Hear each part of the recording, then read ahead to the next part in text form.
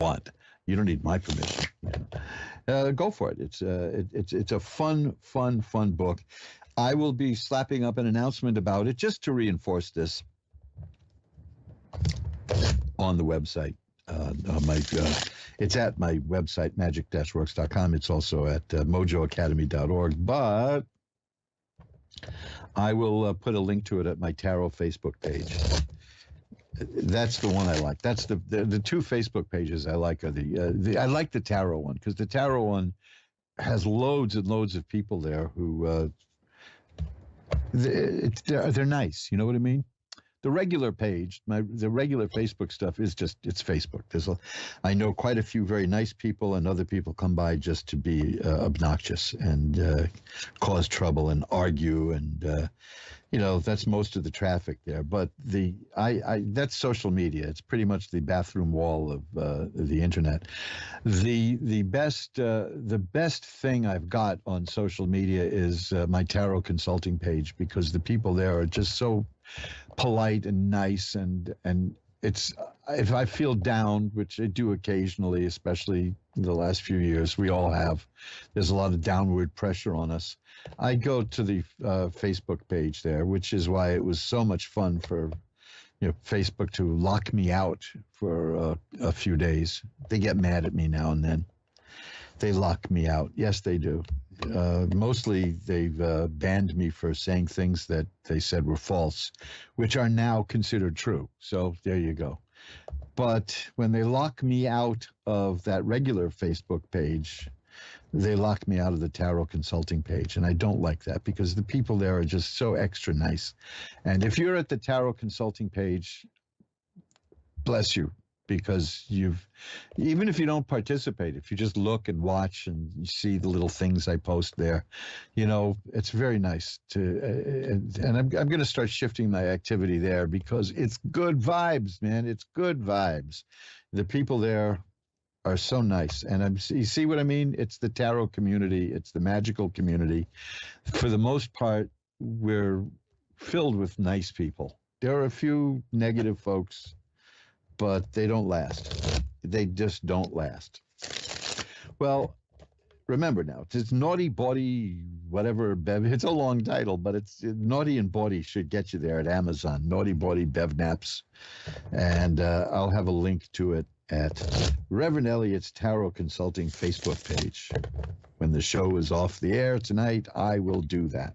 So let us get down to the readings now that we've discussed Doberman's killing people, St. Bernard's giving people cardiac arrest, and funny sexist bar napkins.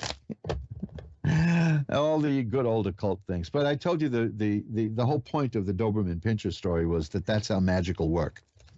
The magic will work. Magic will work like that. It will come back to you.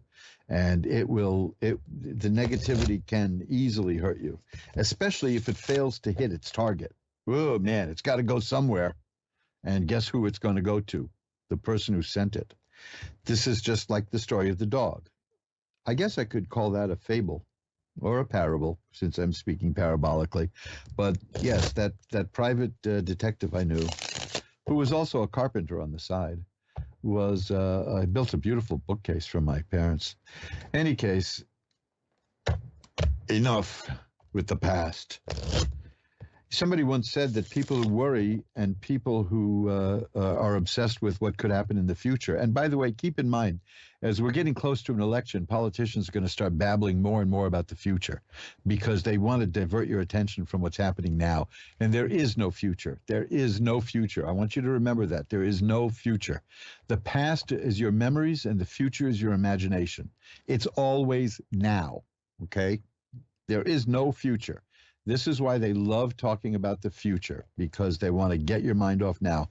Every con artist will do that. Will put your face pointed towards the future. Look how much money you'll make if you invest with me, said Bernie Madoff. Look what that did to people. It's always, when somebody is trying to push you into the future, run, because it's garbage. Now, that doesn't mean don't plan in life.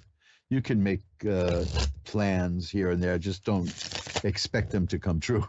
They're a guideline. They're not a roadmap. There's things you can aspire to if you wish. I personally am devoid of ambition, and for the time I threw my oars overboard, life started working for me beautifully. No ambition, no disappointment, and you never know. If you're focused on a goal, you're going to miss other opportunities. That's how I got most of the opportunities in life, was by seeing an opportunity popping up, and I say, I'll give it a shot.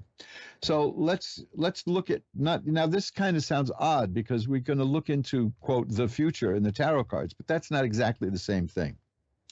That's looking at the arc of our own lives, and there's something you can do about it if you see something you don't like. If the cards show in your future an impending financial disaster, which it, just read the newspapers, right? Then there's things you can do about that. In any case, yeah, you can consider the consequences of your actions, but don't let anybody sell you on running your life only for the future, because all you got is today. It's now. Because a week from now, it's going to be now. See what I mean? Let's ring a bell 3 times and start the curtain and pull back the curtain on the magical window. How's that? And now I'll reach up to the curtain rod and pull the curtain back on the magical window for Serena in Apple Valley, California. Hi, Serena. You're on with Reverend Elliot. Hi. Hi, Serena. How are you doing tonight? I'm good. How are you? I'm doing great. What can I look at for you? I'm not even sure. I guess future. I guess, or like Well, let me tell you this. I'll look at some cards here. I just have I have one question for you, so I can see if these are on the right path. Did something kind of sad happen to you recently? Yes. Okay, because I've got a card here that indicates sadness, so therefore I asked about that. Well, I'm also seeing that the situation is going to change. That's the Wheel of Fortune. It says the situation is changing. The next 3 cards are wands. Is there something going on in your work life? Yeah, I'm kind of in between jobs, so. Okay, good. Well, there's a card here that's the 2 of Rods, which is about, you're kind of like waiting for something to grow and happen. So that tells me that that fits the idea of being between jobs. The 9 of Rods shows me that's a person who's prepared for what's happening. The 8 of Rods shows me that this is going to change, that there's something coming your way very soon. The Star tells me that you should be hopeful and optimistic about this. And the Page of Cups tells me it's the beginning of something. Something's coming that's going to be the beginning of really good emotions and happiness and joy for you. So it looks like to me that the sad thing, there's more money in your future too. Here's the 6 of Coins. You're going to find something that pays you well. I see that a job is coming to you and it's on the way, that you'll find something soon. Okay? Okay. Now, this is another card. This is called the 8 of Coins, and that is about a person who is working very hard at a new position and is going to be successful at it, and that will be recognized and it will lead to other things. So all these cards are, it may be something you haven't done before, because there's a hint in that card of apprenticeship and learning a new position, but you do really well at it. So between the 8 of Coins and the 6 of Coins, it's telling me that, and of course the 8 of Rods, which means something is on the way, tells me that you're going to have a new job, and it's going to be something that you'll learn, you'll be very good at, and you'll be well paid for it. So hang in there, okay? Okay. That's funny, because I just got offered an apprenticeship recently. Oh, excellent. See, consider it. Now, the cards are not saying you must do this, but it's saying that it's worth considering, is what I see. Because I've also got the Ace of Swords here, which is a fascinating card because it means the beginning of a new way of this mental activity is the swords. And sometimes it's strife, but then again, strife is always a thing in the mind. But the Ace of Swords is about developing a new way of looking at life. If you're coming up with a new way of seeing things, that's growth, and that's good. And then there's the Ten of Swords. You got the Ace and the Ten. The Ten of Swords means a bad situation is about to end. So all the signs are good here. And of course, that Nine of Rods I got earlier says that you're prepared for this. So you should do very well at it. Okay. Okay. Is there anything else you want to look at? Well, I have, what about like family-wise, like, or like, do you know, like? I didn't catch the question. I said, like, well, what about like family-wise, like, or is that something that like is able to be seen, or like? Something you want to know what's going on with your family? Yeah. Okay, let's see what we get. Let's shuffle them up again. And cut the cards. Well, that's interesting. Is there somebody making trouble in your family? Well, there's a couple things wrong right now, so. Well, I've got a card here, which is the Five of Swords. Fives are not good news in tarot, and that's just like about a person who's sneaking around and causing problems.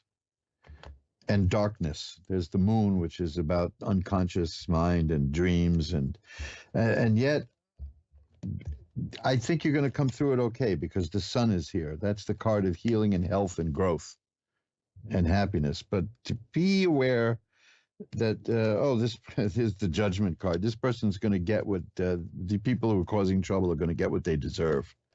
Okay, that's worth knowing. I'm seeing that there's some people causing trouble in your family, but it isn't going to succeed. And you'll come out fine, okay? Okay. Thanks for calling. I hope that helps. Thank you. Thank you so much. I appreciate you. Thank you for your kind words. Bye-bye now.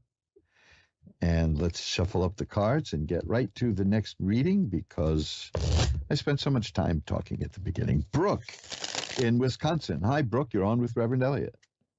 Hi. Thank you so much for taking my call. Hey, that's what I'm here for. You sound energetic. You're waking me up. I'm excited. I'm excited. What can we look at? I'm looking for a new house. I have to move very soon, and I have two daughters. And I'm also going to need of a car, so it's all kind of coming up quick. So I'm just kind of looking for whether it's going to happen, what I'm going to do. Okay, let's see what it looks like here. Is there a new job in your life?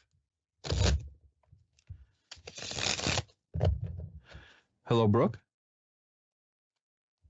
Have we lost Brooke? Can you hear me?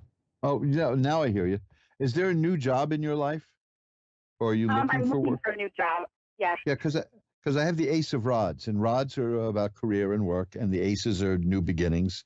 So, and here's the Ace of Coins. So that's telling me that money is going to be coming in. You will get a new job, and you will get more money out of it. Okay, that's what I see.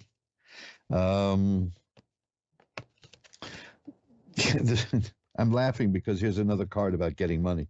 It's the Six of Coins. I had this, and here's a card I had earlier also. I had that too, is the Ten of Swords. That's a card that means the bad times are coming to an end. It looks awful. A lot of people think the card means the person's dead, but it really means that you've been through the worst and you'll get up and it'll be fine. The Two of Coins, here there's money. There's three money cards here. It tells me that you're good at juggling funds and balancing things and getting new things going and stretching your money and doing well with it. So it looks like you're going to do all right. You're entering a new phase in your life is the main thing that I see here. That is, and don't be alarmed, that's the Death card. Now, it doesn't mean you're going to die. The Death card means the end of one period of your life and the beginning of another, because there's a sunrise on it. I mean, it would be pointless for the cards to point out that somebody is dying because we're all eventually headed that way. And they rarely showed death. I had a really nasty experience when I was starting to read with that card. I didn't explain it properly to somebody. But you're about to enter a new phase in your life. A new you is coming, and it's going to be very good. It's going to have new work and money. And yeah, the Four of Rods. It's a happy home and joy, and it's looking really good. I think that what you're doing is going to pay off for you. I don't see any speed bumps here at all. And if you're hoping for this, to be a turning point in your life, it's going to be. That's for sure. Good. The thing is, another card here is strength. That tells me that this is going to take some strength and discipline, but the appearance of that card says you can do it. Okay, good. Do you see anything with my daughters, or I'm sorry, keep going. No, it's okay. Is there a bad situation going on here? Just nervous about custody, making sure I keep custody. One's at college and one's home. Okay, because I do see the tower struck by lightning is here, and that's a card that refers to something happening suddenly and changing the situation, and things just, when you don't expect it, it's going to change. And the card after that is the Ten of Cups, which is complete happiness and joy, and it shows it actually shows happy children on it. And the Six of Swords is a card of getting from where you are, rough waters, to where you want to be, which shows smooth waters, through your own efforts. So it looks to me like you're going to get what you want. Oh, good. It was a sudden having to move, pretty sudden, and I'm still looking for a place, and I only have about a week. So. Well, that's the Tower of Struck by Lightning. That's the card of sudden change hitting you. But I think that this is going to turn out well. This is going to come your way. You know, this is now. There's a choice you're going to have to make. They have the Lover's card here, and that is not a romantic card. That just means that the person has a choice in life, that they'll a fork in the road, so to speak, and has to make a choice. And I think you'll handle that well. Good. Oh, wonderful. Thank you very much. It really makes me feel better. The key here is that the Ten of Cups is the card of great happiness. Okay? Good. Well, thank you so much. I appreciate your time. My pleasure. Thanks for calling. Bye-bye now. Have a good night. Thanks. And you're listening to Reverend Elliott's Magical Window on the Ask One Radio Network, where we get together every Wednesday at 11 Eastern, 10 Central, 9 Mountain, and 8 Pacific to look through the magical window of the tarot, find out what's going on in our lives, make sense of certain things that we don't understand now, maybe, and get a glimpse of the future. Even though I gave you that whole big rap about there is no future, that's the conundrum. See, that's the, it's a what's the word? It's a dilemma in a sense, because what happens to us, the Taoists believe, is already written in the book of life. And yet they also believe that we are free to make our own decisions. So it's a contradiction, and it's unexplainable. And frankly, I think religion gets away with a lot of stuff by saying that's a mystery. I can't do that. I can't call the building owner here and say about this month's rent, it's a mystery. No, you can't do that. Oh boy. But you see, looking into the future would be meaningless if it was set in stone. Then what would be the point? Why would you want to look if there's nothing you could do about it? That would only lead to apathy and dread. But there are things you can do about it. And you see, it's one of the reasons people feel relieved after a tarot reading is that it can confirm, most of the time, it can confirm what they think is going on is actually going on. And that's what I like about it. The future changes. The future now is not the same as the future 5 minutes from now. And you are not the same person that you were before a tarot reading, because after the reading, you've got different information and you can act on that and do things. So you see, there is an element of fate combined with free will. And it's a mystery. Karen in Washington is next. Hi, you're on with Reverend Elliot. Hi, you there? Yes, Oh, hi. How are you doing tonight, Karen? I'm doing all right. Great. What can I look at for you? My family dynamic. Okay. Anything in particular? That's kind of a big territory there. Yeah, no.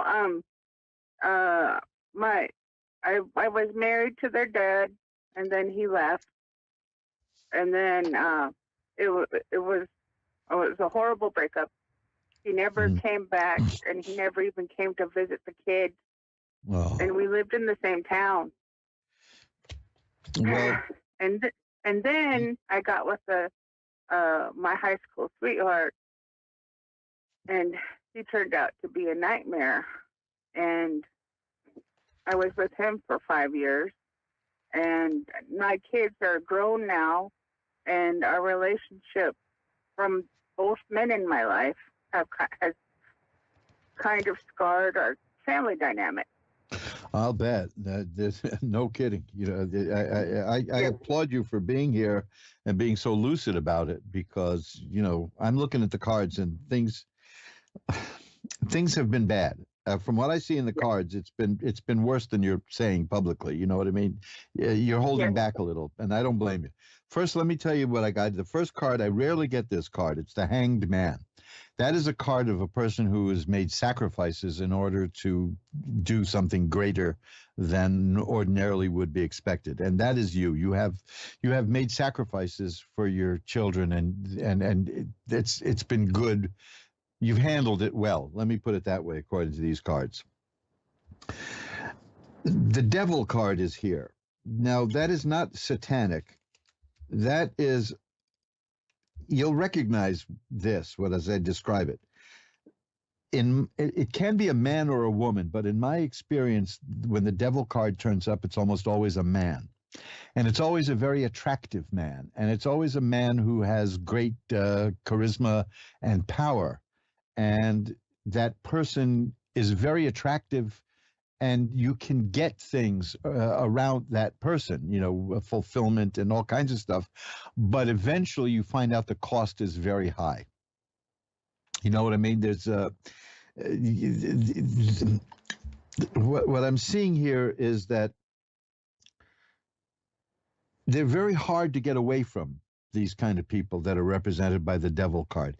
In fact, there's a man and a woman chained to the devil in this card. And that's because this is these people are magnetic. They don't walk around as like looking evil, you know what I mean? But they can really exert their control over you in 1,000 different ways that you won't even notice until you start thinking about it years later. The fact that you got away from them, as difficult as that was, is masterful. You know, you did well with that. That's followed by the Eight of Swords, which is a person who feels tied up and bound and doesn't know which way to go, which is what happens when you leave a dynamic person like that. And eventually you have to, because they can be overpowered. They will be overpowering, and they'll just take over your life. And the best thing about it is they do tend to go away and leave you there and never talk to you again, you know, because they're off doing this to somebody else. You got out of that phase too of feeling stuck, because that's followed by the Empress. And the Empress shows me a woman who can make things happen and make things grow. And that's followed by the Temperance card, which tells me that you've worked to restore balance in your life. That's the main thing when we get involved with a person who is represented by the Devil card, is we lose a sense of balance, but we don't know it right off the bat. We know it later. We know it when they're gone. You know, we feel it then. But you've managed to restore that sense of balance. So you're doing well in terms of having survived these people, and B, you're thriving. And the next card I have is the Six of Rods, which is about great success and triumph. You did. The fact that you got out of that, and they didn't treat you very well, did they? Are you there, Karen? I think we've lost Karen. Have we? Yeah. Karen, you still there? Yes, I'm still here. Okay, I hope you heard what I was saying because there was a little breakdown here. But yeah. No, I heard you. I'm just crying. Oh, I don't mean to draw that out of you like that. But yes, you know exactly what I'm talking about. Those were very dangerous times for you, weren't they? Yes. But you're here. You got through it. And you're succeeded, and your life is restored to balance.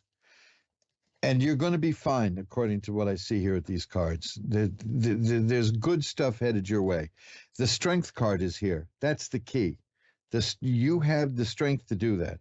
The Chariot is a card that's here that shows that you were able to control your emotions. Because people like that assert a very strong emotional pull. I mean, I know people who've been involved with horrible folks that fit this mold, and they still miss them. Because it can be exciting to be around a person like that. It can be profitable in certain ways, but the cost is high.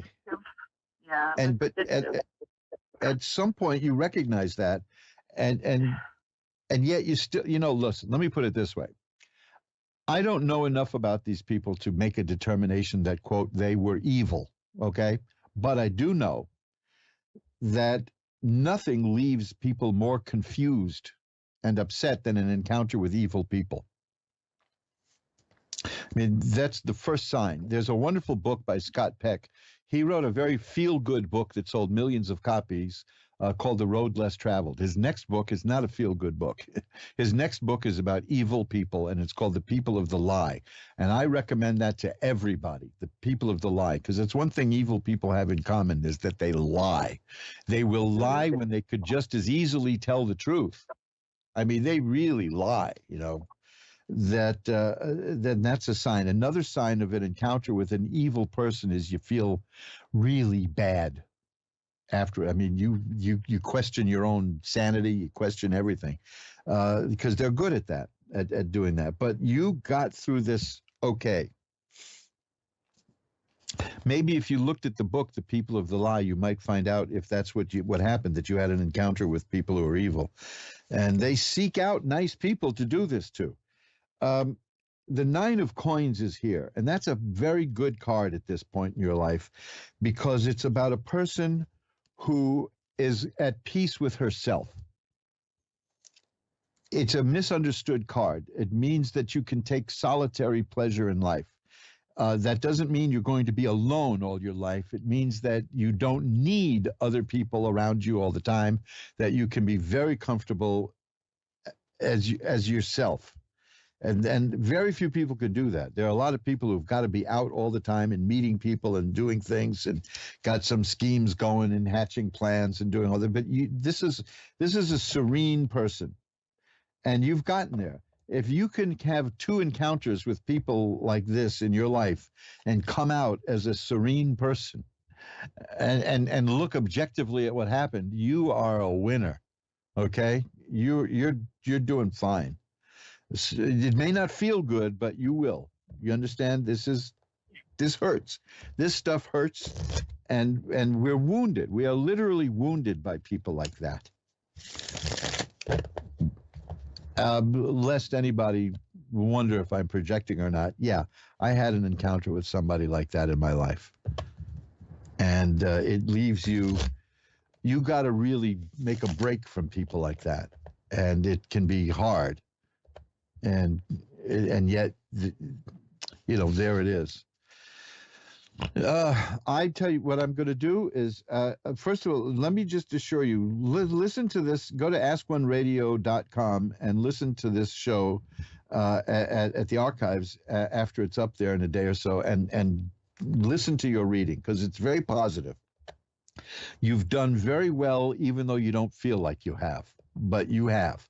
And I will, after the show, light a white candle and send positive energy your way so that you can help keep those good vibes going, okay? And remember, and this goes for everybody listening too, but especially I'm talking to you, Karen. Ask Tarot, AskTarot at earthlink.net. That's my email. AskTarot at earthlink.net. Or you can find me through my website. There's all kinds of ways. Just Google Reverend Elliott's Magical Window, and you'll find a way to contact me. Anytime you need to, just drop me a line, and I'll be happy to pull a few cards for you on the house and see what's cooking. Okay? Right.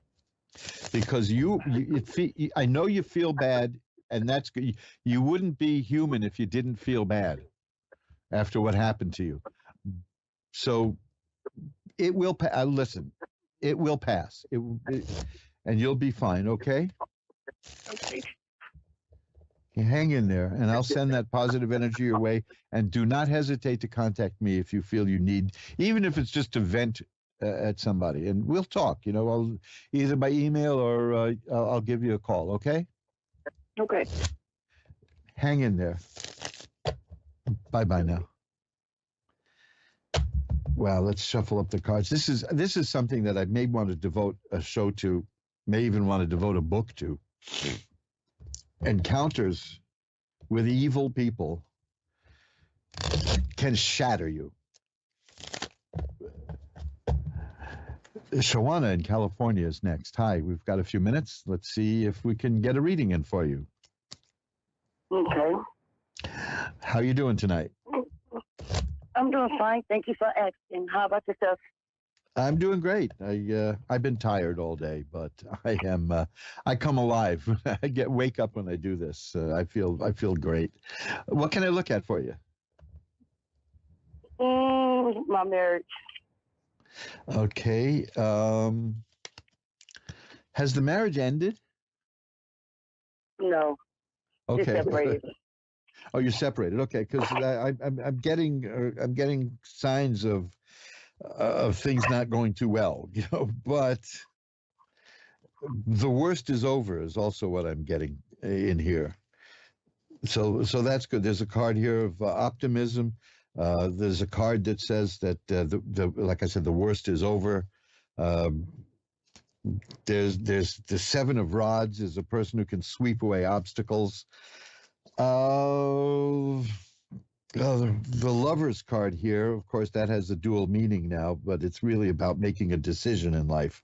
So you have a big decision to make about this marriage, like you didn't know, obviously. One of the main reasons I asked was that there's a card here called the Three of Swords, and that shows a heart that's pierced by swords, and the heart is crying, and that generally indicates divorce and marital problems. It doesn't mean that you are going to get divorced. It just means there's a problem here. But that's followed by the Ten of Swords, which tells me that the bad times, the hard stuff is coming to an end. So the Lovers is telling me that it's going to be resolved one way or the other. It depends on which way you want to go. Right now, you don't really know what you want to do. Is that correct? Yes. Because that's the Two of Swords. That's the Two of Swords is like a stalemate. It's something that isn't moving. There's the Two of Cups here too. See, there's a lot of twos here. There's duality here. The Lovers has two people. The Two of Cups has two people. Two of Swords is a two. The Chariot is here, which has two horses. All this is telling me that right now you're just stuck, not knowing which way to go. Now, you know that, so I'm not helping you any. You're going to figure it out. I have the Ace of Swords here. The Ace of Swords here. The Ace of Swords is about a new way of thinking and a new way of seeing things. You weren't being treated very fairly, were you? Not doing the split. No. That's the Five of Swords. That's a person who is bad enough that we have people out there who try to keep us afraid all the time. We call them TV news. And that's literally their job, is to keep us all scared. But you're not going to fall for it. I know that. But they're out there. That's a lot. It's a lot. But when you have an encounter, there are evil people. There really are. There's a wonderful speech about that in a movie called The List of Adrian Messenger, about evil is. Kirk Douglas delivers it beautifully. It's only a couple of moments long, but it's dynamite in that movie. And I highly recommend the film. But I'm up against the clock, so if I want to leave you with anything here, remember, you can get in touch with me at asktarot@earthlink.net, asktarot, one word, at earthlink.net. The website is magic-works.com, magic-works.com. And check out the book, The People of the Lie, because that's really deep stuff about getting hurt by evil people. So until next week, remember, time flies. It's up to you to be the navigator. Bye-bye now.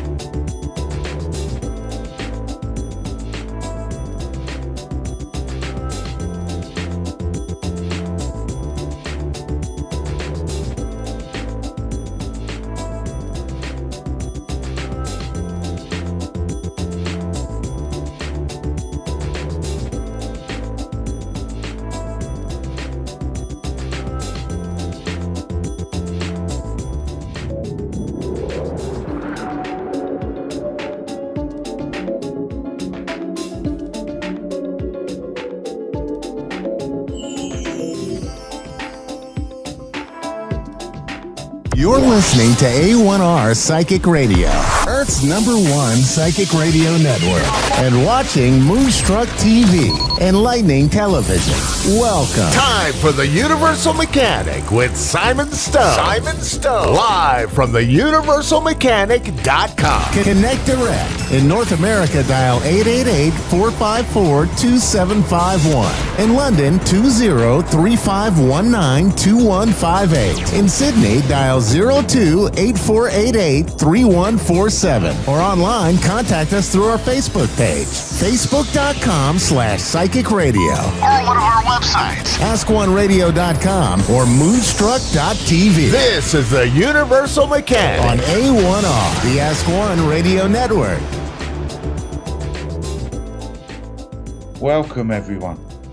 Salutations. My name's Simon. I am the Universal Mechanic, and I hope to be your guide on this new show where hopefully I can show you how spiritualism, energy, the universe, how it can all interact with our everyday lives, how it can affect us, how it can change us emotionally, mentally, spiritually. And hopefully we can wander our way through lives that little bit happier, that little bit kinder, and a little bit more humbleness and gratitude, I suppose. And hopefully we can make a change to this world, make a change to the direction, I suppose, that we all feel that the life can be going. So who am I? Well, my name's Simon. I'm Simon Stone. And through my life experiences, as everybody else has, I suppose, we all find a path in our life that can take us in different directions. We learn different skills, learn different things. We have traumas, we have dramas, we have happy moments, we have emotional moments. And if we all just pause for a second and look at our lives and where it goes, I'm sure we can put a few flags in the ground and realize where our lives take in different directions. And that can sometimes take us to a place where we don't feel like we're in control, that life is controlling us and where we're going. And I had that belief throughout life. I never really felt that I was in control of my own life. And I made mistakes. I lost friends. I lost some family. We all lose things for our own mistakes. But we don't realize the mistakes until afterwards, and the hindsight and everything else. And we have to learn this life is about growth. Us as an individual, as a soul, as an energy entity. And as much as I love connecting to spirit and giving readings and helping people, I also understand that to learn that and to learn me, I had to find a place that made me happy, made me comfortable and at peace with who I am. And in doing that, I learned about universal energy. I learned about how we're spirit in our own souls. Our soul is spirit. And to be able to separate the consciousness from the brain, from your heart, the emotions, your gut feeling, your instincts. I mean, the list is endless. I could go on with all the different words and superlatives. But we have to end up finding what's comfortable with us and what's with ourselves. And this is where, if we go on a journey, we will find these things. And we have to look within. And we have to look at our lives and look at our programming and look what we've learned and decide which things are good for us and which things are not good for us anymore, and discard and remove and change the things that we need to, and help us to grow and become better people. And in doing that, we shine a light to others and we become the example to others, not by control or manipulation or telling people what they should do, but by being at peace with ourselves and living the life that we want to live, be happy, choosing the paths that we want to go on, having our eyes wide open, but also learning and becoming a better person and enjoying the ride and enjoying the adventure. And life is one magical thing to do. Once you give up the surrender and you give up the power of control and you hand over that control and that surrender to a higher power, an energy, a belief, and you're willing to just see how life unfolds, that is so freeing. And we get caught up, and there's this word going around the matrix, or saying going around the matrix, where we're all caught up in the matrix of everyday life, trying to survive, trying to make money, trying to get by and make our lives better for us and our children and so on and so forth. And we get caught up into this cycle, this hamster wheel of life, and we never truly feel free. How often do we just stop and breathe? So hopefully, if you join me on this journey, on this new show that I'm doing, it's an honor and pleasure to be on Psychic Radio, A1 Radio Network, and hopefully you'll enjoy the ride. You pick up a few pointers, and a few things may resonate with you along the way and help you along the way. I mean, I may give the odd reading throughout the times. I take phone calls, and each week I'm going to be talking about a particular subject, and all the various different things and how they can all connect. I'm also going to be arranging interviews with various people that I feel would be uh, great for knowledge to be given out there. There's also people I want to promote because of some of the good work that they do, and in particular, there's an institution called the Totton Spiritualist Church in Southampton in the UK, England, and they do amazing work. They're doing a campaign at the moment to try and raise funds and money so they can get presents for children that get no presents at Christmas. They run a food bank. They do amazing things. They do services each week, mediumship service, and they do great work for the community. And it's an example of how people can just give a moment of their time, a moment of their life to give to other people, and the brightness and the shine and the positivity that gives to everyone. And maybe some people's lives are too busy that they can't, you know, do that because of the situation they're in. That's through no fault of their own. But just walking around with a smile, with that energy, that positivity that, yeah, you may be facing battles. Yeah, you may be facing things to deal with, but you can still smile and you can still give a stranger a little pick me up each day. It costs nothing at all. So that's where I'm coming from. I want to show people and talk about subjects. So if there's anyone out there you want subject, please write in and we'll try and fit them in. We'll talk about subjects. If you want to call in and ask any questions about the universe and how you think it all works, or even just give an opinion, please do so. I'm all for that. Say how you feel. This is what this is about. It's about you. It's about how you feel. Are you happy? Are you not happy? If you are, what makes you happy? You know, talk about what what you find that interests you. You know, so if you've got Cambria and Erie, Pennsylvania, and USA, go ahead. Hi. How are you today? I'm very well. How are you? I'm okay. I'm trying to contact my great uncle. Passed away back in April. I didn't know about it until maybe a week or two ago. I'm trying to contact him because I'm trying to find out what happened to him.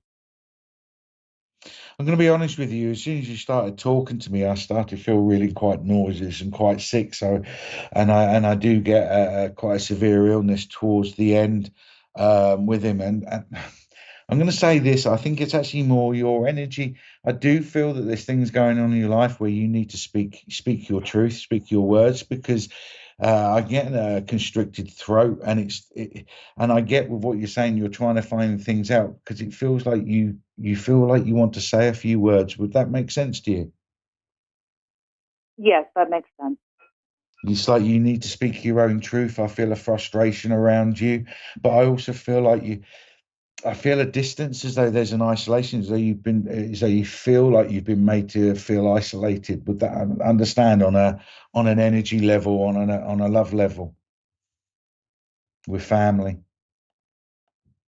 Yes, yes. Yeah, I understand that, and this is where I feel you need to speak your truth. I think you need to contact people and speak with them. That's the feeling I'm getting, and I feel if you do that, and would you understand that they're trying to show me and they're trying to tell me that there's a specific person in the family that you could talk to that would actually have a sympathetic ear, as it were, and would actually listen to you and go, okay, yeah, I understand.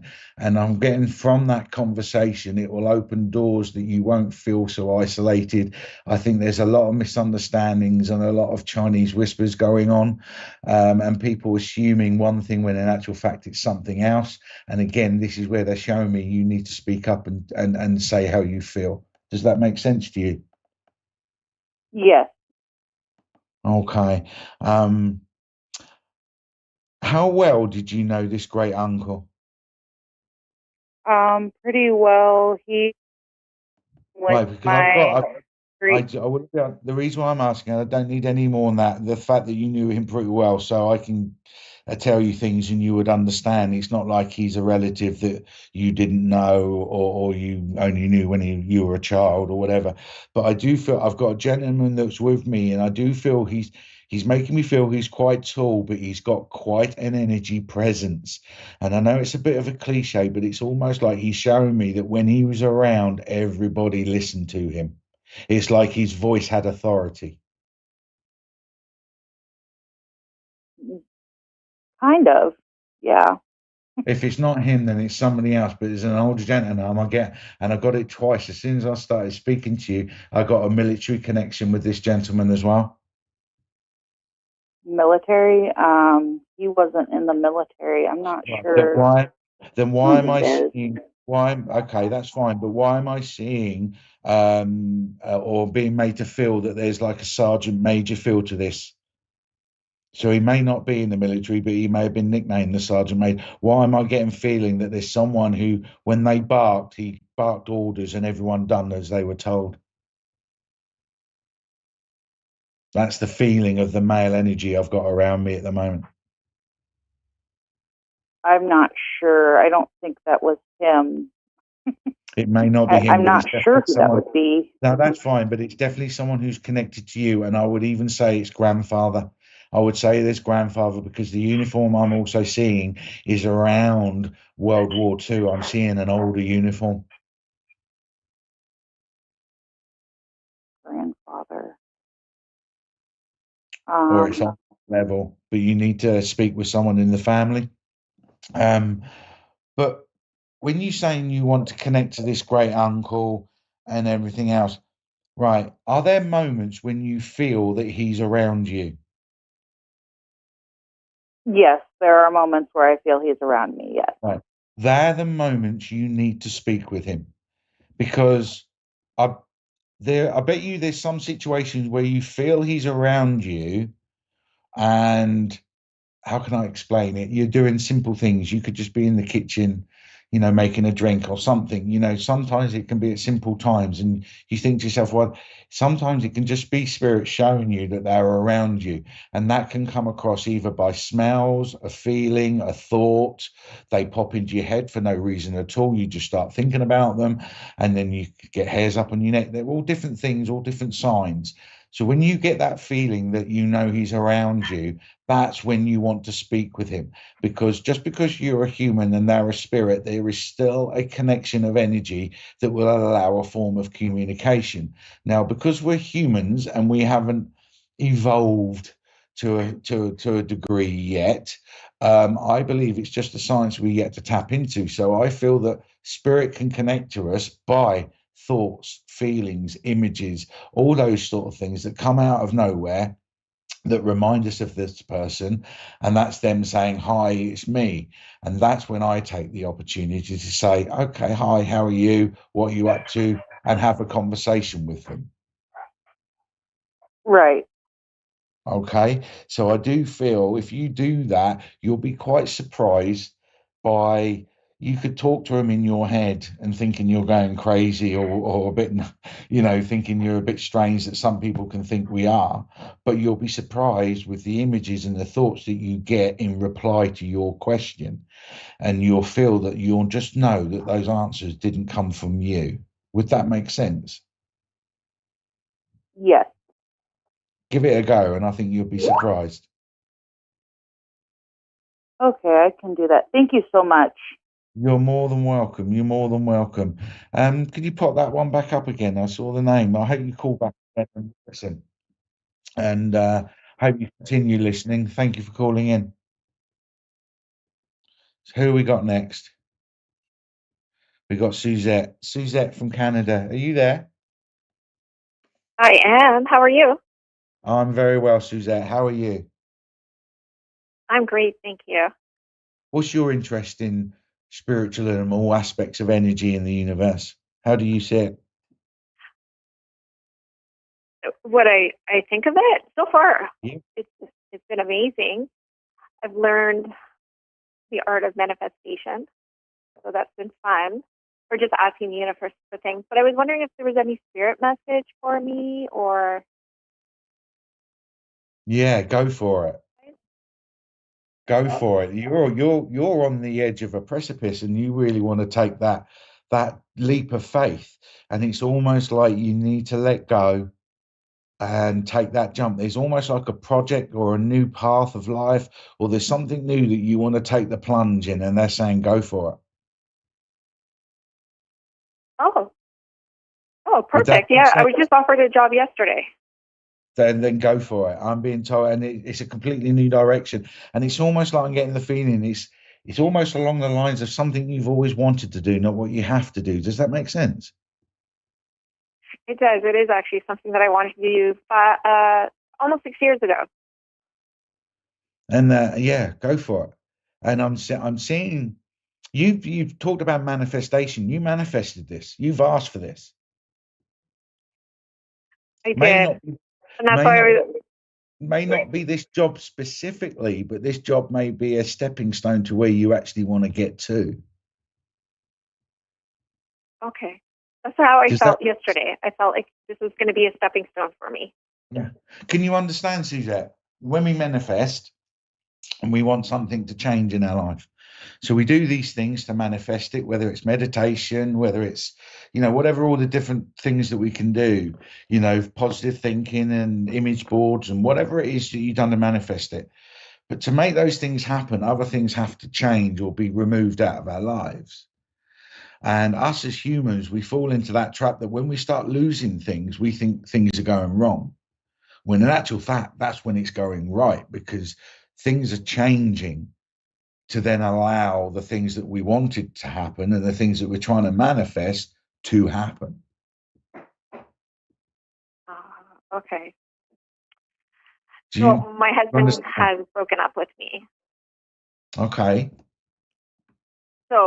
And then now things are starting to roll for me. So then I was wondering if that was.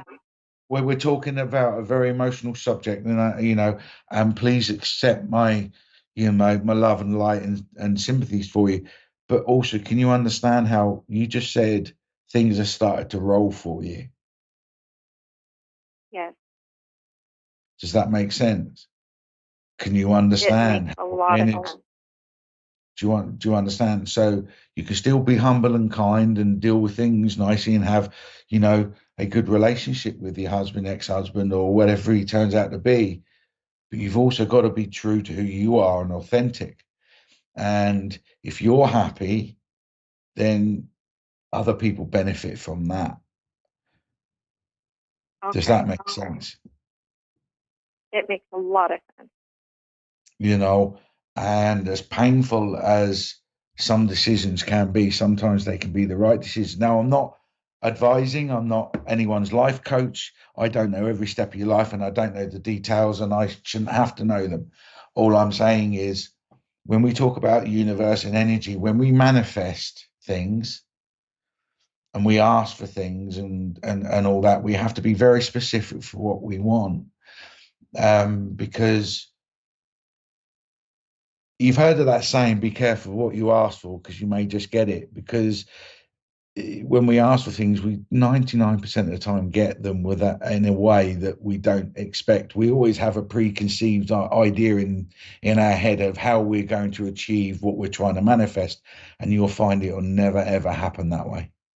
And this is where we have to hand over that surrender and control to energy and to the higher, to a higher power or whatever it is. Surrender over that control. Ask them, this is what we want in our lives, and then go with what happens in our lives, because the universe and energy is changing our lives to accommodate that very thing that we've asked for.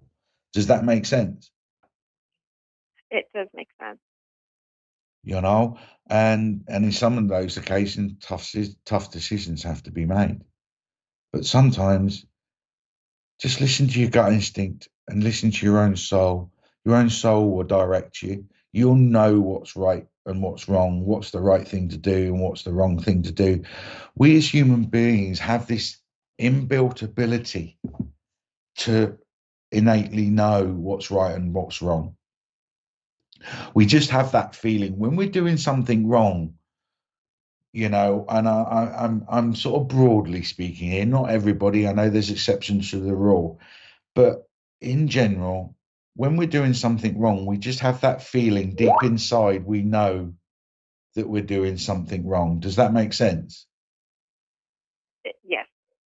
Yeah.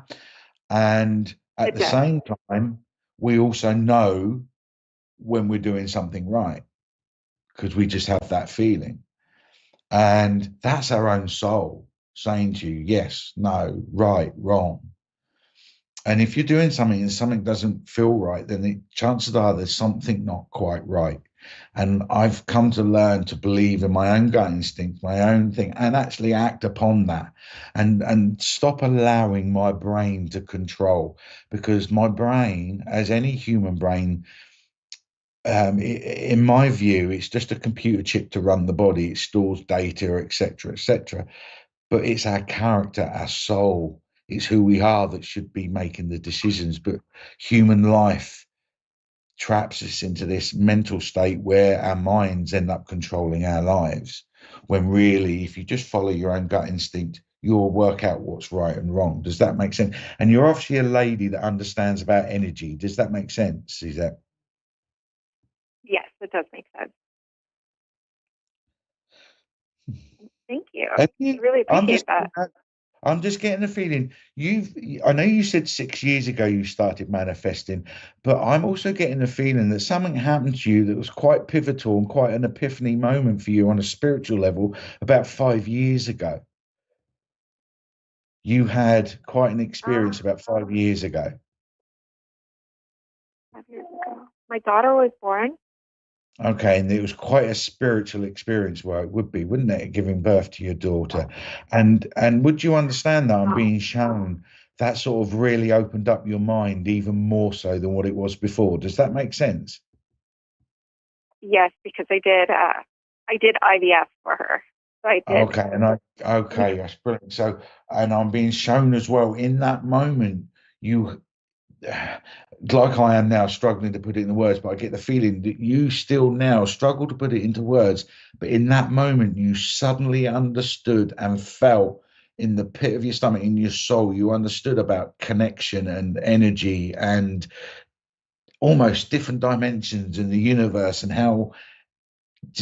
Am I making sense? Does that you had a real spiritual moment where you felt totally and utterly connected? Yes, because I was giving up on conceiving, and then the doctor said, I can get you into an IVF clinic. And I was thinking it was going to take 2 years to get into the clinic. And literally it aligned that I had an appointment the next day, and my husband had court the next day in the exact same area that the IVF clinic was going to be. And that's when I realized that it was meant to be. I was just going to say, isn't it amazing how life works? Yeah, it was that part was fascinating. And I got a doctor that kind of like a person that I like. Like, he's very direct and very honest. And I had an amazing nurses. Everybody that flowed to me was all amazing. But to have that appointment given to me the very next day, not even 24 hours. I didn't have to wait 24 hours. There you go. To see the doctor. There you go. It was meant to happen, and spirit, energy, whatever you like to call it, certainly was working in the background and making these things happen. And that's the other thing, things happen when they're meant to. Does that make sense? Yes. I mean, imagine some of the things that you've gone through. Imagine if you went through them 10 years previous to that. Would you emotionally, mentally, and physically been able to cope with them? I doubt if we do. So we're meant to go through the lessons that we go through, and we're meant to experience the experiences that we're meant to grow. And one of the biggest problems we have as humans is fear, and fear stops us on everything. And if we can let go of that fear and experience the bad as well as the good, it's one of the most fulfilling and enriching ways of living life, I think. Yeah, I'm just learning all that too. And do you also understand that I do get the feeling of energy? I know that I get the sense of freedom with you. It's almost like you've got a blank canvas now, and you've been given the chance to paint the picture that you want. Does that make sense? Yes, I feel like a little girl who can skip. Yeah, little child in a sweet shop, and you can paint the picture, and not in a horrible word, and not in a horrible way, or not in a selfish way, or anything. You finally feel as though you've got to lead the path that you need to lead. Does that make sense? Yes. Yeah, very. I felt that yesterday when I walked it. Yeah. And you understand that there may be a little bit of period of time where you will have to clear up a little bit of disruption. Yeah. That will. I feel that. I'll be honest with you. I shouldn't. Yeah, but I get the feeling the next 2 to 3 months, and it will all start being easier to deal with. Okay. Okay. I figured that. No problem. But thank you ever so much, Suzette. I hope you continue to listen to me next week. I'll be doing different subjects. I'll post in the websites and all that there's different subjects that I will be doing. But thank you for your call, and I hope to hear from you again. Oh, thank you so much. I really appreciate it. You're more than welcome. It's been my pleasure. And to everyone else that's listening, I hope you enjoyed the show. It's my first show. I was extremely nervous. Thank you for being so kind, the two ladies that rang in, and everything else. So again, thank you ever so much. I'd love to hear back with the information with the first caller, Camry, the information I got. If you could find out and confirm the details, that would be amazing. But each week's, guys, like I said, I'll be doing different subjects. Manifestation will be one of the subjects at some point. I'll be doing interviews, so I hope that you continue to follow me. Thank you ever so much for everything. It's genuinely been a pleasure. I've really enjoyed it. I really have. I'm full of energy at the moment. I'm going to have trouble to sleep tonight. I know I will. But as we go on our journey, I'll show you all those tools that I use that helps me get by each life to make me feel a little bit happier. So thanks again. I love you all. Take care.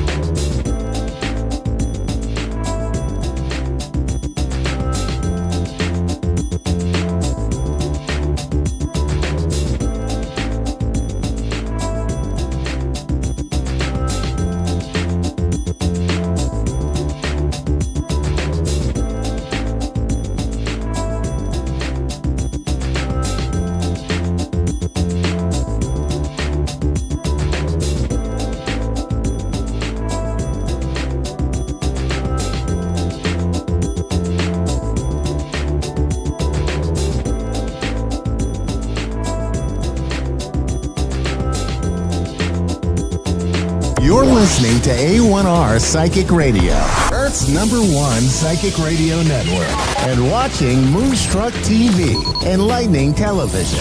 Welcome. Time for the Mini Medium with Stephanie Cowan.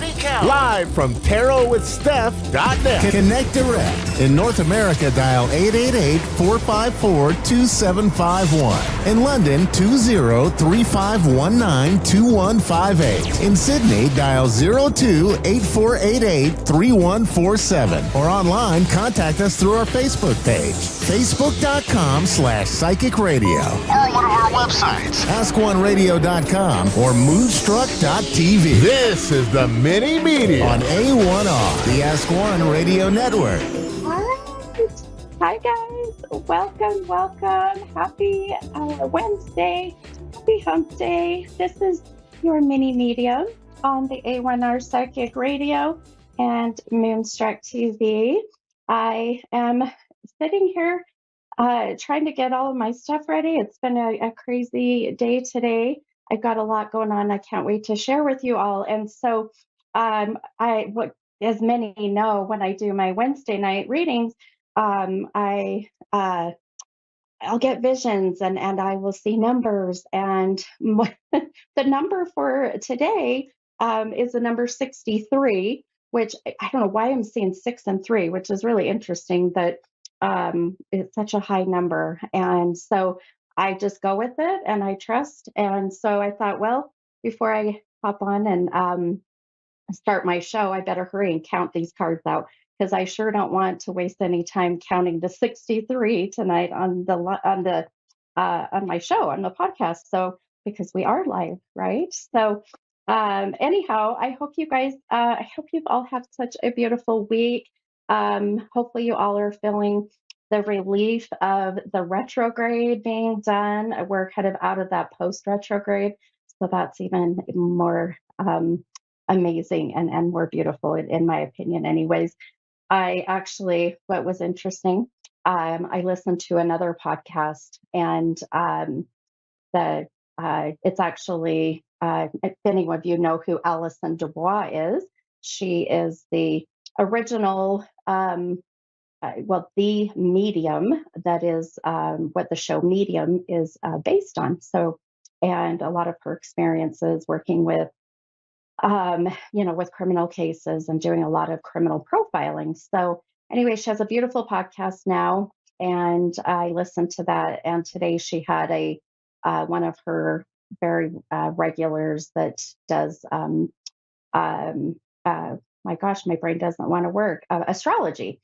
And anyhow, it was interesting to listen to them even say this last retrograde was very hard for them. So I kind of am glad because I'm glad that I'm not the only one that's been struggling, or was, I should say.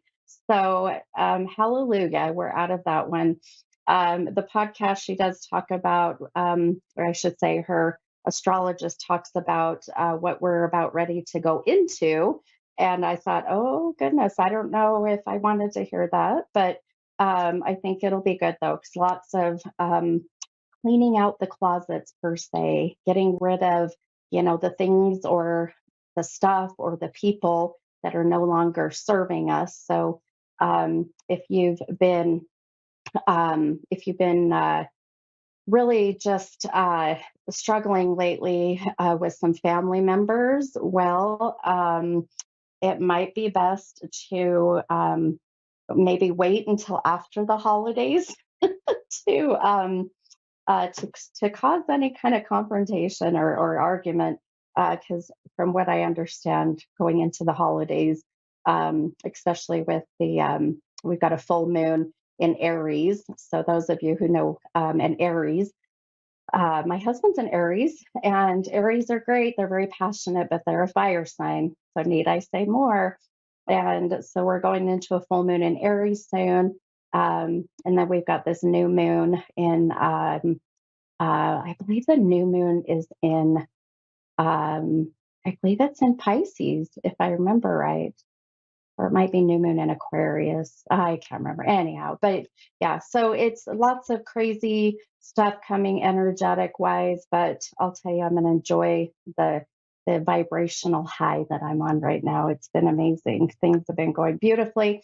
So with that said, really quick, before we take a caller and before I tell you guys what our affirmation is for this week.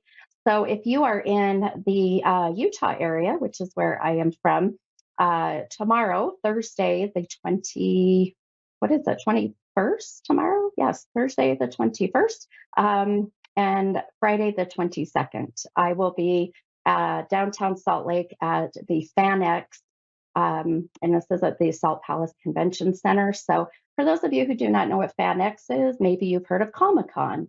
And this was kind of a spin-off of Comic-Con, I guess, if you will. And it's one of the largest FanX in the United States, because here in Utah, we have a lot of fans that love the cosplay, the oh, what do you call it? The anime, all that kind of stuff. So I will be there with my paranormal team. My paranormal team I work with as a medium, their name is WASP, which stands for the Western Association for the Science of the Paranormal. So please go and follow them and give them some love and support. They're amazing, and I love working with them. We go out and we do investigations, and they send me in with my own kind of equipment, which is my beautiful gifts, and then they come in and use theirs, and it's really cool to see, those who get to experience my mediumship, but also get to actually see like, raw evidence. It's so amazing. So come out to Comic Con. I'll be out there tomorrow and Friday. Now, Saturday, the 23rd, I will be at a huge music festival downtown Salt Lake. It is called Super Bloom, and it's a lot of indie kind of music bands, just amazing, couple local. One of the singers that's featured is a guy by the name of JP Sack. I don't know if you've heard of him. Look him up. I know you'll notice and recognize some of his songs. So incredibly talented artist. So I'll have a booth there and going to be doing readings and as people come and enjoy music. And here in Salt Lake on Saturday, it's only going to be a high of about 65. So make sure you bring a jacket. It's going to be a little chilly. So anyway, lots of good things coming. And then also October 7th here in Salt Lake, I have my annual Halloween event, and that's at Redemption Bar and Grill, so 21 and older, and I'll be doing readings and just so many good things coming. So if you're local or if you can make it to Utah those dates, swing by and say hi.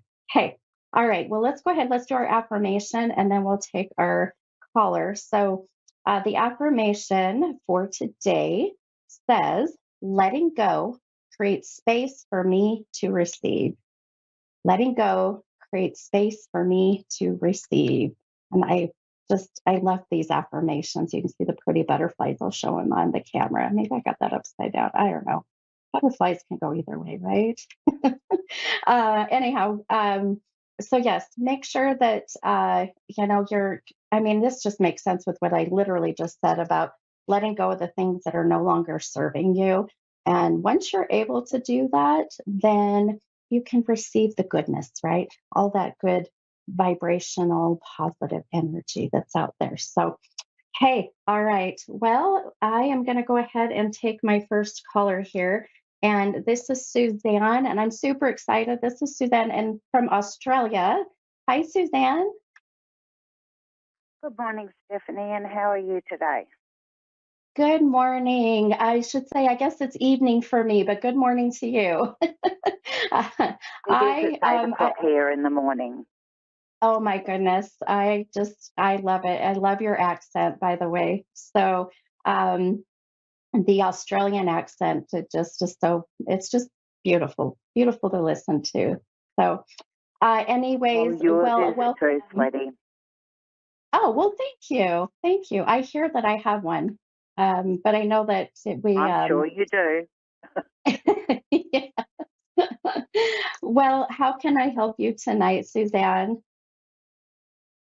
Okay. 2 questions. My son, is he going to get better and get back to work and go overseas?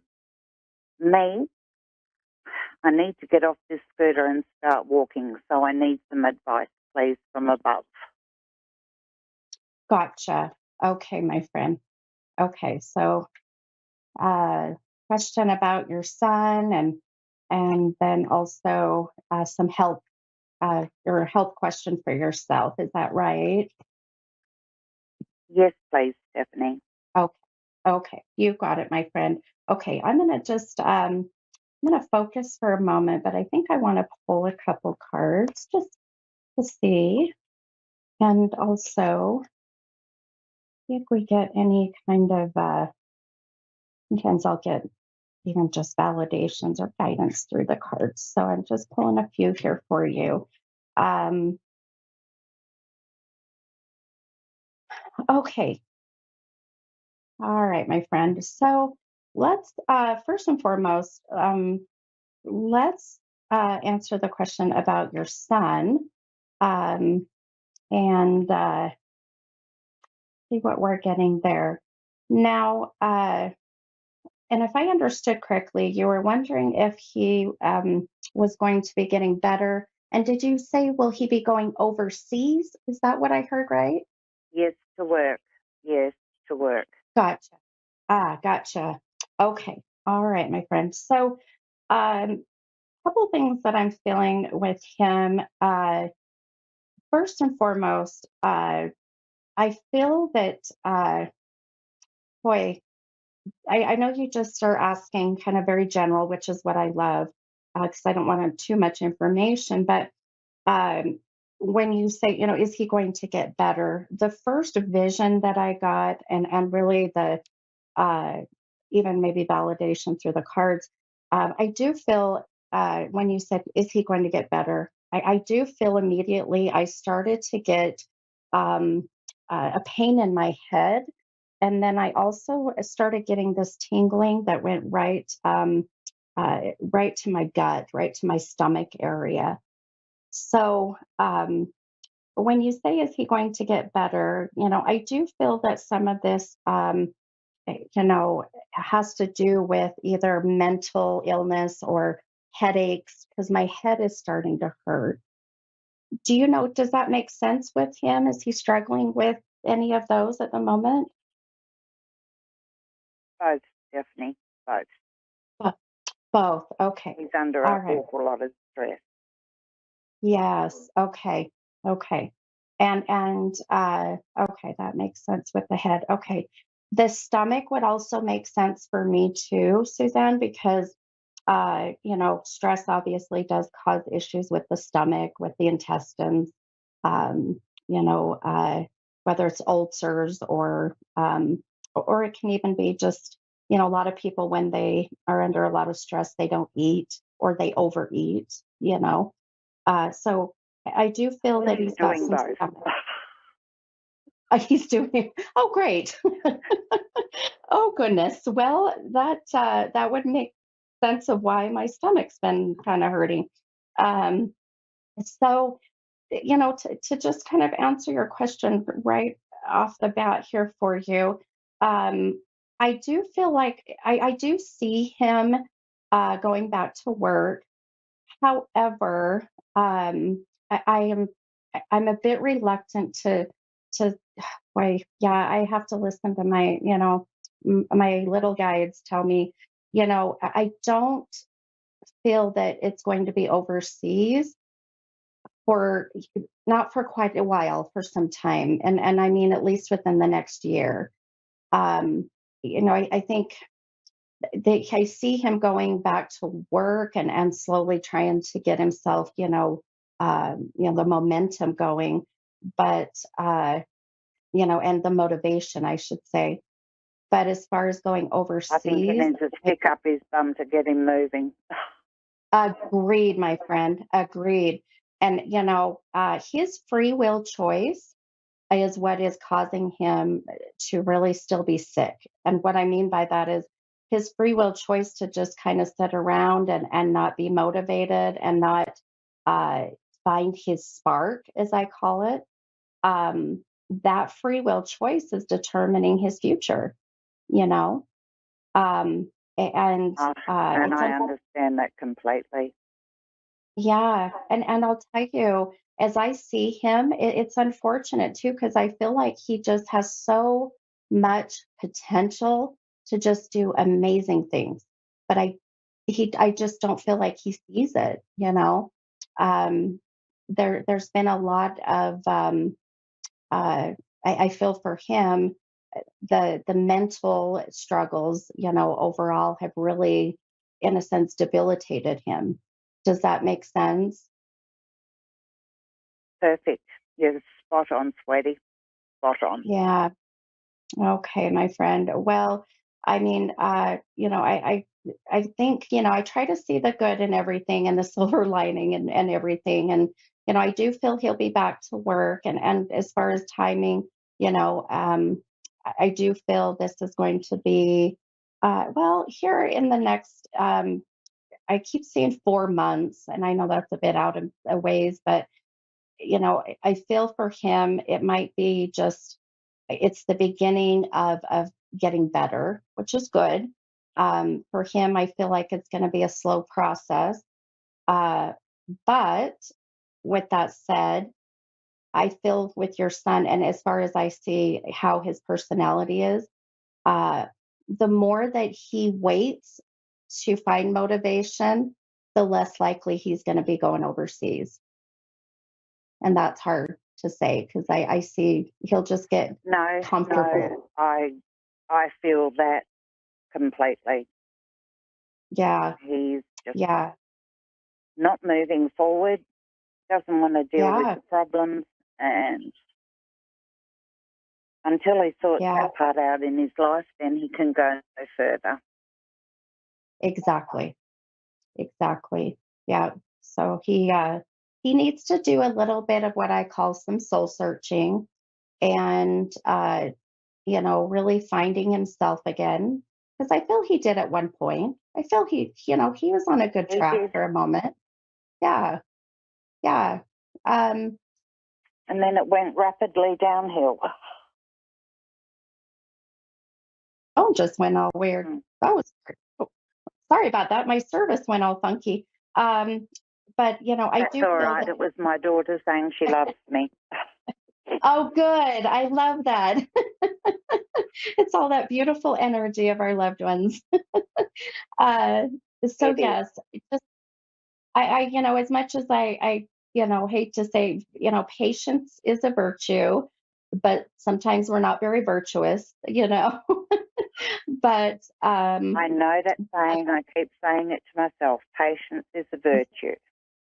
yes, And you have absolutely, no my patience friend. at the moment, Susan. You want to be on full speed and you're on one gear.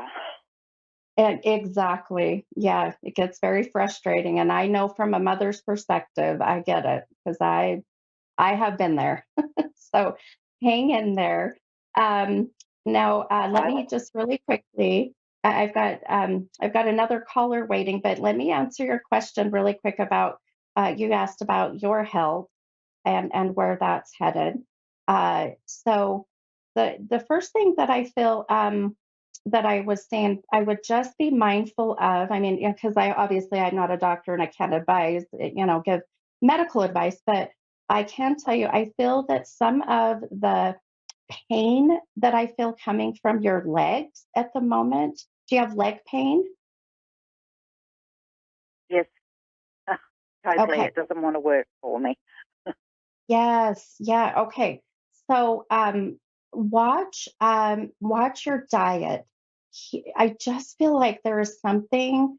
I would even do a food journal and write down because there's something that I feel that you're putting within your body, not medication, but food, beverage, drink, whatever, that I feel is causing flares and causing the pain.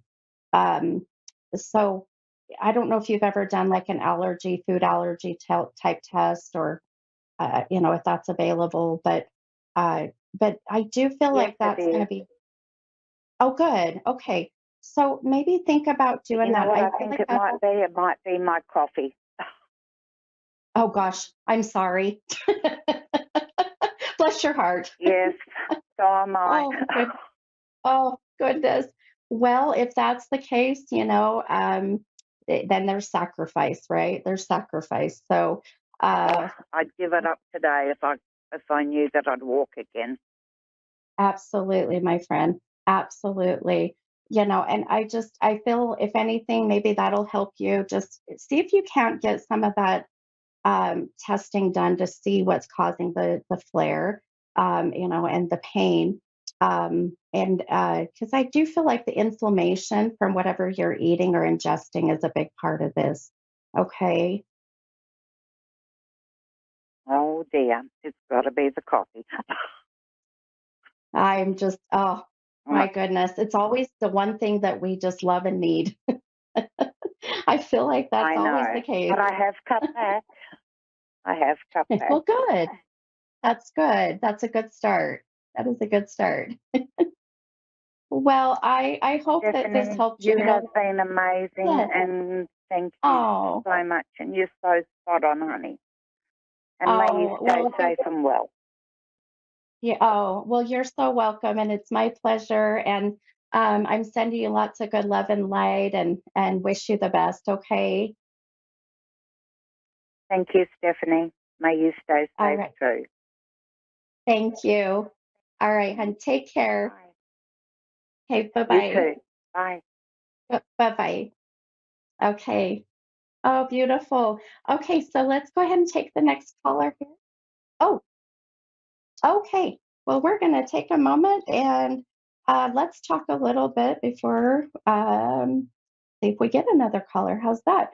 Uh, so let's talk about some things that also that I've been finding out about this energy that's been coming our way. So apparently, if you are a Scorpio, um, the Scorpio, which of course, as many of you, well, I would think many of you know, Scorpio is in the October, right? So we're, oh gosh, what, mid October to mid November. So there's your Scorpios there, and my son's a Scorpio, and the Scorpio season, from what I just had heard on this podcast I was mentioning earlier, is really going to be a time where um, that we may see a lot of legal stuff happening. So a lot of tension in legal. So if you're having anything in that realm, then I would say just be mindful of that. So, all right. Well, I think we got another caller already. So I think it's Joe. Is it Joanna from Indiana? Is that correct? Oh, good. Yeah. Hi, Joanna. This is the mini medium. How can I help you tonight, hon? Oh, well, by taking a peek into some urgent financial struggles, I just had to kind of leave my previous career, and I did not have things set up for that. It was kind of a shove from the universe to move forward. So I am worried about paying my bills. Oh goodness. For one, I'm sorry, that happened. I feel like, as they say, money's the root of all evil sometimes, and It can be, yeah. exactly. That's why I say sometimes it is, but obviously, we need to pay our bills so that, we can at least have a roof over our head and food and what may be. But right, exactly. I'd like to contribute to society instead of drawing from it. I love it. I love hearing you say that. I love it. Well, let me tell you what I heard that I want to tell you that I love that you said already is that the universe threw this your way. And here's why, because the universe does not know good from bad, negative from positive. The universe just says, all of this energy, that you've been putting out into the universe and giving to the universe. Now the universe goes, oh, okay, well, I'm going to send some of that back your way. Now you question, you go, well, wait a minute, what did I do that I deserve to lose my job, right? So wait, sometimes we question. I haven't exactly lost it. I've gotten arthritis in my working hand, so oh, I see. To move forward into my next career that I've been planning, I just didn't have the cushion. Gotcha. To lose the Okay. client. Okay. Yeah. Gotcha. Okay, that makes sense. Okay. So either way there, boy, that makes even more sense. So the universe will send things your way that will really uh, slow you down, or stall you, or sometimes just, this is just the best way that the universe feels that needs to be, because the universe is trying to protect you or save you from what may come. So I always I always try to look at things that everything happens for a reason. And I know it's a cliche saying, but I'm a firm No, it's believer. not. It's the way Right? it's the way the universe works in my world. Good. I love it. Yeah. I love it. Well, you and I, should go get coffee together. We just mesh well. It's beautiful. Down. I love Totally it. down. Here for it. Yes, I love it. Well, so I went ahead. I pulled a couple cards, by the way, and just to see. Now, I'm going to tell you the two cards I pulled. Very interesting. The first one was the Devil card, which a lot of people go, "Oh my gosh," they kind of panic, but it actually isn't necessarily a bad thing. The second card I pulled for you is an upside down or reversed Ace of Pentacles. So I don't necessarily read tarot cards. I use my gifts most, but I love the cards as validation. So looking at just this and how it's validating with what I'm getting. For one, the Devil card, as I see it, is just really what I just said. You're being kind of, quote unquote, forced to go this new direction. Which I'm going to tell you right now, I feel intuitively, is a good direction for you to go, even though you're not maybe financially prepared. But I'll tell you, I don't even have a certification or like website set up yet for it. So gotcha. Well, don't panic, because I feel as I see the new direction coming, which that's where the ace comes in. The ace is the beginning of a new journey. And then the pentacle is something of value to you. So I know I've got it I've got about 40 minutes or 30 seconds. My gosh, the show went by fast. Okay, let me tell you, I do not feel that I see there being any major struggles for you. The biggest thing that I want you to keep in mind, my friend, is that keeping that positive mindset the best you can. And also, to get some help. I feel like that you may need to get someone in there to help you to get some things moving a little quicker.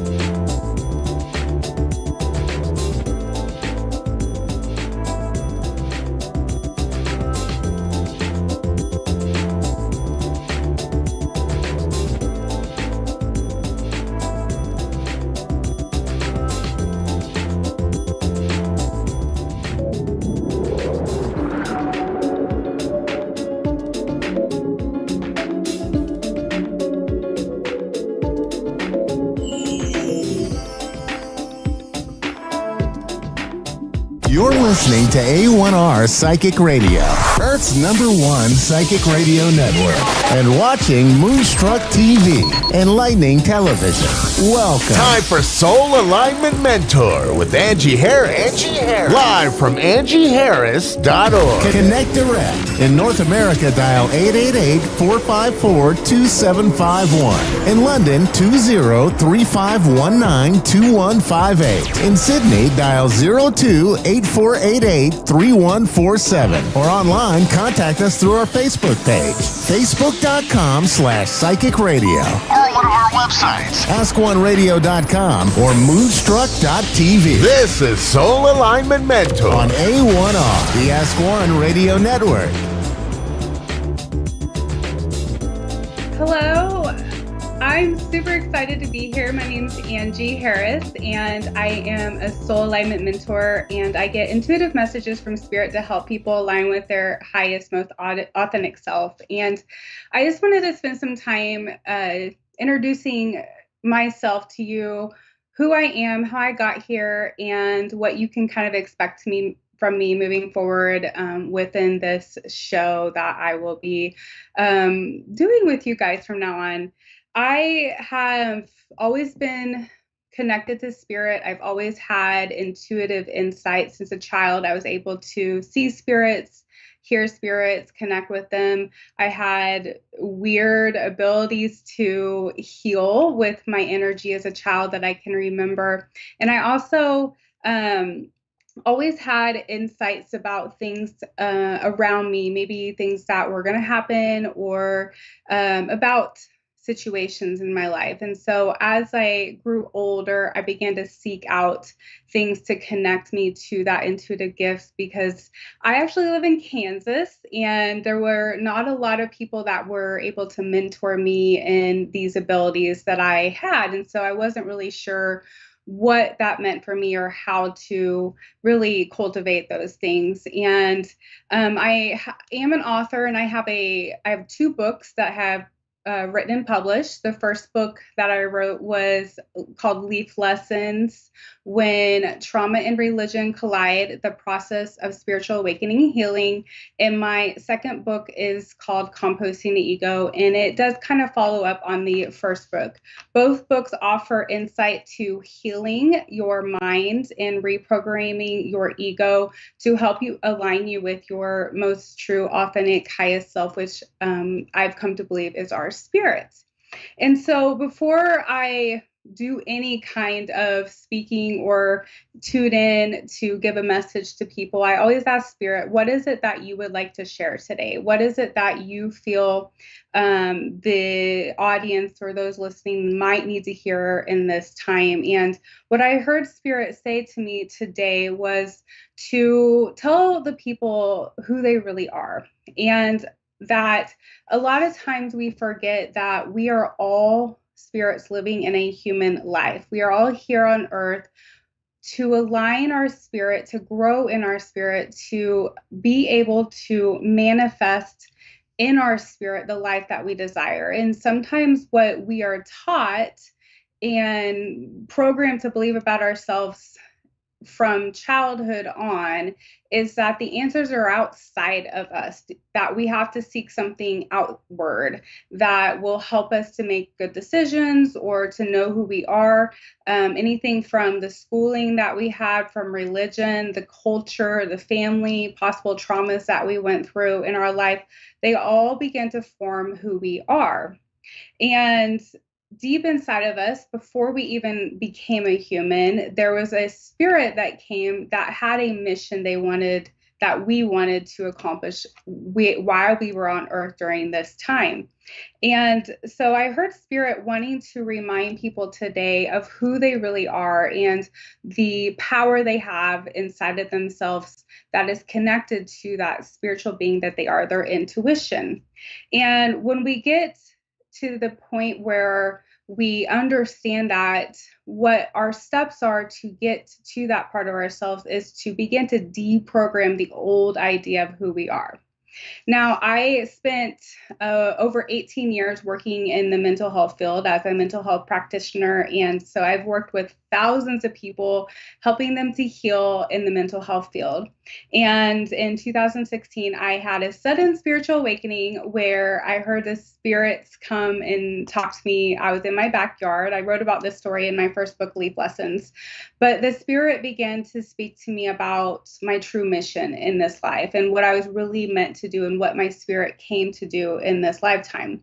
And I think had I not been pursuing my relationship with God at the time, or really trying to figure out how to align with my best self, I may not have manifested that opportunity for me to hear from my guides or really listen to them at that time. And when I began to feel this new shift inside of me, shifting me away from the mindset of where I'd been programmed to believe. At the time, I was very caught up and I was very religious. I would have never considered myself to be an intuitive or a psychic or be able to do mediumship at the time. But as I progressed after that time, I began to develop this new understanding of who I was. And the skills that I used to do that were meditation and mindfulness. And that cultivated my ability to connect with spirit on a deeper level. Once I began to connect with spirit, I began to question more and more things that I've been taught to believe about myself. And then in 2020, my father passed away from cancer. And that's when I really began to ask more questions about my gifts and who I was and where my dad had gone and what he was experiencing now that he had transitioned into a new place, into a new energy. And he began to come back and talk to me and tell me about what it's like on what we would call the other side or heaven, and how that is our true self, and how when we begin to understand that here on earth, we can begin to step into a new power and a new understanding of our abilities as spirits in the human body. And I believe that Spirit wanted to give this message today because there could be some people out there seeking answers for some things that they're wanting support for. They're wanting to know what the best move is or what the choices they should make in a certain situation. And what we humans typically do is seek somebody to help us make the right to answer the question, to make the right choice, or to make the next step in what we want to do. But then it can be confusing because part of us internally might be guiding us a certain direction, and then outwardly people are saying, well, that doesn't make sense, or you should be doing this instead. And so what can happen is we can get out of balance between our human mind and our spirit when our spirit is trying to guide us in a certain direction, but our ego mind is going back to the old ideas of how we believe things should work out and or how they should be. So I hear Spirit wanting to say to everybody today that by bringing yourself back inward and reconnecting with your true and higher self, your spirit, those decisions that you're trying to make in the now moment or in the future will be easier to make because you will understand when you are listening to your intuition and when you are not. I actually provide intuitive insights and healing sessions to help people learn how to do this, to deprogram that ego, to let go of those old programmed ideas of who you are. That way you can begin to listen to your intuition and make those choices for yourself. That way it doesn't feel such like a battle inwardly to make decisions just for basic everyday life, because our intuition is guiding us in every moment, in every way. And when we allow ourselves to be in contact with that part of who we are, then we are able to begin to take a step towards aligning with our true and higher self. And when I began to develop that in myself, I understood that those parts of myself, that true and higher self, actually had gifts within me, within this spirit that I am, to share with the world. And I do feel as if Spirit is wanting to remind the listeners or those who are going to tune into this that everybody has this ability to tune into your intuition, to get to know your own spirit, to understand who your spirit guides are, or even be in contact with loved ones on the other side that have transitioned. And the more that we're able to notice the difference between the way we've been taught to think about ourselves and the world around us and the truth of who we are, we bring a balance back into our lives where we reconnect with our spirit and we feel peace. And this is where mindfulness really comes in. This is where I teach meditation and mindfulness to help people really connect with that part of themselves so that they can open up their intuitive gifts and be aligned with who they really truly want to be. And then this energy, you also begin to develop the ability to manifest new and positive things into your life. because our energy is always attracting things to us. And the outward life is often aligned with the inward life. And so that is basically the process of what I teach and how I got there. This is kind of in a nutshell of really how I began to develop a lot of my own internal gifts and my intuitive abilities. And I have this really deep understanding and belief that everybody can get in touch with this part of themselves. And I do have this great desire to help people to do that. And so if you are seeking that support, I would love to help you. You are always welcome to reach out on my website, angieharris.org, and do intuitive healing sessions, or you could even do a intuitive reading where I could help you understand what part of you is the programmed ego and what part of you is your spirit trying to push you forward and guide you. Because without that knowledge of understanding the difference between the two voices that we might hear, then it can feel confusing to know, well, which is which? What do I listen to? And so I'm looking forward to being able to spend more time with you guys to help you, hopefully give you some insight on how to connect with these gifts that I believe everybody has within them. And the more that you do that, the more peace you have and the more abilities that you have to even heal things in your life, heal your mind, heal your body, heal relationships, and really begin to make choices that help you feel safe in your own body and in your life, and to understand that you have gifts and things to share with everybody around you. And so I just want to let you know I'm super excited to be here and to begin this journey with you all. And I hope that I can provide some insights in whatever way. And I invite you to reach out if you do want some support or some guidance in being able to connect with that part. And you're always welcome to find my books online. You can find the links on my website, angieharris.org, or you can find them on any online bookstore as well. And so both of those will help you with your spiritual alignment and your healing as well. And so I look forward to being able to take this journey with you all. And I thank you for listening in today. And I hope you all have a beautiful and lovely day, and that you feel all the universal love coming towards you, and that you remember that you are special and powerful and loved no matter what is happening in your life at this time. And so I wish you the best day, and I will talk to you soon. Thank you.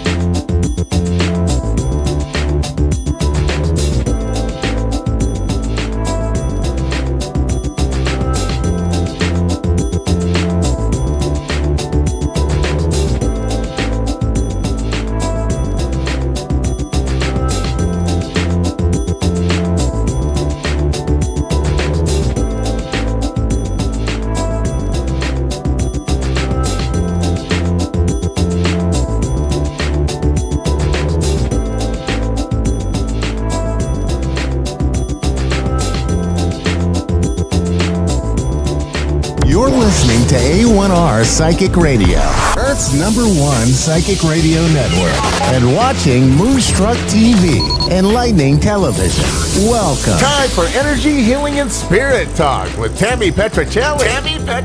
Live from TammyPetrocelli.com. Connect direct. In North America, dial 888-454-2751. In London, 20-3519-2158. In Sydney, dial 02-8488-3147. Or online, contact us through our Facebook page, facebook.com/psychic radio. Or one of our websites, AskOneRadio.com or Moonstruck.tv. This is Energy, Healing, and Spirit Talk on A1R, the Ask One Radio Network.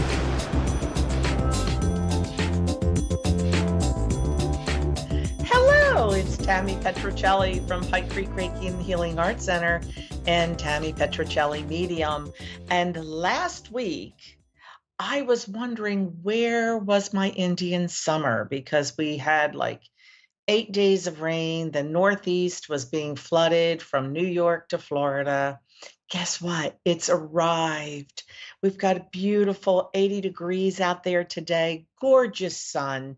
But myself and my plants are so grateful for what has come. And I hope that you weathered the full moon in Aries well, because that was Friday, so Thursday, Wednesday night through Sunday. I hope that you left some time for some ceremony to get ready for the winter. So we have this beautiful energy around our spirit. Energy, this is when the veil is thinning. The end of this month, will be the thinnest. And we carry that through all cultures. So many cultures celebrate, from the South America, and they celebrate the Dias de los Muertos at the same time that we have the pagan ceremonies of Samhain, All Hallows Eve, and all of that is coming. So as we get closer, the veil gets thinner and thinner. So I really hope that you have set aside time to release anything that's bothering you, that's not working in your lifetime right now, so that you can make time to bring in the stuff that you need, the good stuff. So I hope you weathered that. Also, last week I was a little nervous, past week, because of all the rain and all the terrible weather. So I want to remind you now, get ready for winter now. And what I mean, let's build that immune system. Let's up those B vitamins, the C, the D3. Let's start making sure that we have good herbal teas, homeopathics, essential oils, any other vitamins that you might need. Make sure that you're eating well. This crazy virus just keeps mutating. It's still hanging around. So prepare yourself, because, just as all the flus, this is now in that same kind of category, but it does treat us differently. So we want to be sure that you build up your immune system so you can easily fight off all these crazy germs everybody's carrying around. Terry in Virginia Beach, you're not too far from me, just a couple of hours. I love Virginia Beach. Have you been to the Edgar Cayce Institute? No, I know exactly where it is. I do know about it. I've just never been there. Yes, you have to get over there, and you must walk that beautiful dolphin labyrinth there. It's lovely. Yes. So Terry, welcome to the show. Thanks for calling in. And would you like me to connect you to a loved one on the other side, or do you have questions for me today? I have questions. How can I help? I was, I'm at this point, what's heavy on my mind is my future business endeavors, as far as being successful. will they happen? I just have so many ideas and so many things I'd like to do. I'm getting to the point where I'm somewhat feeling overwhelmed, and almost to the point of being afraid to try anything. Okay. You know, I chose a reading today from my book, and so wait till I read this at the end of the show. Which is it's just perfect. I didn't choose it, Spirit chooses it. So in my book, the second half are communication from ascended masters. So I just flip it, and when I stop, that's the reading I'm going to do. Wait till you see with that reading. But yes, I really felt what you said about feeling overwhelmed, because my first concern, putting that S on business endeavors. And I know that you have a lot of ideas, and they're good ideas, and you're very creative, but you're kind of scattered with this. You need to focus and start with one thing that will work. And then the other things, can we blend them together? That's going to be the big thing. Like, don't go out and, start a limousine service and a coffee shop at the same time. No, we're going to do a coffee shop. But, oh, I love doing crafts, or I have friends that are creative. Okay, then in your coffee shop, you can have a retail area, but you need to focus on what passion, what is your passion? The one thing that you want more than the others. And let's invest our time, energy, and money there. Yeah, I feel that this is just scattered. There are too many things, and I don't feel that they all blend together. Do you understand that? Yes. Yes. Okay. So I'm having trouble tuning in on exactly what it is that will work for you, because I really feel like you have different ideas and they can all work, but you have to focus on one. Would you understand a connection to teddy bears or stuffed animals? What do you know what? Yes. Yeah. How about with children? I take that as in reference to being with children, which is what I'm really, really passionate about. There we go. Working with kids. Yeah. Okay. That may be, yes, so stuffed animals or teddy bears, that makes sense to me. Why they didn't just show me children, I don't know. And do you have a degree, or you've worked in this industry before? I feel like you have experience working with children, and whether you have a degree in psychology or whatever, I feel that if it's not a regular degree, it's a innate knowing. Do you understand? Yes. Perfect. Yeah, I feel that if you choose that, working with the children, it will bring you a lot of peace and a lot of, I feel, not think, that it's right up your alley. And once that is settled, if you can bring you want to bring other endeavors into it. I think, I feel that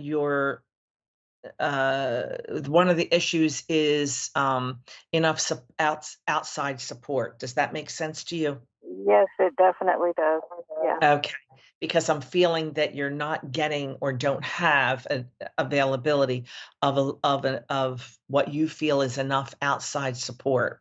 And that's why I want to say, you know what? Where's your passion? When you have that passion, you're all the support that you need. I really believe that. So I I really feel that Spirit is applauding this choice. But you're already working, is that correct?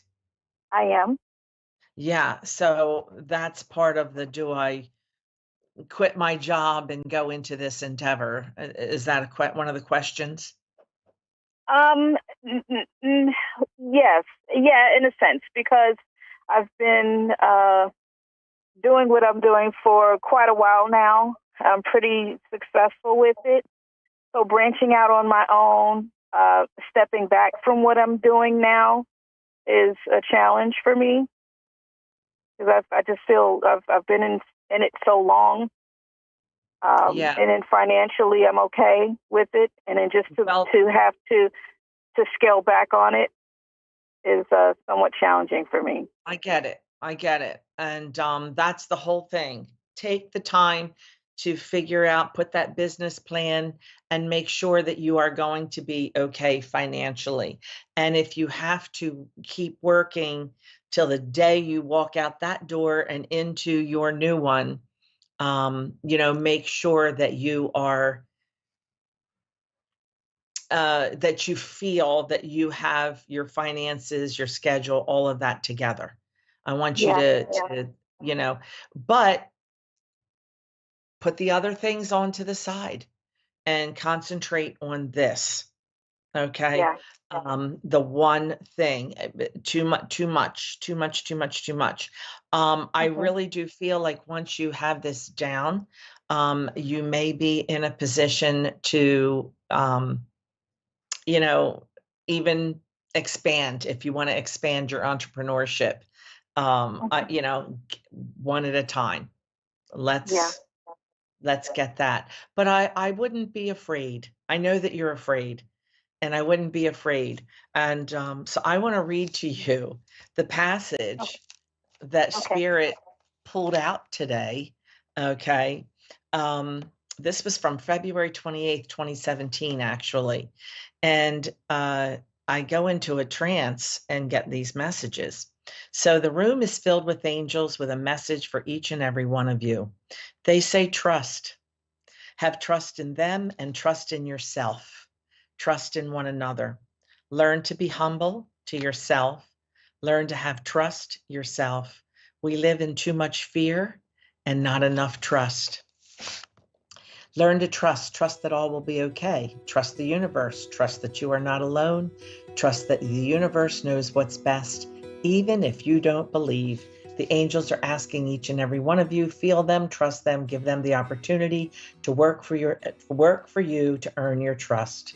Archangel Michael says, you are connected to the one true source, each and every one of you. Now ask your questions, ask your requests to the angels, each and every one.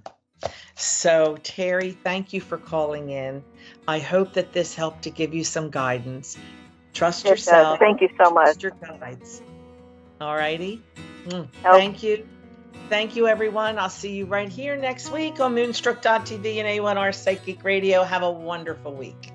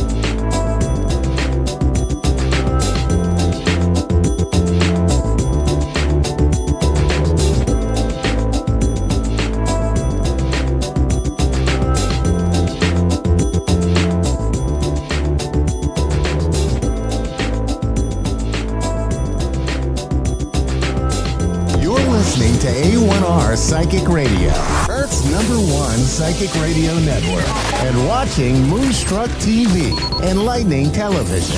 Welcome. Time for Bernice Bisson, Psychic Media. Bernice Bisson. Live for BerniceBissonPsychic.com. Connect direct. In North America, dial 888-454-2751. In London, 20-3519-2158. In Sydney, dial 02-8488-3147. Or online, contact us through our Facebook page, facebook.com/Psychic Radio. Or one of our websites, AskOneRadio.com or Moonstruck.tv. This is Bernice Bisson, Psychic Media. On A1R, the Ask One Radio Network.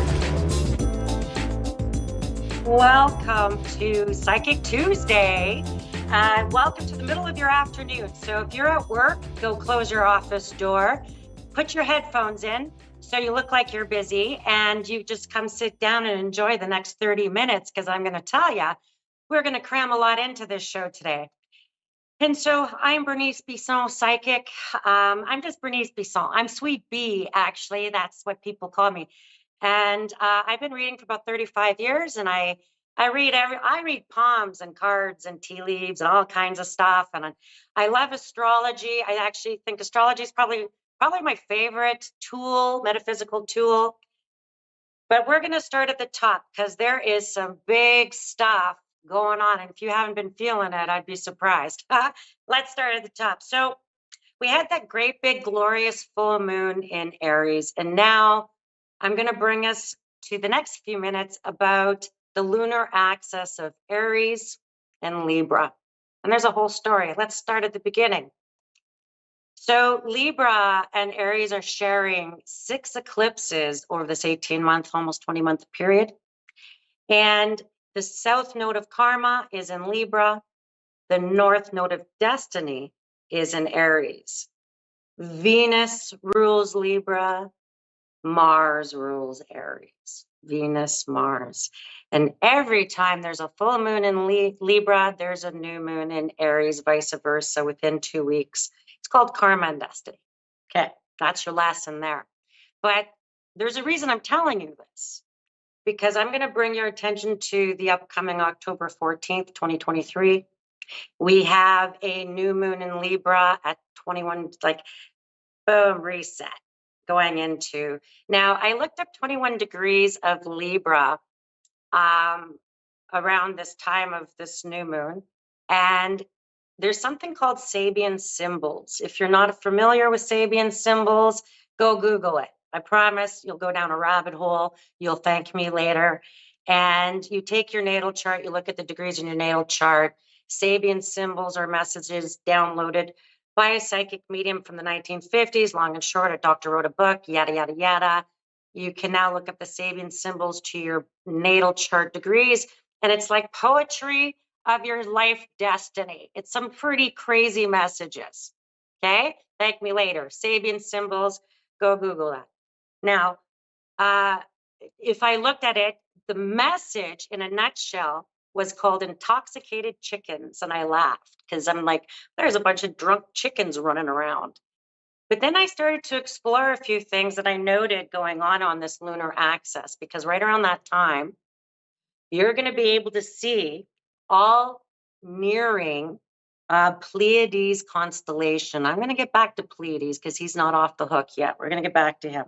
We've got Jupiter, we've got Saturn, we've got Mercury, and Mars, that you're all going to be able to see heading towards the Pleiades constellation, which is like the sisters, the 7 sisters, that little cluster that looks like a bunch of little stars there.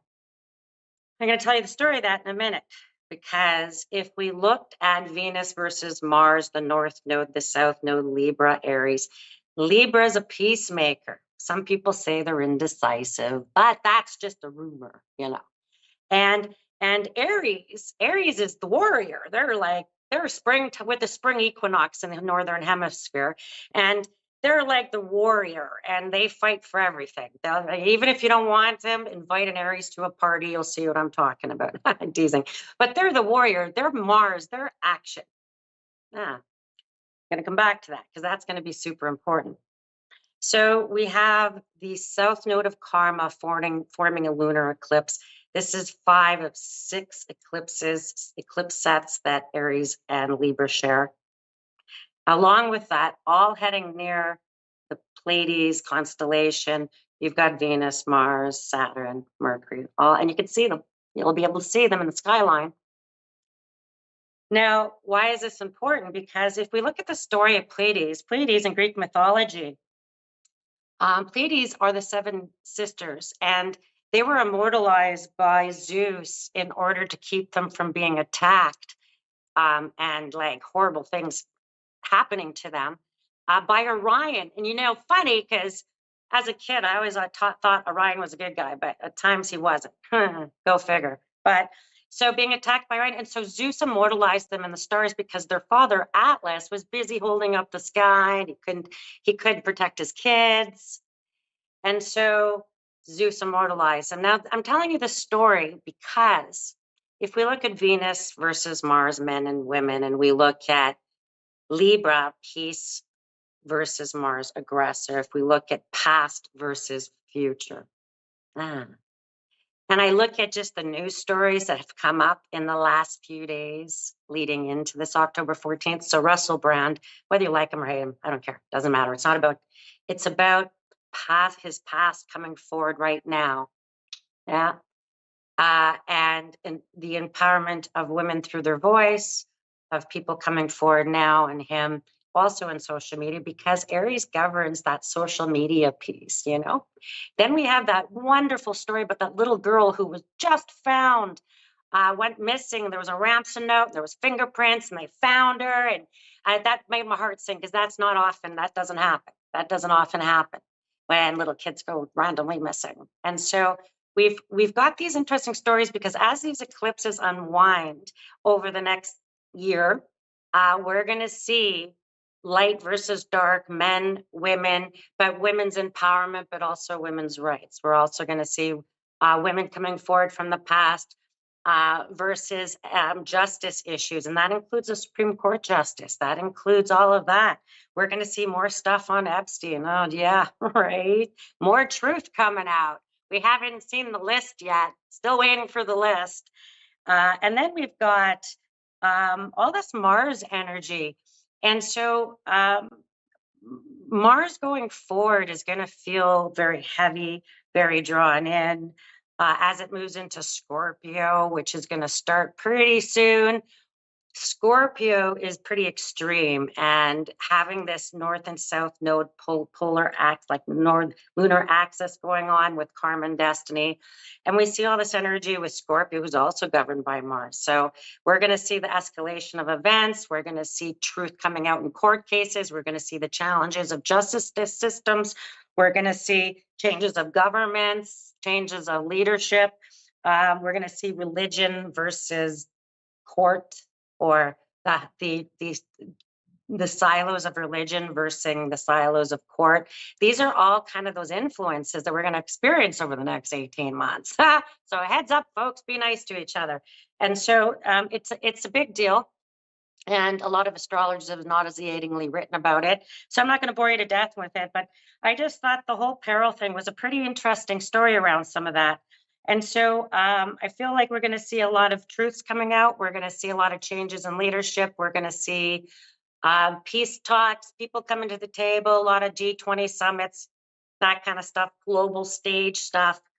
We're going to see the challenging of billionaires. There's going to be this thing about challenging billionaires everywhere. And so be ready, billionaires.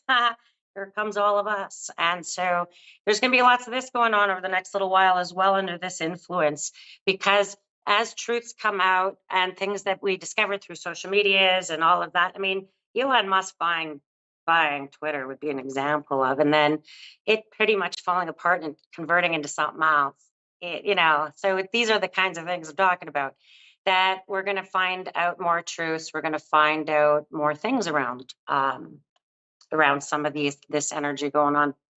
So it's so I pay attention to Libra and Aries anytime the moons are there. other planets are there, because the north and south nodes are there, only amplifying it.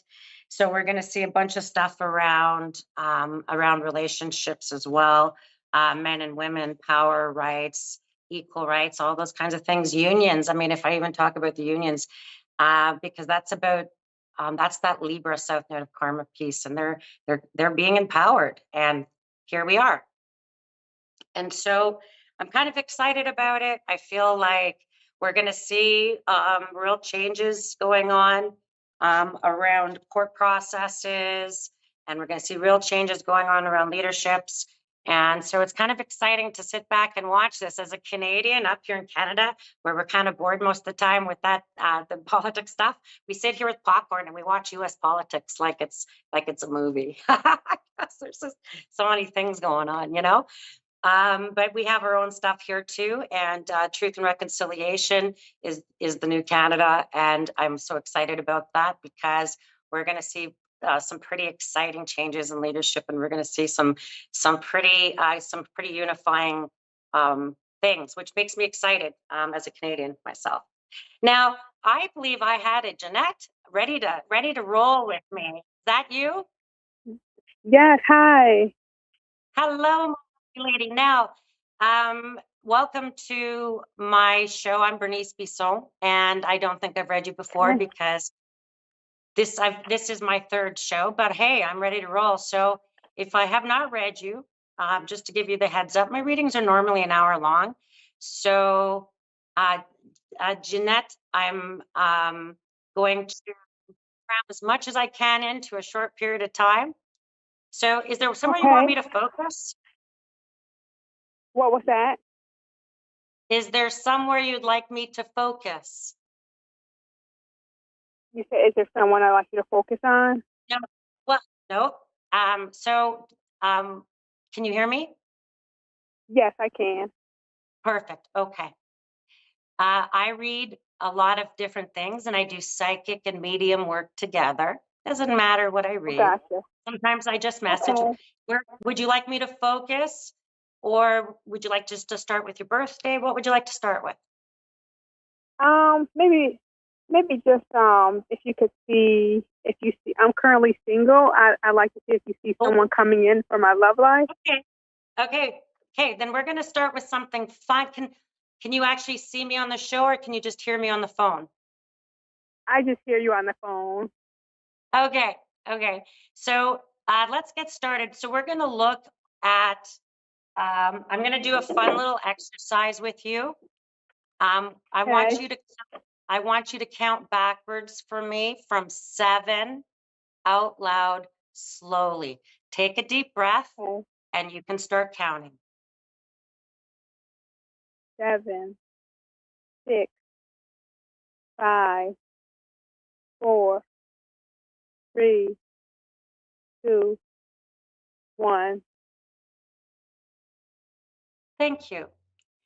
I'm going to start at number 7. So as you counted down, I was picking words from my little box of cards. And I'm going to message around your love life, people coming in, things you got to take care of around your love life, because the very first thing and thought I had about you, my beautiful Jeanette, was that you've got more conflict around you than romance. So we're going to come back to that conflict and romance piece, okay?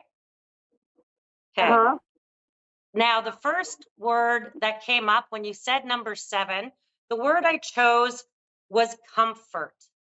And comfort is about your home, where you live, and having people, you need boundaries around some of that, people coming in and out, or that you're going to be thinking about where you're living. I'll come back to that word. We're going to go to number 6 that you counted down. And the word was risk. Now, number 6 is your third eye. It's your psychic eye. It governs, I call it the filter for relationships. And the word risk came up. So anyone you know now sounds like a lot of work. And so let's keep going. Let's go to your throat chakra. Number 5, when you counted down number 5, the word that came up was gratitude, thankfulness. Your prayers are being heard, your plans, you'll be grateful for the changes. Because I feel like In terms of your love life, I feel like you're going to have 3 options. Okay. Okay. One of them you already know, and they're a no on many levels. Okay. Because they cause you a lot of problems. And every time they show up, they either want something or they cost you money or they like, no. Okay. Okay. Okay. Then we've got a second option that shows up and they're not available. Just so you know, they're not available. And that they pop up periodically or that they pop up, but they're not available. Now, the third option is a fire sign. Okay. That would be an Aries, a Leo, or a Sagittarian fire sign. And I like the third possibility, fire sign. And I feel like there you have some sort of girls getaway coming. You're gonna head somewhere with some friends, because when you meet this person, you meet through friends or while you're with friends. Okay. And there'll be a lot of like messaging, or there'll be a lot of written communications. They appear as a fire sign. I feel like they're just like by July, and you're like, what? That's so far away. But remember, you still have these other 2 options hanging around that I'm like, no. But I feel like this option, like you'd be heading somewhere with your girlfriends, and you'll have this plan because you're dressed real nice when you meet them, which is a good thing. Because sometimes, we're like, no, I was wearing my sweats today. So it feels like it's through people you know. It's not an online connection. Okay. Okay. Because there'll be possibly this online connection or this other person. And I feel like, no. No, because they're not available. And I feel like they're pretending, or they're like, they got lots of excuses about availability that I'm like, nope, nope, nope. So let's keep going because I got more words. Ready? Okay, let's go to your heart. Let's go to number 4. When you counted down number 4, your heart chakra, I got the word positivity. Okay. Now, that takes a lot of work. I like the word positivity, except for it means that you got to bend and break, and you got to mold into somebody that maybe sometimes you don't want to be positive. Maybe sometimes that feels like work. And I feel like in relationship, you make everything okay for someone else. And that's the piece that you're going to put a big boundary around. Okay. Okay. That you can be yourself, and that's okay. Now let's keep going. Let's go to your guts. The word is play. So your motivation for things is play. So I feel like your love life is coming through. You're going to meet them, I feel like, before July. So I'm going to even say between May 21st and around July. You got some sort of girls getaway, or you're going out with the girls, and you're going to meet this person who is a fire sign. That funny, because I don't know that they live right in your neighborhood. Like where you're going with your girlfriends feels a bit away. And I feel like that's the connection.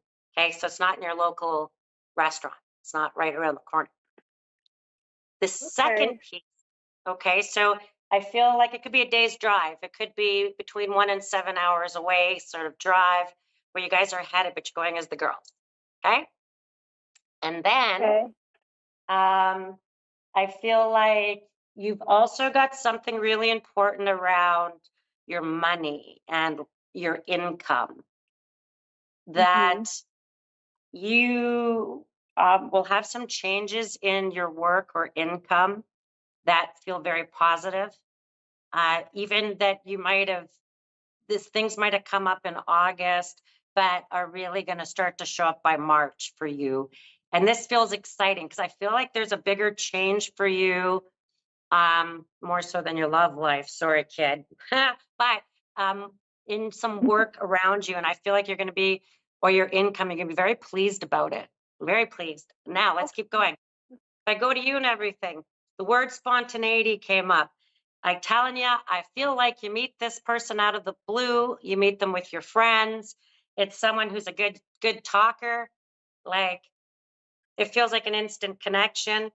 I feel like they could be a bit away from your normal haunt, you know, where you would normally go with your girlfriends. It feels like it's a bit away. And I feel like you would need, so the root is flexibility. And so it tells me that the relationship they would live at least an hour away from you. The relationship would develop over several months of texting. And you're going to think they're slow to move, but they're just cautious. That's all. They're not rushing into this like a love bomber or anything. Okay. Okay. Gotcha. Okay. Okay. Now, I'm going to get you to release these words for me. And then we're going to say thank you, and we're going to release them. And thank you for calling in today. Okay. All right. Sounds great. Thank you, Jeanette. All right. I've got a lovely lady in Texas. Let's see who's up next. Hello. Hello. Hi, Hi, Amanda. how are you doing? Amanda Hi, in guys. Texas. Now, we've got a few minutes, and I'm going to try to answer as much as I can for you in a few minutes, okay? Okay. Okay. Would you like me to focus somewhere, Amanda, or would you like me just to read? Just to read, please. Okay. So, Amanda, there's something important around taking some time off, and there'll be starts and stops to your income or work. And it feels like with those starts and stops, even in the last 4 months, the next 4 months shows up around you. So it feels like it's going to be a little more current. Okay. Okay. And that you've got, may I ask you a question? Do you mind if I ask you something? Sure. Okay. What's the day and month of your birthday? 6/12. Oh, you're a Gemini. Gemini. Mm-hmm. Okay. So I don't know if you typically have different locations for your work or different places that you head to for your work, but there seems to be travel or different locations showing up around, and you'll have time off and up, or slow and then fast, like, because once you hit the ground running, it's going to be fast, Amanda. Fast, fast. Yes, Even in the next 6 weeks, 16 weeks, something about that. There is 2 exciting announcements coming forward to you in the next, I'm going to say 6 to 7 months. There's something about financial papers, financial money, and if it's a settlement, because it seems like a process. I hope you win money, but I actually think it's a process, and that there's something about your money coming in through this process of papers process, and that you'd be seeing this, you might between February and June even get notifications about it. And it's not a small amount of money. It feels like it's a larger amount of money. Wonderful. And so, and I feel like like the process wasn't short. So this wasn't a short process, but your resolve looks near. Like it looks like it's just a few months away. It's like you'll get notifications, and then there's some sort of money or payout coming. And then the other thing that comes up is I'm going to talk about some animals, and it sounds kind of a weird thing to mention, but okay. Some dogs, and yes. And I just feel like there's this man who died, and he has these dogs with him, and I just see this long gravel road, and I would just see him sort of walking down this gravel road and the dogs. And in the field, I see horses, and I don't know why the horses, but they feel like important, and that there's something important about house, home, money, your land, where you're living, and I feel like there's some good news coming forward pretty soon for you, like pretty Okay. soon for you around that, and that there's a bit of conflict, because nothing ever goes as swimmingly as we'd like it, right?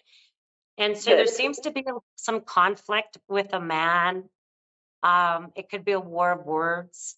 It could be a conflict that needs to be mediated or in writing. And I feel like you're going to be like, that's it. I had enough, like I had enough.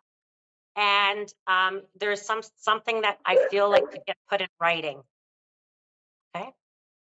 And if that's like a notice or a nasty letter to a neighbor, I'm not sure, but it shows up around you, and I feel like because you're not going to have to wait long for answers anymore, because I feel like there's been a few of that. There's one last thing I just want to bring you to, unless you have a question, Amanda, because we'll have a moment for a question. But the last thing kind of swimming around in my head is your leg, your sciatic hip, leg. Be careful around your mobility, putting out your hip or your leg.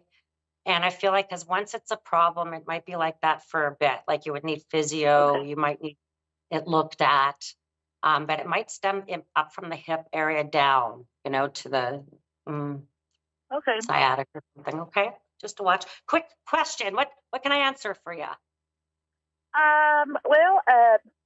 You was mentioning the thing about the gravel road and the dogs. I was just wondering, can you tell if it's like a father figure, or is it kind of coming close? So if I think about the bigger dogs running, they're not little tiny chihuahuas, the bigger dogs going down the road. And I feel like there's this man who shows up really strong. And I'm just going to message a bunch of stuff that kind of showed up, a J, and then there's an E in the name somewhere. And that there's the girls like you and some sisters or sister-in-laws coming together, and someone's husband passed. And you guys are all coming together very shortly. He's going to be there. And I just feel like your dogs are in good hands, and that I was supposed to tell you he has them, but you're going to see them. If they're your sister-in-laws, I feel like you'll know about this within maybe even like the next few weeks. But that was the very first thing when I was thinking about you coming on with me. And thank you, Amanda. And thank you for tuning in. And thank you for tuning in to Psychic Tuesday with Sweet Bee. And I'll be back again next week. You can find me at BerniceBissonPsychic.com. I'm on Facebook. I have one Facebook page. It's Bernice Bisson Psychic. I will never reach out to you on any social media ever. And so I have a rule, you have to contact me. But you can find me and all of my events and my podcast at BerniceBissonPsychic.com. And I hope to see you again next week. Stay safe, stay well, and be kind to each other.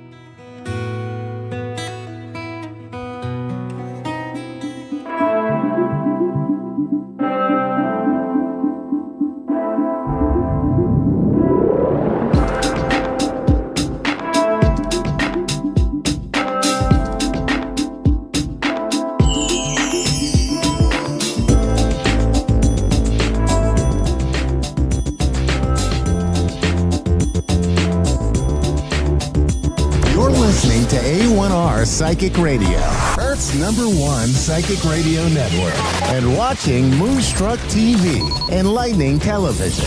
Welcome. Time for Larkin Psychic Medium with Larkin. Live from larkinsreadings.wixsite.com/website. Connect direct. In North America, dial 888-454-2751. In London, 20-3519-2158. In Sydney, dial 02-8488-3147. Or online, contact us through our Facebook page, facebook.com/psychic radio. one of our websites. AskOneRadio.com or Moonstruck.tv. This is Larkin's Psychic Reading on A1R, the Ask One Radio Network. Hello, everyone, and welcome back. So happy to be here with all of you again. Welcome, welcome, welcome. We are heading into October, and I just finished the pre-show party, which you can join us every week if you want to. I'm going to get that posted on my website as well, which is larkinsreadings.com. I just updated it so you guys can check it out. I'm updating the site even further so you can join me here.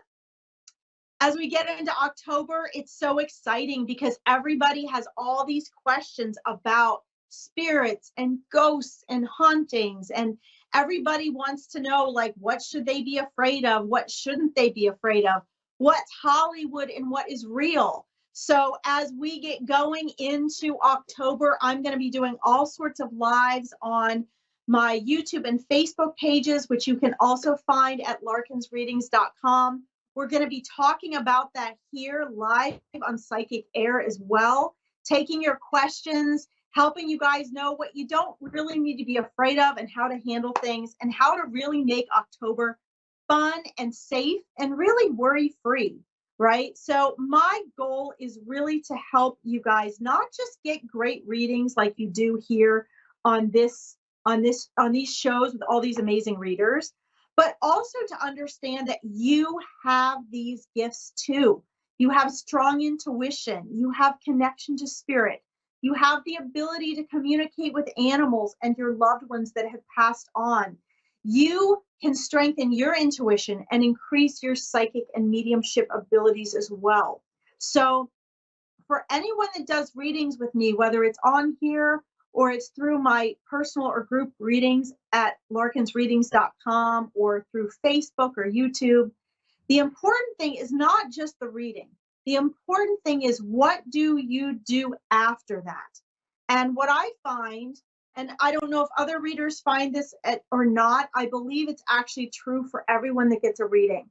Once you've had a reading, let's say a loved one came through, or your angels and spirit guides connected to you through a reader like myself, what I find is that you will walk away with a stronger connection, with a more open channel of communication between you and not only whoever came through to you, but with whoever else is trying to come through.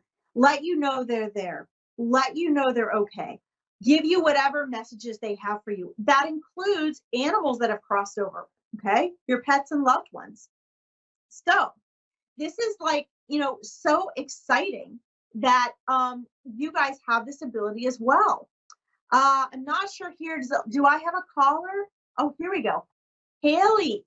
Okay, in Regina, Saskatchewan, Canada. Wow, welcome, Haley. How are you this evening? So good to have you. I'm good. How are you? I'm wonderful. Thank you. What can I do for you? I was just wondering if I could get a reading. So what question do you have this evening? What questions would you like me to help you answer?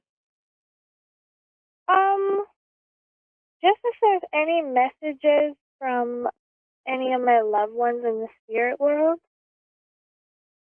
Okay, so do you have someone, we have a short program tonight. Do you have someone in particular that you want to hear from? Because as you're talking to me, I see angels, spirit guides, and slowly there are figures moving in behind you from loved ones as well. It looks like we have a taller female. They usually just come in at first, 8 minutes. Awesome. Thank you, Dave. My producer is amazing. It looks like as you come in, so I'm seeing like a taller woman, female figure. They get more clear as they come in farther. I see two elderly women, an older, smaller man. Is there someone in particular that you're wanting to talk to? In particular? For my spirit guides or my angels would be really lovely. Okay, because I'm seeing more and more. I'm seeing, so here, let me preface this a little bit for you. The first thing that Spirit always wants you to know is that they are there. So right now, just so you know, and you can probably feel it on your own, On the right-hand side, right-hand side of you, kind of behind you and to the right, I'm seeing family members and ancestors that have passed on. I'm also seeing on the left side, I'm seeing more of your spirit guides coming in. It looks like you have about, oh, wow. So you have a whole team. Everyone has a whole team of guides and angels. I'm seeing about 4 spirit guides right now that are coming forward very strong. 2 female and 2 male spirit guides. You can let me know if you have, you can interrupt me if you have questions or if you have, if this validates for you. You have a whole team, you have a whole council, you have a whole team of angels around you as well. I'm seeing 2 spirit guides that are sort of dressed in like cloaks.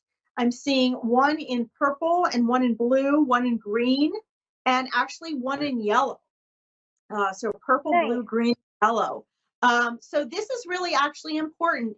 This is really significant because the one in purple really helps you work with your spiritual connection. So have you been trying to really enhance your own intuition and find what ways for you to connect in spirit? Okay, I get very strong chills about that. And your loved ones actually are they're nodding their head and smiling like, yes. Because what I'm being shown is that you actually are a really old soul, and your spirit guides, especially like the one in purple, her goal is to help you remain and remember connected to your cosmic memory. It looks as though her name starts with an A, maybe something like Aria. It looks like Aria. You might get a different feeling from that, but that's what I'm getting coming through from her. And her job is to help you remember your cosmic memory. She says that you've been like trying to find validation and get your hands on anything and everything that you can to kind of validate. And she wants you to know that doing the right thing, because there's a strong link. What your soul is trying to do is connect your cosmic memory and wisdom that your soul knows with finding human cognitive validation. So she's showing me like books and videos and teachers and lessons and things that you're trying to make sense of in the physical, human, intellectual world that will validate what you know intuitively. Is that correct? Yes, that is so spot on. You're so amazing. Excellent. Okay, wonderful. So then the green energy is really the heart-based energy, and that spirit guide is trying to get you to look inward and also connect with nature. Get outside, because nature is essentially who we are internally. If you find silent time in nature, he's telling me, if you sit out there just silently and relax, or if you feel internally in pain and you need to heal, go take silent walks or sit silently in nature.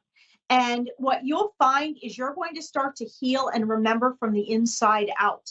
Does this resonate with you? So, make sure you do that in whatever way feels most natural to you. He's telling me that he's been trying to tell you this, and they've all been trying to get through to you. And they say that you are getting their messages, but you're not really confident that you're getting the messages. You're kind of questioning, and that skepticism is good. It's smart, but trust yourself. They're saying trust yourself. Okay. I want to make sure I don't run out of time before I go through all of them. The one in blue really works with helping you integrate the intellectual, human, mental aspect of this. And what I'm trying to find, what she is trying to share. So the purple and the blue are the feminine energies here. What she is trying to share with you is be gentle with yourself with this. When you read something or you hear or learn something, your first instinct, she said, is right and what will resonate with you. So for example, if what's coming through in this reading is a huge education for you, if it resonates with you, then that's right for you. That's in alignment for you, and you just need to let go and trust it. She says, don't overthink any of this. Take what you need and leave the rest, because the rest might not be for you. If you get a book and you read it and it really resonates and it gets you so excited you want to jump out of your skin, then that's in alignment for you. That's right for you. Okay. The golden energy, this spirit guide in the golden yellow. Wow. He wants to help you not teach. He wants to help you tap into your light, your inner white light. And he's been trying to help you do that. So he wants you to find your white light. I do a lot of work with this. So if you find me on Facebook or something like that, we do a lot of work with white light, because you are white light within you. And your golden spirit guide is trying to help you remember and find that white light, because that's your true soul energy. And from there, you're going to be able to do magic. Now, we only have about 90, not even 90 seconds left, probably a minute left. What they want me to tell you is trust yourself. 60 seconds, my producer rocks. They say you got to trust yourself because you actually know all of these answers. I am just being used right now to be a messenger and verify and validate for you. They say that you're actually a master teacher, that you're an amazing spirit guide for others when you're in non-physical, and that in your other incarnations, you have actually been like a master monk and teacher. And if you trust and look within, you are going to actually have all of this start. You're going to awaken this within yourself, and it's just going to flood back. It's just going to flood back into you. And you're going to start to remember and build confidence. Okay, but practice makes perfect. So we've got about 15 seconds. Does this resonate with you, Haley? Does this make sense? So perfectly. It was exactly what I needed to hear, and answers I've been searching for a really long time. So thank you so much.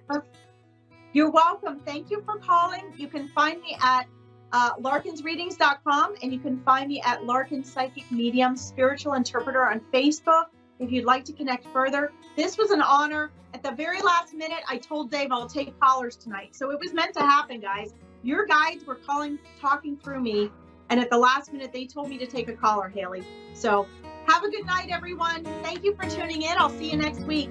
Bye-bye.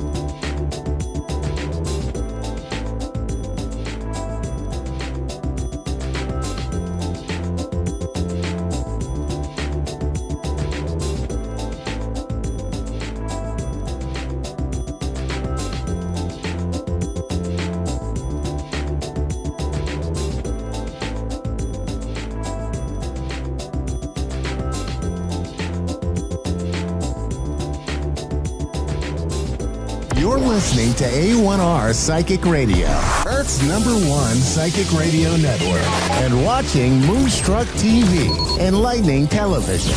Welcome. Time for Sacred Insight with Andrea Bacon. Live from mindbodynourish.etsy.com. Connect direct. In North America, dial 888-454-2751. In London, 20-3519-2158. In Sydney, dial 02-8488-3147. Or online, contact us through our Facebook page, facebook.com/psychic radio. Or one of our websites, askoneradio.com or moonstruck.tv. This is Sacred Insight on A1R, the Ask One Radio Network. Hello, everybody. Welcome in. Thank you so much for joining me today. I am your host, Andrea Bacon, and this is Sacred Insight. So I'm a psychic medium, a medical intuitive, a Reiki master. I connect from this world to the next to be a messenger for spirit, basically. So if you would like to book a reading or a healing session or anything like that with me, you can just head over to my store. It's on Stan Store. So it is stan.store/medium Andrea. So to start, I was given a lovely affirmation to share with you that I channeled from Spirit today. And it goes like this. I am in alignment with my true self. Love, beauty, and wisdom fill my body, mind, and spirit. I'm open to the new chapter about to begin in my life, and I release the past version of me that no longer resonates with where I'm going. I align with my highest self, and anything less than that dissolves into the light of divinity and is transformed into love. And so sometimes I really like to start my day with a positive affirmation. And I'm really liking channeling them. So, okay, we are going to talk about this new chapter because I have been picking up for several months now this new chapter for us as a collective. And a lot of us have been feeling things aren't moving forward. So if that's you, maybe this new chapter is going to be coming up for you. We're in this new era of putting firm boundaries down, and it's helping us overcome fear or whatever it was that has been standing in our way. I am picking up on like this energy of this beautiful new era, healing limiting beliefs. So these could be limiting beliefs that we absorbed by people that raised us, or just, no blame anywhere. I'm just saying, that it could be something that we picked up along the way. And we're focusing on forward movement now. And so there's going to be some new things coming in. So that's something to look forward to as we release negativity and focusing on things from the past that maybe did not work out. We're focusing on this forward movement, and that is attracting and magnetizing things to us that we are wanting to bring in. Okay, so we're going to go ahead and take a caller. We have Colleen on the line. Hi, are you there? Hi, this is Colleen. Hi, how are you? I am awesome. How about you? I'm doing really good. Great. How can I help you? Well, basic question. I've been dating for a couple months or so, and I'm just wondering, is this one going to be able to make up his mind, or is he still going to be an undecided person that I'll have to say goodbye to sooner or later? Okay. Let me look into that for you. So, let's see. Or if he's not, if you could tell me anything about the one that's going to be my lifetime partner. Yeah. Let's see. I'm going to pull some cards for you and see what I can get here. Okay. So we have fire energy coming through. The King of Wands can be somebody that is harder to commit, who is, doesn't want to commit. And we do have a passionate new beginning. But let me go ahead and tap a little more into this one. Let's specifically for this one, because I do have some heartbreak, and that could be past energy, okay, that you have dealt with. Oh yeah, I've gone through that. Okay, and so we have some transformation, and I feel like the transformation is talking about endings of these cycles. Okay, so you've done some, whether it was intentional or not, there's something within you that has transformed, and these cycles are ending. That that is a good thing, because you are going to have victory and success in love. Okay, there has been there's a lot of stagnant energy, and let me get a little more on this one, specifically on this one. Yeah, because I feel like I'm getting mixed signals from this guy. Okay. Yeah. And I think that's your intuition telling you that flighty energy may be present with him, in and out, and not like really committal that you're wanting to see with this one.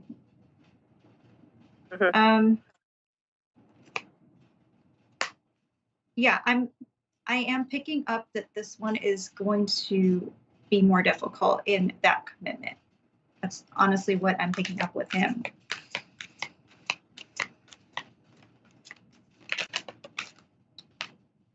Okay.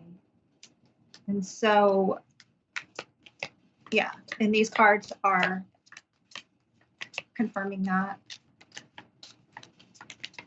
And you are going to have success, okay, in love. It just might be with somebody else. Okay.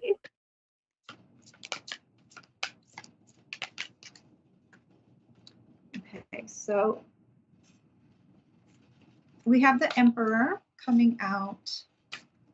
And, I'm feeling there's somebody for you who is steady in their actions and their words match.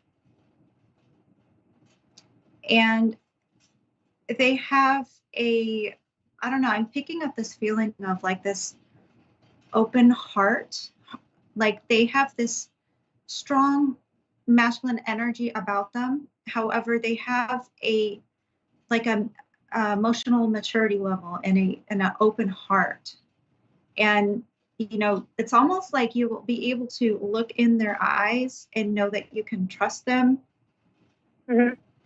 If that makes sense. So it's like you'll see it in their eyes and know when this energy that I'm talking about you presents itself to you, you will know that that's the right person. Okay, because the right person is going to come in. Which is not the one I'm currently with. It would seem like there's too much. Yeah, it would seem like not to me is kind of what I'm picking up with this one. It almost feels like this one has, I don't know, something with I'm getting something with speaking. Like it's almost like he won't speak. I don't know if it's the truth.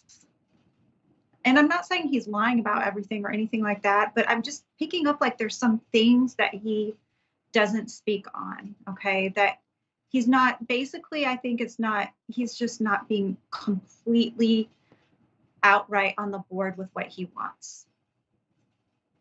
Okay.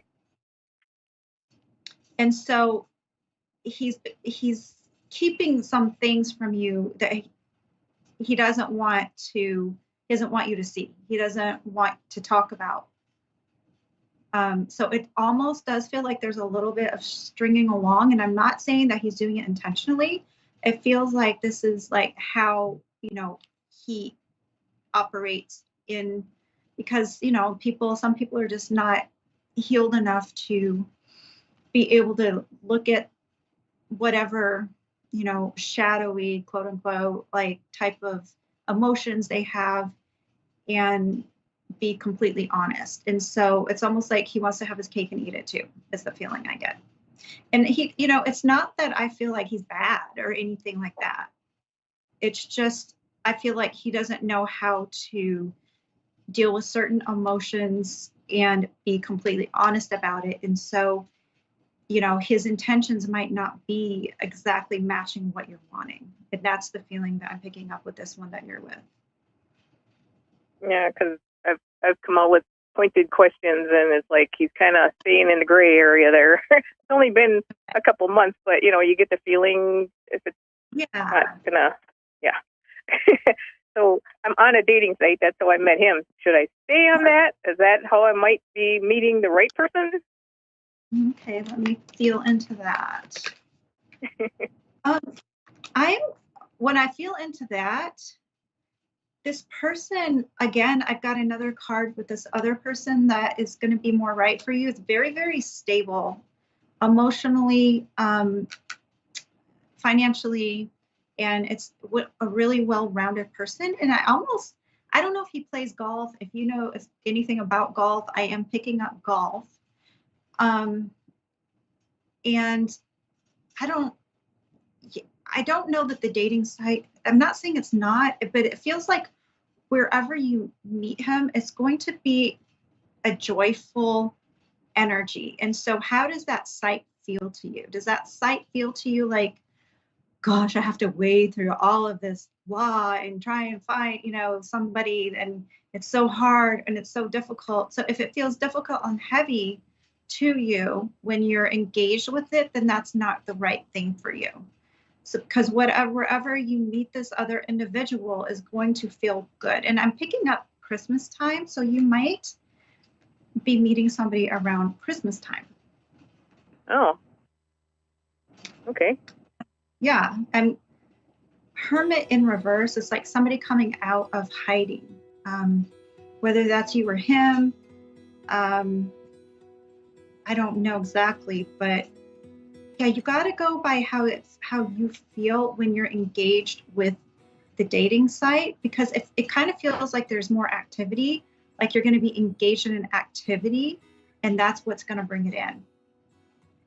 And then you're going to find stability. You'll find stability and happiness and success with that. I don't know if you have any weddings or things to go to that you're invited to, but around Christmas time, maybe it's a Christmas party. But anyway, I have to go ahead and leave that there with you today. That is the end of my show. So I hope this helps some. It did. I thank you so much for validating what I was feeling. I try to follow my intuition. Exactly. Well, thank you so much for calling. All right, Andrea. You have a great rest of your day. Bless you. You too. All right. Bye-bye. Okay, everybody. Thank you for being here. If you have any questions, you can always email me at andrea.bacon444@gmail.com. And like I said before, you can book a session with me at stan.store/meetingandrea.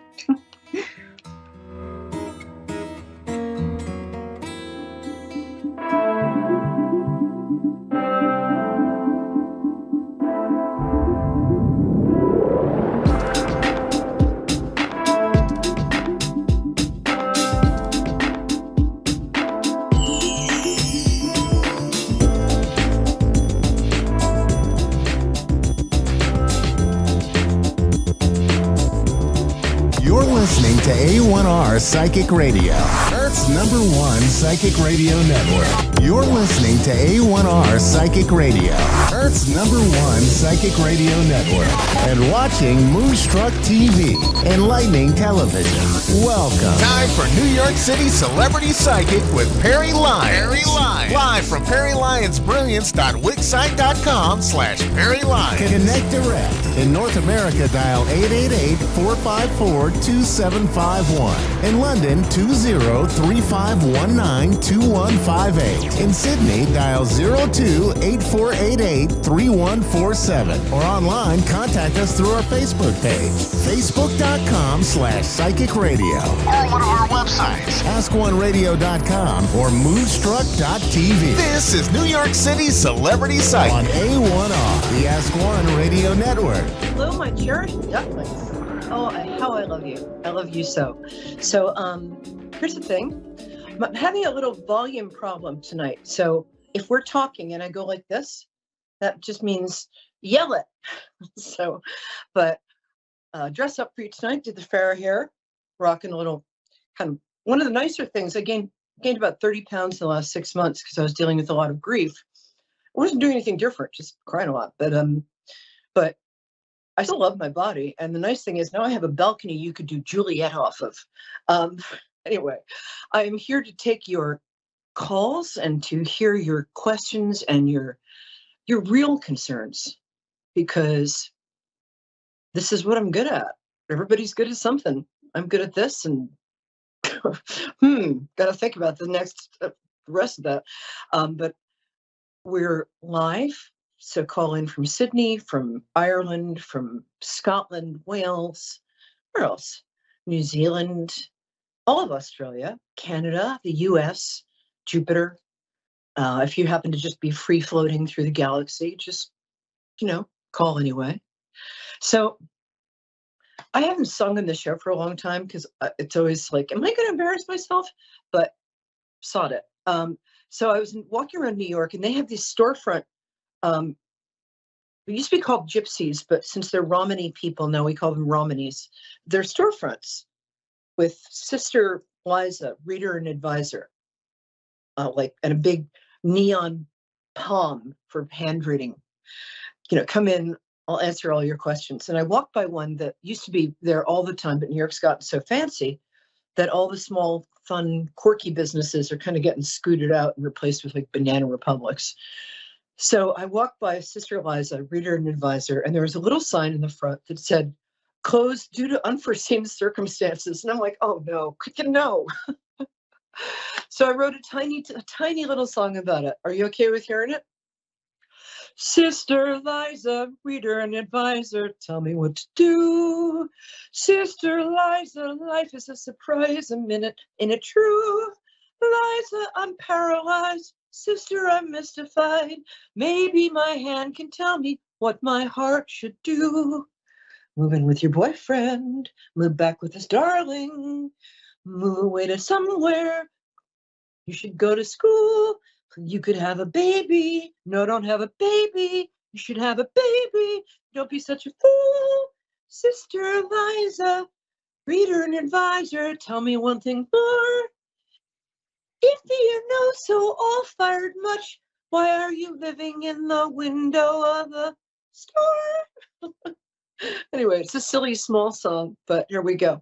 Marky, is it Marky? Is that your name? Oh, what a great name. Wow. Marky and Perry, we sound like a couple of guys. We should go out for poker and chips. Well, I play poker and I'm not a guy, last time I checked. So, my darling, tell me your birthday. I'm going to ask you to speak up because I've got to go get a new camera tomorrow. The sound in this is a little effed.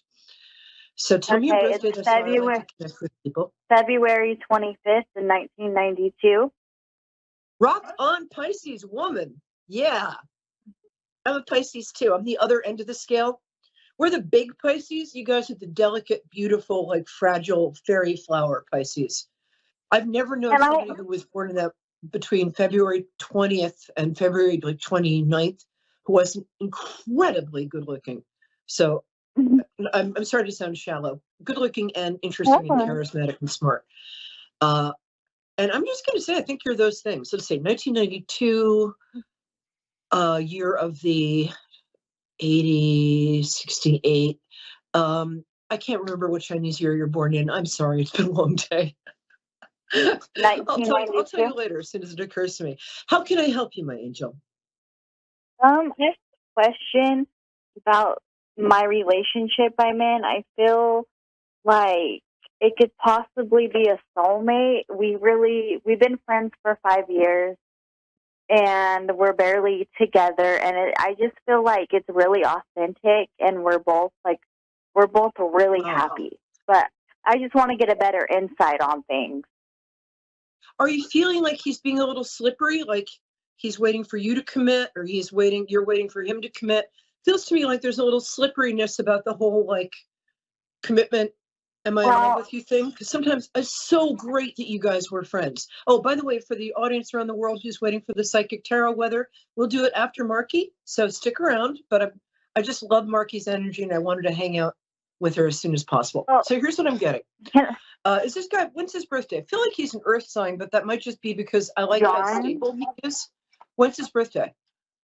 John. Oh, his birthday? I think, I'm not too sure. I forgot. What's his sign? I think he's a Leo. Cool. I get a very warm, kind of grounded feeling from him. And I will tell you, and my mother, who is happily married for her entire life, said this to me all my life. Darling, if you want a lifelong love affair, marry your best friend. I'm like, my best friend's a girl. She said, whatever. No, not like that. For me, it's like that for a lot of other people. I'm just putting my foot in my mouth all the time these days.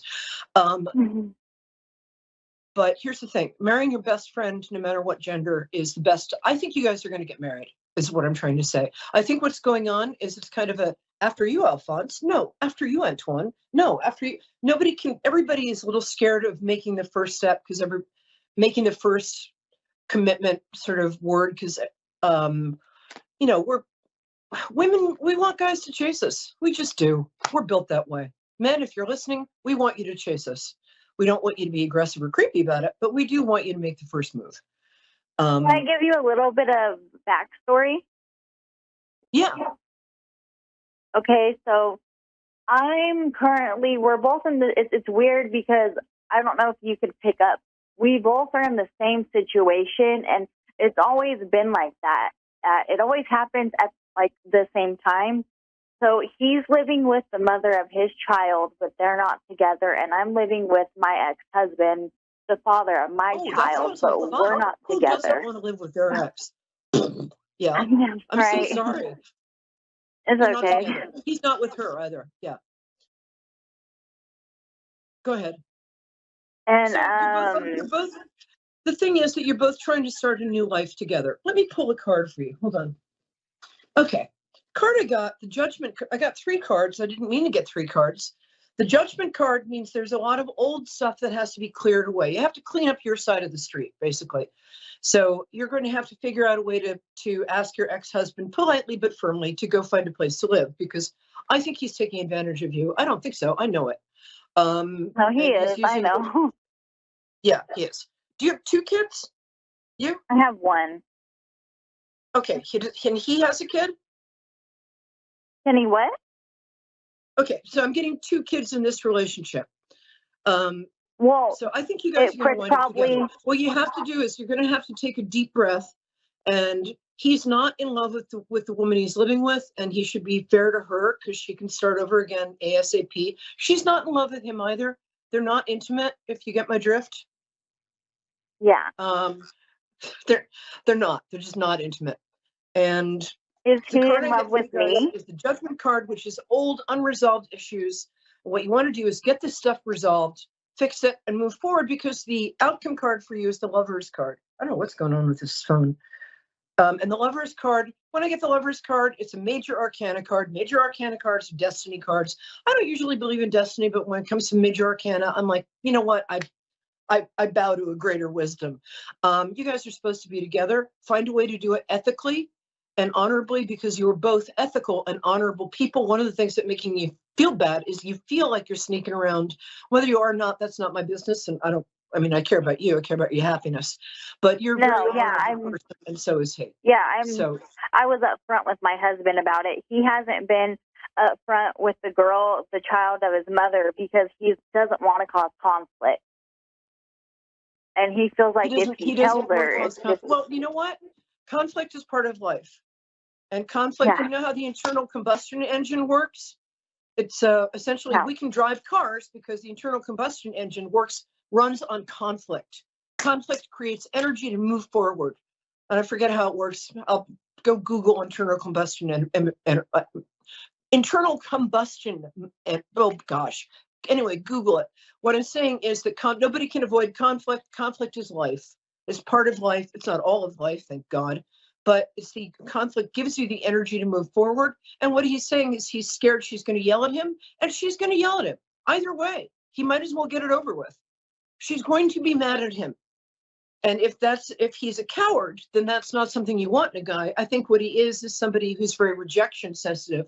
I get that but you might as well tell him she's gonna be mad at him sooner or later. Life is short. You want to trust me on this.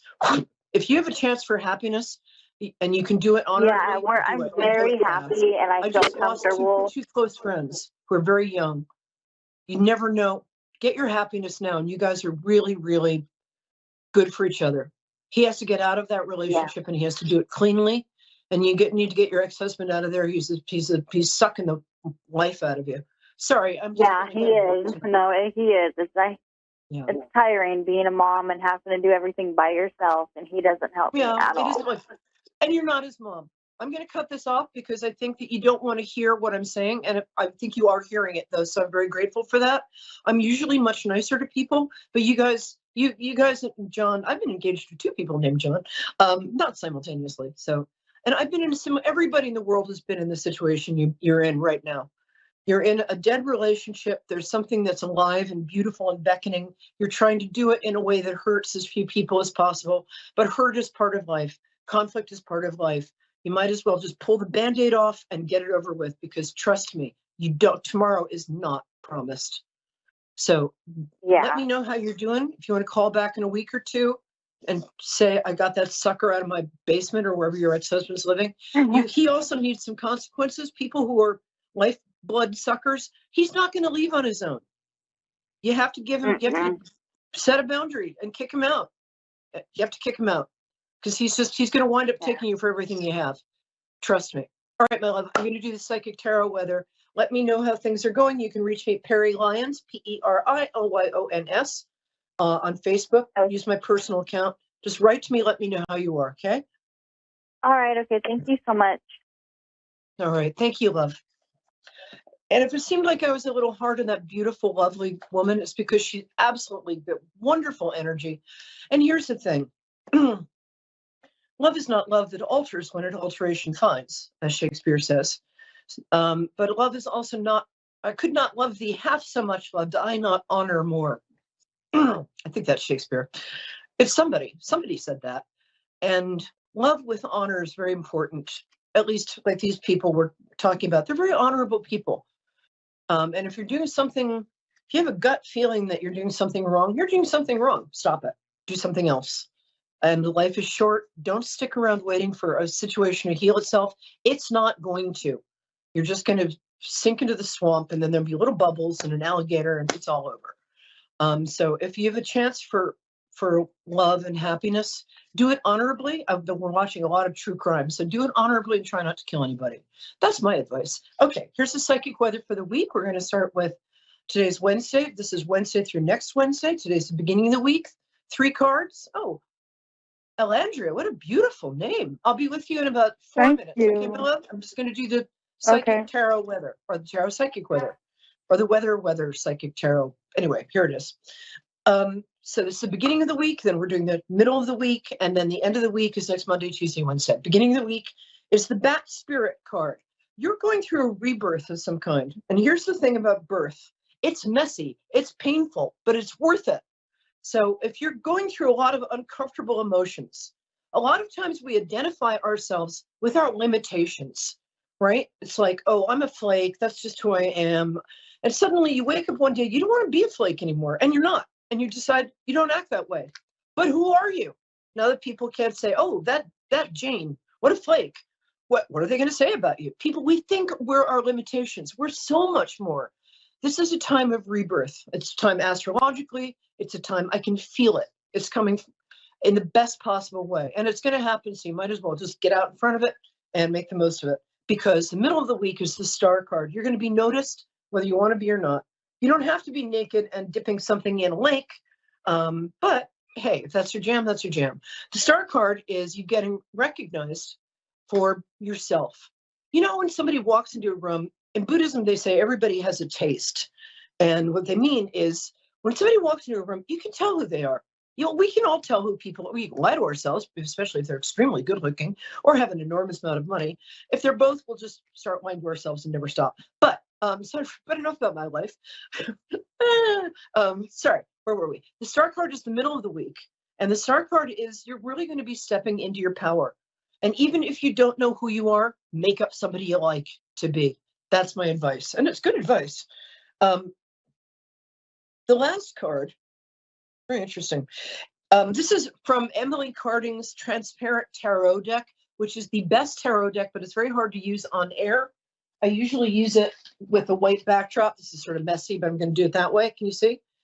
And this is the Queen of Wands. And the Queen of Wands is a Leo, Sagittarius, or Aries woman, or somebody who acts like that. She might have, like me, a Leo sun.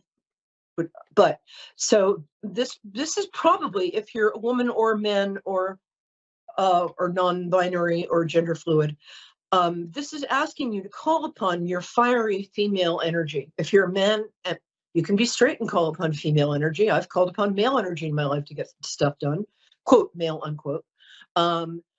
There's also probably an Aries, Sagittarius, or Leo woman around you who's going to be great help. I happen to have a ton of great Aries women friends. Shout out to my friend Jennifer in Mexico. So I think there's probably an Aries woman is going to be a great advisor to you, or if you need a little energy, be your most fiery self and take some big risks this week. There we go. Okay. And is my darling Goff, Georgia woman still there? How much time do we have? Oh, darling, I'm so glad you waited. Thank you so much. Tell me your birthday. That's how I connect to people.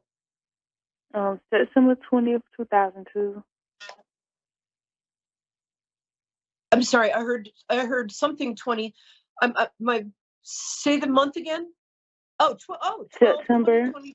Look at you with your twos. Damn, girl. Okay. September 22nd. September 22nd. No, my producer was wrong. September the 20th. He's never said that before, but he's very handsome, so we'll let this go. So September 20th. Oh, that's a great day. I have so many friends with that day. Not 2022. That would make you 2 years old, and you'd be talking a little differently. So how can I help you, my darling? Well, let me actually tell you how I can help you, because you've got a bunch of stuff in your mind. You're at a big crossroads. Okay, ask me a question. I have been dealing with this guy, so I'm just trying to really figure out, like, is this someone that I'm supposed to be with or not? Because I have a strong love for him, but I'm not sure if I should be putting that time and energy into a person that I'm just not sure about. And I felt like when I started dealing with this person, I started to grow. And then I also just came into like this big old crossroad in my life. So I'm just kind of confused. Let me tell you what I'm getting about this. There's a phrase I use with my clients when somebody is really awesome, but they're not the person. I call them driftwood because they're a sign that the person for you is on his, her, or other way. Is on their way. Here's why I call it driftwood. Back then, we'll say 18th century, which is the 1700s, sailors they didn't have like fancy navigational tools. They had kind of like, well, where's the land? Where's the land? It was here a minute ago. So they'd be heading towards the land, but they didn't have exact instruments. So they would know when they were getting towards the land that were heading towards, that they wanted to go to, the land, because there was driftwood in the ocean. So they could see driftwood, although they couldn't see the land yet. So I think this guy, I'm getting the feeling that he's got something else going on that he's not telling you about. Sorry, that's what I'm getting. I'm very blunt. Okay. And you deserve better than that. I think what you're feeling is that there's a kind of adult intimacy that you have with this person. You guys laugh over the same stuff. You have really nice conversations. He's very smart, but I don't think he's done fooling around yet. And I don't think that's for you. I think the person after this, who has many of the same qualities, but is more stable and is really into you. You want somebody who's not just into you, but is like chasing you around the dining room table saying, come here, you pretty thing. And I'm not just saying in general, although I certainly want that. I even bought a new dining room table for that express purpose. But I am saying that for you specifically, it's good for you to have somebody who's not shy about showing you how he feels. And I don't think he's showing you enough. Yeah, I do think I think that he's got strong feelings for you, but I don't want you to take that as my saying, therefore, you're going to be together. I don't think you are. I don't think there's a lasting thing here. I think the person after this is a lasting thing. And I think what's happened is you've really grown into your most beautiful and best self. And this guy, the feelings you have with this guy are your feelings of, I think what you're seeing is you're seeing aspects of this new self that you are, this beautiful self, reflected back to you in him. And it's almost like you're falling in love with this new self of yours through him. I don't think he has some of the qualities that you're projecting onto him. I think these are qualities that you have. And I think that if you ask yourself I don't know, I'm sitting getting flushed talking about this. I think that if you ask yourself, what are the qualities I like in this guy? And you would say, he's smart, he's a great listener, he's tremendous fun. Those are qualities that you actually have. I just don't feel he's that available.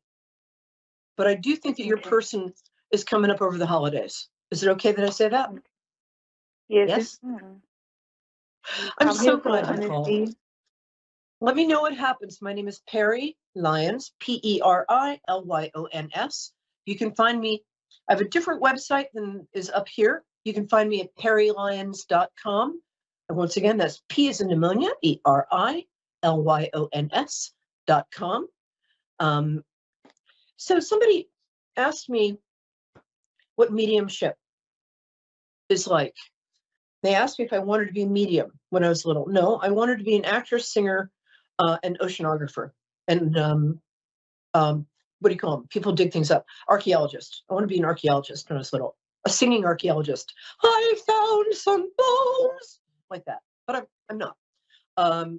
12 years ago, I had a piano fall on my head, and it changed my life, as having a piano falling on your head often does. Usually it ends your life, so I was very lucky that way. But what it did was ruined my life at the time. I was engaged to this gorgeous celebrity. I had fantastic, like glamorous best friend. Everybody vanished because I couldn't remember things. I had to relearn like almost how to talk. My family, except for my brother David, kind of abandoned me. And it was a really hard thing. But when I sort of came out of the days, I was a lot more psychic than I'd ever been.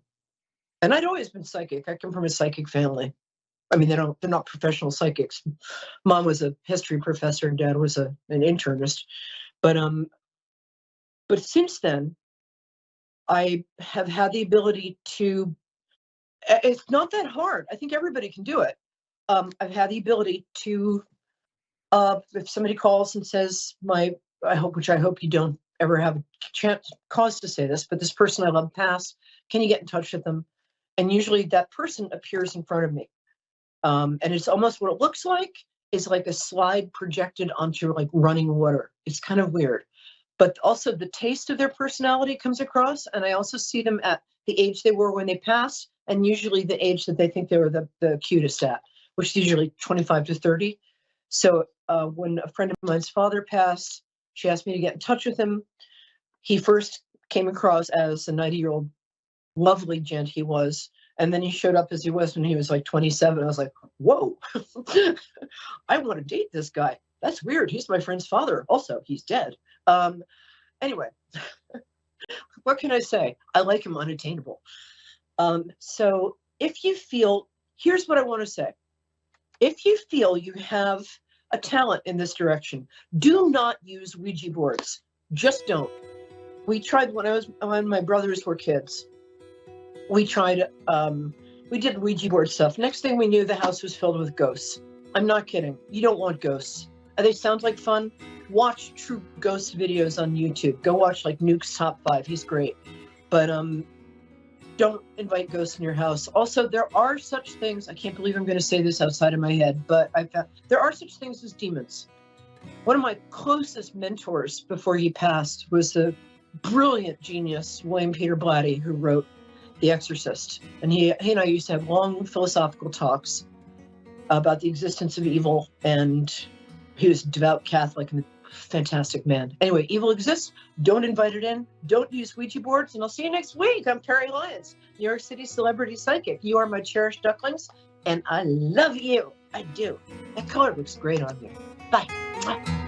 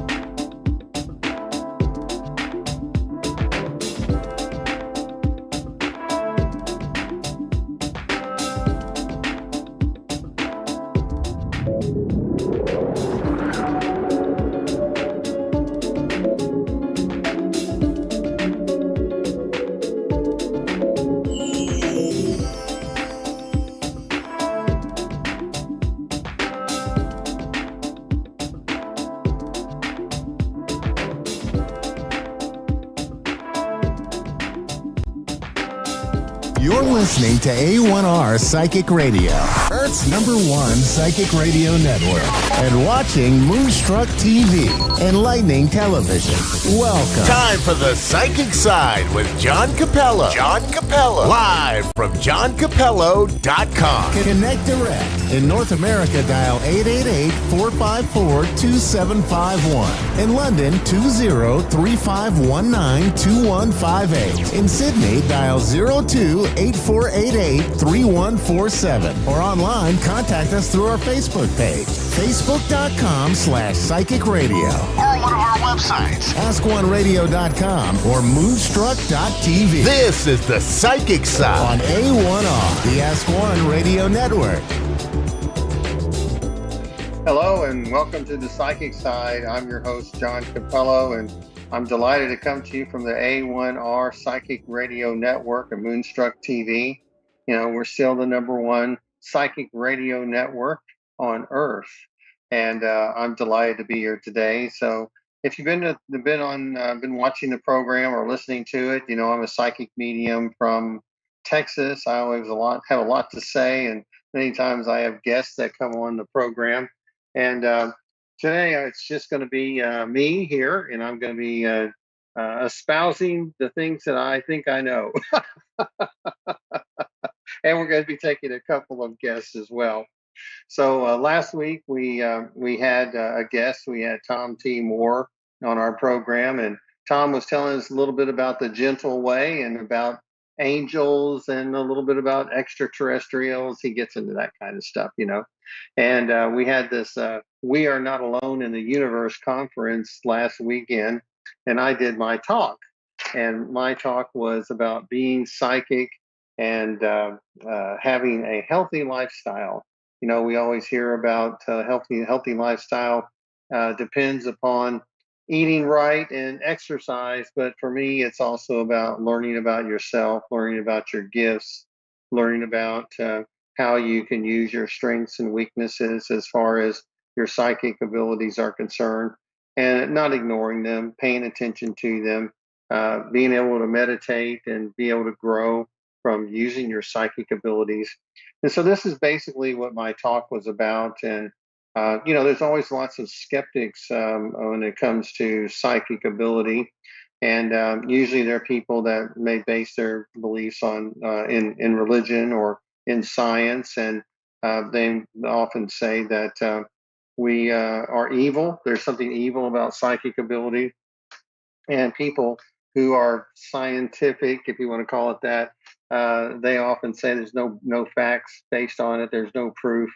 Well, I beg to differ, because there's one thing that psychic that science and religion are mainly based upon, and that is inspiration, and it's inspiration from the Creator, because we couldn't have things like the Bible, we couldn't have so many things in religion unless there was something inspired. Okay, and as far as science is concerned, science depends upon it depends upon inspiration to come up with all these new wonderful ideas, the new things that come on as far as making new songs, making new gadgets, making new things. And you know, we're the only creature on Earth that can create in that way, and it improves our lives, and hopefully we try to improve the lives of others, except in the U.S. Congress. We no longer have a Speaker of the House. But before we get to our caller, I just want to tell you, you know, we've been telling you that we're at the beginning of some bad times. The worst times have kind of started, and so we're going to have to get through this period, and we can't be spectators. We have to get involved and be positively involved in the process. And so we hope that, like I say, cooler heads will prevail, and we'll be able to get some things done in a good, positive way to help everyone. So I'm going to stop right there and go to our first caller, and then we'll get back to some more of the content that I wanted to share with you today. And I believe our first caller is Amber in Des Moines. Amber, are you there? I am. I don't hear her. Okay, hi. How are you today, Amber? Can I'm you hear good. me How are okay? you? Okay, good. Okay, Amber, do you have children around you? Yeah, I think there's just a delay. Okay, but you do have children around you, is that right? Yes. Okay, all right. Do you have a particular question for me today? Because it just seems like you're just kind of wanting to know a little bit about your future, about a little bit about what's getting ready to happen for you. Does that make sense? Yeah. Okay. Yeah, we do have a delay. So I'll do the best that I can. It just seems to me you may be a stay-at-home mom and wanting to know if you're going to go back to work or how you're going to start juggling things a little bit differently. Does that make sense?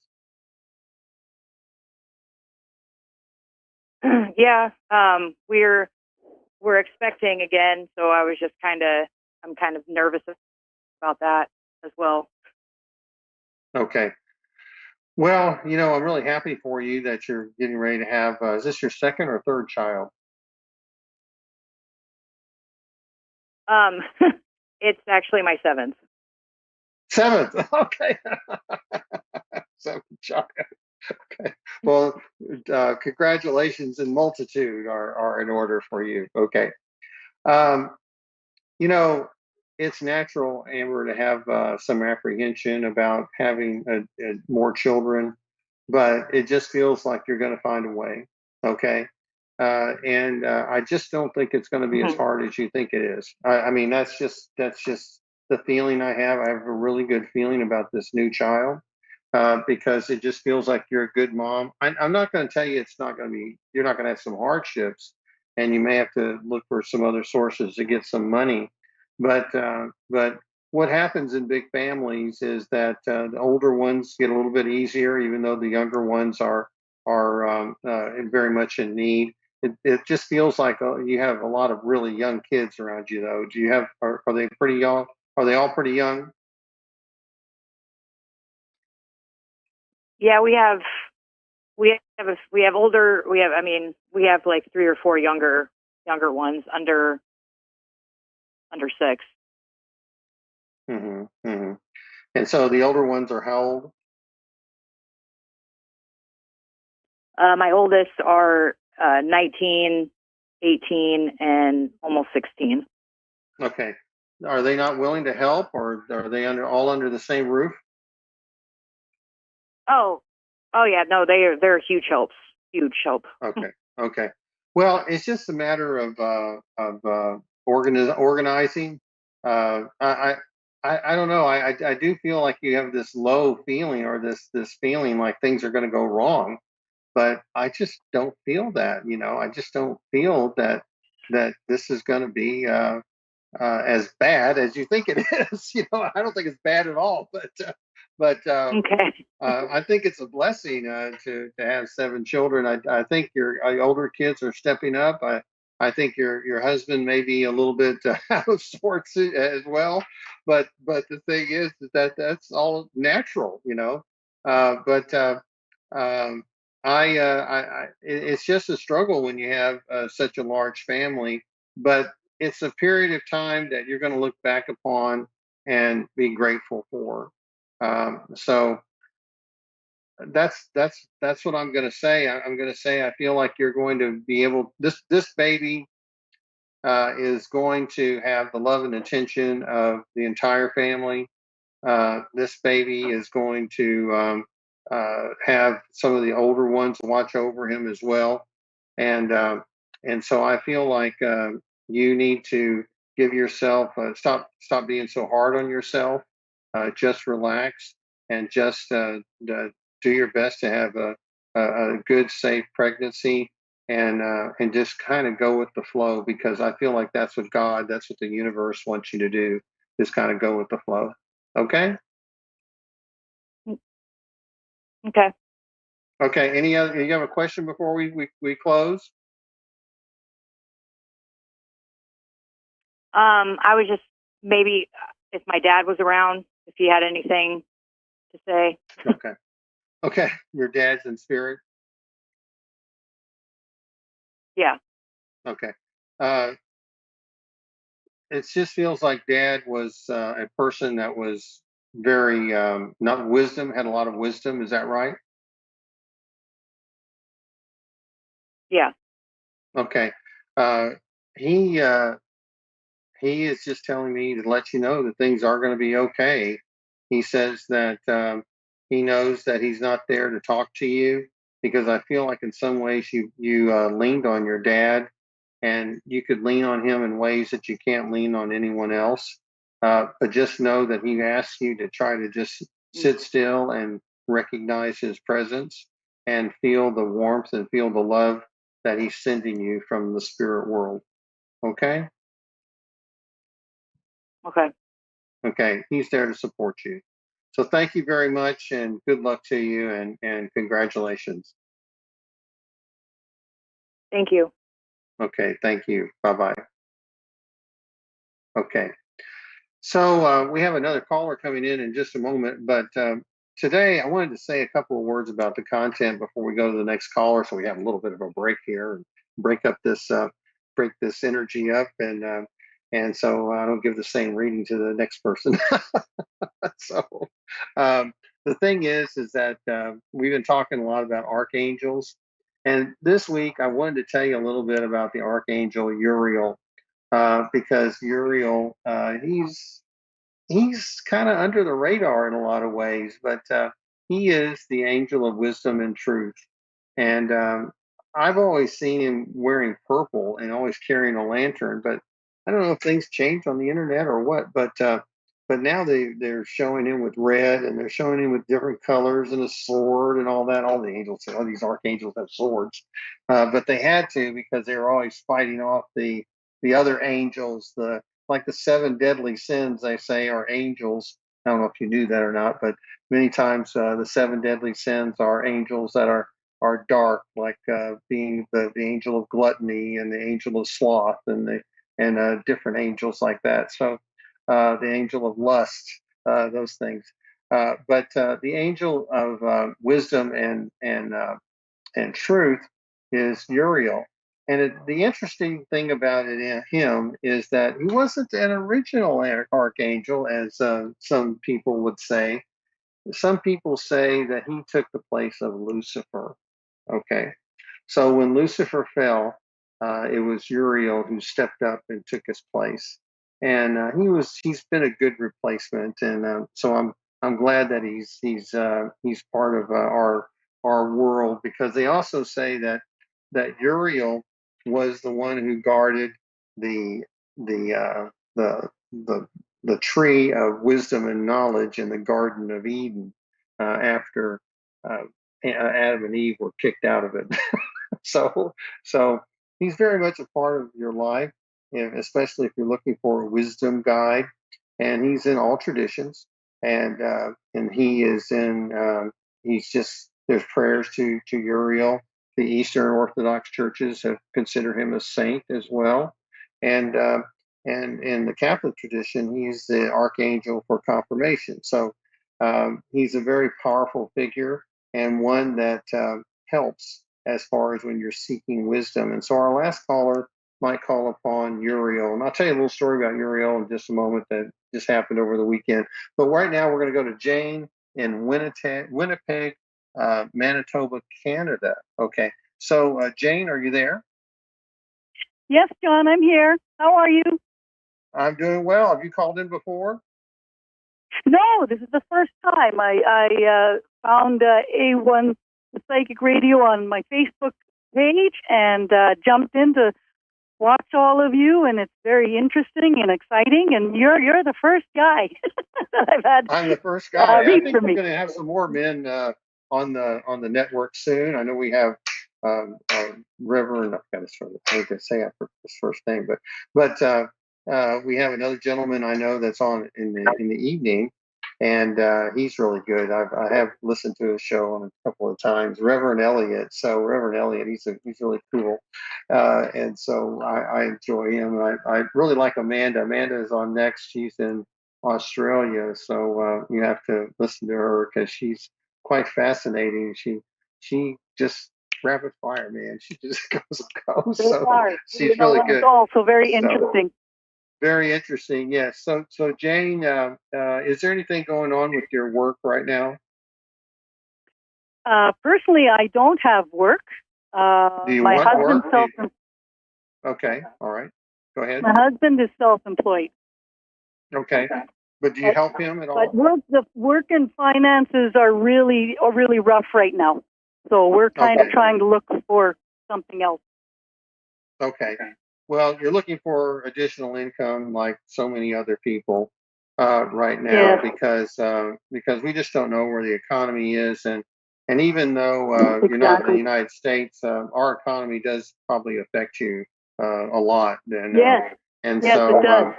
so we are, we're in the midst of some turmoil right now, but I tell people stay small, try to get out of debt, and keep as many resources as you possibly can. But you and your husband are kind of entrepreneurial people, and both of you don't necessarily want to work for someone else. So you would like to find additional income streams before you would possibly go and work for another company or try to set aside time to work part time. So does that make sense to you, or do you like to work for other people? Oh no, that makes perfect sense. Okay. So you may look to do something, you may want a side gig. I'm not going to tell you to be an affiliate. You might try to look into some affiliate work, or you may try to do some other things to do some, to make some uh, uh, quick money, excuse me, and just another type of income stream. I'm not going to advertise any of the affiliate programs or anything like that.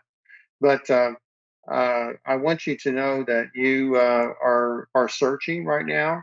I think that expansion of your business may be part of the solution because a lot of times when we take on a corollary of the business that we're in, or I don't know what type of business is your husband in? It would be considered under construction. Under construction, okay. So there may be something in construction that he would be able to take advantage of. Do you have any kind of an online store, or do you have anything that you could maybe sell No, but it people? definitely has been on my mind lately. It has, okay. Okay, it just seems like you may, like, let's say you can buy lumber at because Canada is always good about lumber. You can buy lumber cheaper than other people, and you might be able to do some wholesaling on lumber, or you may be able to do some wholesaling of some of the supplies. Or if you have an area that you store some stuff, then you may be running some sales with some subcontractors or things of that nature. So just to bring in some extra cash and capital. I know that, like with me, I'm offering classes. I'm going to be doing a mediumship class starting next week. Some of my students that are certified are going to be able to become mediums because I'm going to teach them a little bit about what I know, the little bit that I know. So, I'm going to be doing that, and I'm just trying to develop my own business as opposed to getting a retail job or doing something else, or an Uber driver. Exactly. Yeah. That, there's nothing wrong with being an Uber driver. It's just very time consuming. So, excuse me. So that's what I would do. I would look for edges of your business and see where you can expand and try to increase your customer base. Because if you have 1,000 customers, you have a certain number of clients. If you have 10,000 customers or 10,000 people that look at your Facebook page or whatever, then you have a larger base. You just work on your base a little bit more. And that's going to help you when we do pull out of this. I think we're going to pull out of it. I hope we pull out of this time before I leave this world, and we have good times again. But it's going to be a while. So we've got a lot of ugly steps that are ahead of us. I'm afraid of. But I think that's the best route for you. At least that's what it feels like for me. I just wouldn't quit your day job. Okay, don't tell. Okay. If you're working with your husband, I wouldn't quit it. I would expand it. I'd refine it. I'd cut corners or try to do some things. Not cut corners on building, but cut corners as far as the things that you do so that you can make more money. Okay, so that's just kind of what I'm seeing. All right. That's awesome. Okay. Thank you so much. Well, thank you. You take care. Okay. Bye-bye. You too. Bye-bye. Okay. All right. So I wanted to tell you a little bit more about the Archangel Uriel because it's like I say, he's usually depicted with a lantern in his hand, and it's kind of like the hermit in tarot cards because the hermit holds this lantern out and instead stands on a ledge, and it's kind of looking into the night and kind of shadow into the unknown, and that's kind of like Archangel Uriel.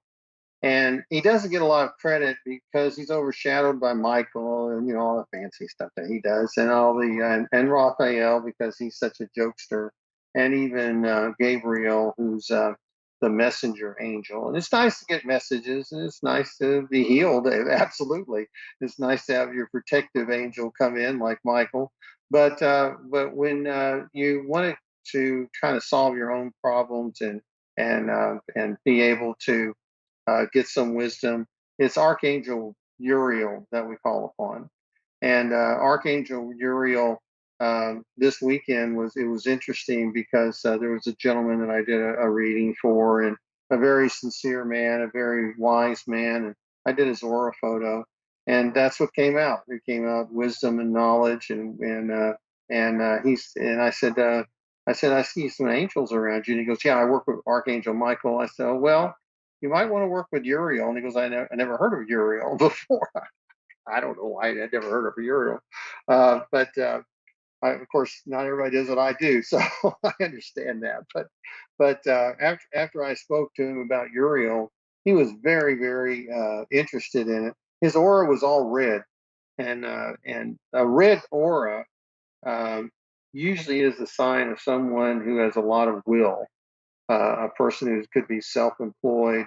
It could be a person that has a lot of drive. There's some other things to it.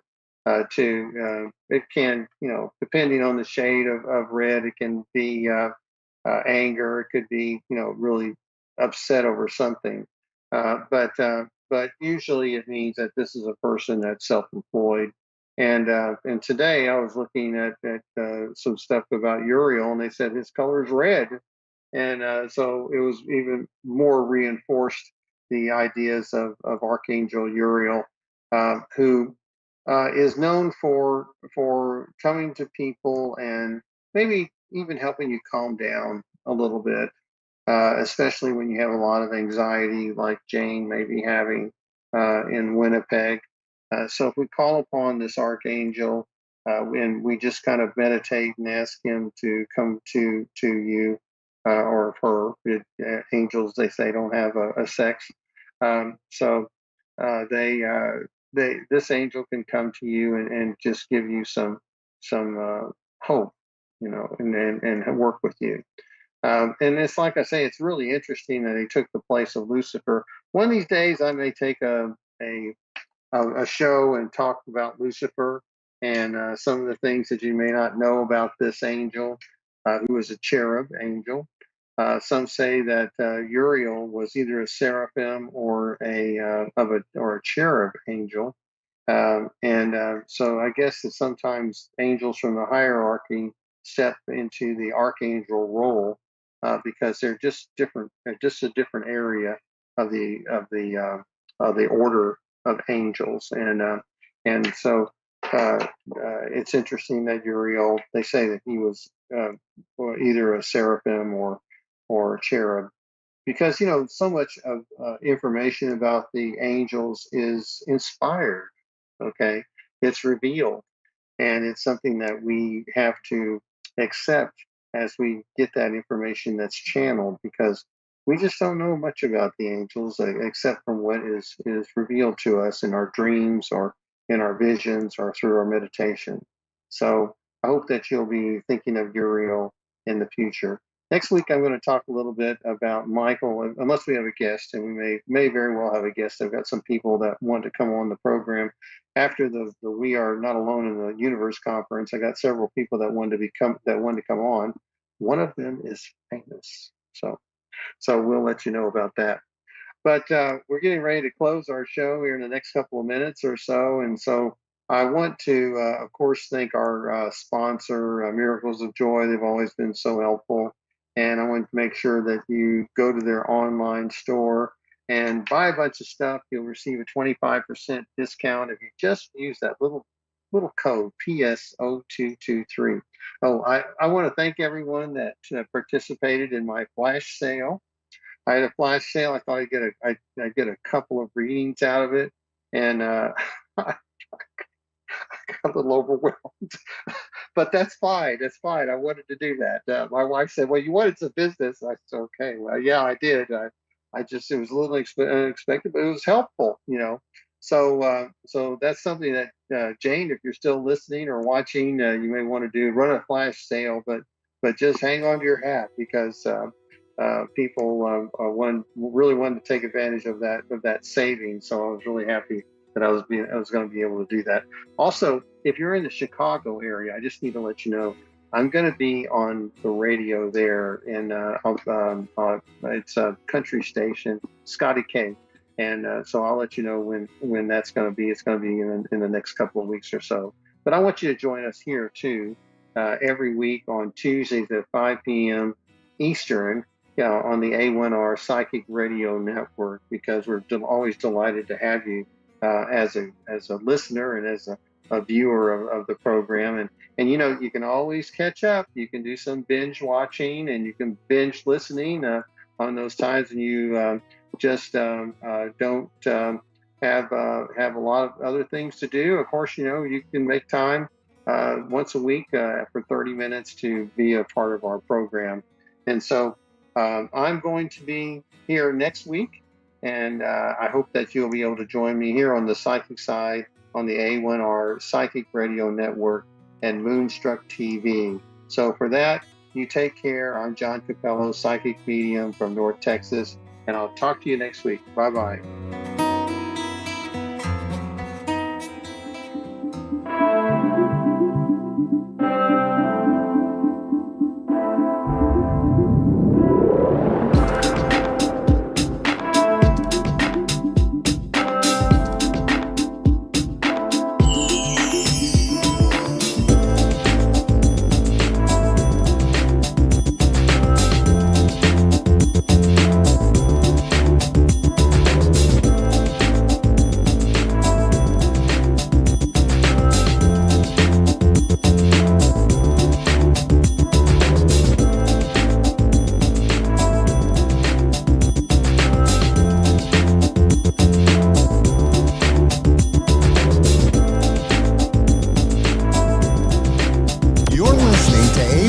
Psychic Radio, Earth's #1 psychic radio network, and watching Moonstruck TV and Lightning Television. Welcome. Time for Amanda Hall Psychic with Amanda Hall.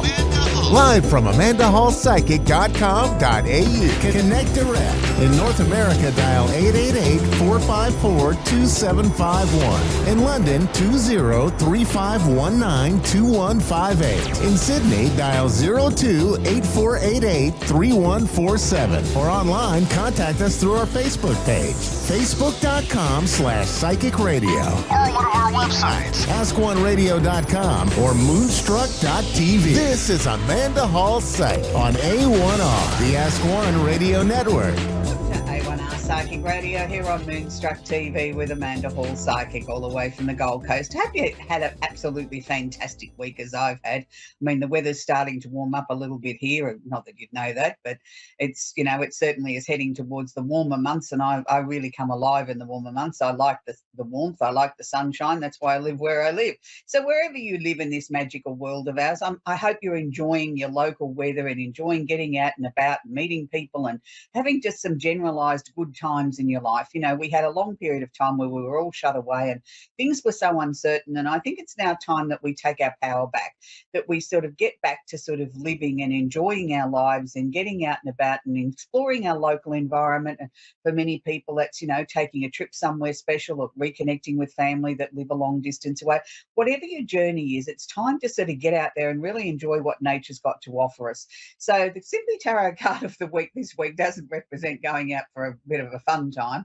This is the card of work frustrations. Now, look, we all have frustrations in our lives from time to time, and sometimes they relate to work. And it's not always about the paid work that we do. It can be hard work needing to be done on a situation, either at work or a situation in your life.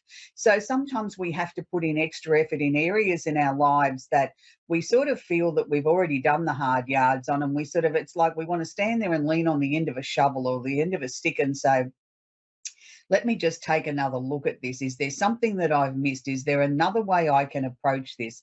Is there something that I can do differently that might bring me a different result or move things along or get it unstuck, whatever the case may be? So it's a time of contemplation too. You know, not everything in life comes easily to us. We have to work at things. We have to put the effort in. And I hear many people say, oh, look, I've worked really hard to make this happen and nothing's happened.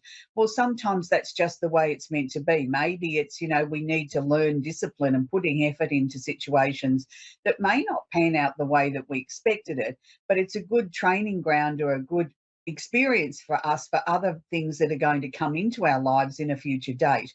So don't look at this card in a negative. Look at it as, okay, I've maybe got to approach it in a different way. Maybe I've got to stop and think about it, contemplate, look at what my options are, and then proceed forward. Because sometimes the answers aren't always that easy, and sometimes it's we're in something for the long haul. Not everything can be sorted out with the snap of the fingers like we would like to think it can be. We are basically impatient creatures, humans. We get an idea, we want to act on it, we want it finalised and sorted out and out the other side in 10 minutes. And that's not what life is always about. There's an age-old saying, good things come to those who wait. And I think that's what that card represents.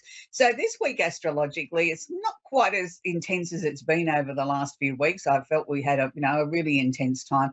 Yes, we've still got a number of planets going retrograde between now and the end of the year. I won't highlight that. I mentioned that I did a special feature on that on a show a couple of weeks ago.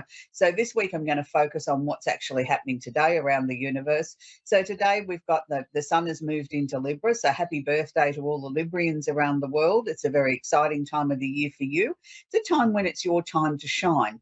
For the rest of us mere mortals and the other 11 signs, it's a time when we need to be seeking truth. It's a time when we need to be bringing our lives into balance, whatever way that may be. For some people, there may be some legal or government issues that they need to sort out, and it doesn't matter what your star sign is for that. It is a time when we need to get to the truth. We need to bring balance into our lives, and sometimes bringing balance into our lives is a little bit tricky. It can be something that we have to negotiate. We have to sort of sit down and consider the other person's feelings or the other person's needs before we can find a resolution, and sometimes that the word arbitration comes into there, that, we need to arbitrate to find a balance or find the truth in the situation, so we can bring things into balance, and that every party can agree to disagree, but we find some sort of common ground, and so then we get a result. So don't be surprised if the next 20 odd days that you might find yourself in a little bit of an arbitration situation, no matter what your star sign is, where you're trying to bring some sort of closure to something or bring something into balance or get to the bottom of a matter that's been troubling you for some time. So we've got the sun in Libra, as I mentioned, and that's really, really positive. So again, happy birthday for all the Librians. We've got the planet Mars. Now, Mars is also sitting in Libra at the moment, which is conjunct the South Node. Now, the South Node is not a planet. It's the moon's node, which means we're looking to try and take the easy way out. Now, I want you to be very, very careful here, particularly if you are a Libra, an Aquarian, or a Gemini. if you're also an Aries, be very, very aware that you're not being stubborn or pig-headed or just looking at this is the only way I can do something and trying to take the easy way out or take the path of what you see as least resistance. This can sometimes come in the form of I haven't got my listening ears on. People around me, people that care about me, bring up suggestions or sort of share with us knowledge or information that they might know that might be important to our lives. And we tend to want to sort of, yes, yes, yes, I'm listening. Thanks very much for the information. You walk out the door, you hang up the phone and you say, I'm not going that direction. What would they know? Just because they've seen it in some official capacity, that doesn't apply to me. So if you're in that situation and you're one of those star signs that I've mentioned, please be very, very careful, because this is not the time to try and take the easy way out in a situation or feel that rules and regulations don't apply to you. If you do proceed with things like that, you will probably find that you'll end up in more hot water and more trouble than what you anticipated, because you haven't done your proper due diligence, you haven't done your research. It's a time to really explore what's under the covers. Now, it doesn't necessarily have to mean that everything in your life is negative. For some people that under those star signs, they'll find that, okay, once they start to explore a particular idea or an opportunity, that they see maybe this isn't quite right for me, or maybe there's extra work that needs to be put in, or I need to approach it in a different approach. I'm not going to try and cheat the system or take the easy way out or tread on somebody's toes. I'm going to try and find an alternative solution. And that's what this is designed for, because it's designed to get you to think outside the square, to look for an alternative solution that maybe just by exploring the matter a little bit further, you will find the pathway through, and instead of getting yourself into hot water. So just be aware of that. Be very careful that, you don't get too dogmatic and say, I'm right and everyone else is wrong. That's the major concern here. We also have Jupiter, the planet of luck and opportunity and expansion, is sitting in Taurus at the moment. Now, Jupiter is retrograde until the end of this year.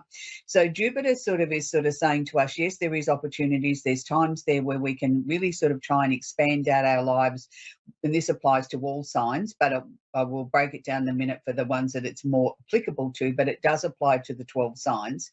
That if there's something new that you're trying to bring in, something that you feel that is important in your life that's going to bring more success, it's a new something out, I'm going to suggest just tread carefully, because when a planet is going retrograde or backwards, it means that the energy itself is at its peak.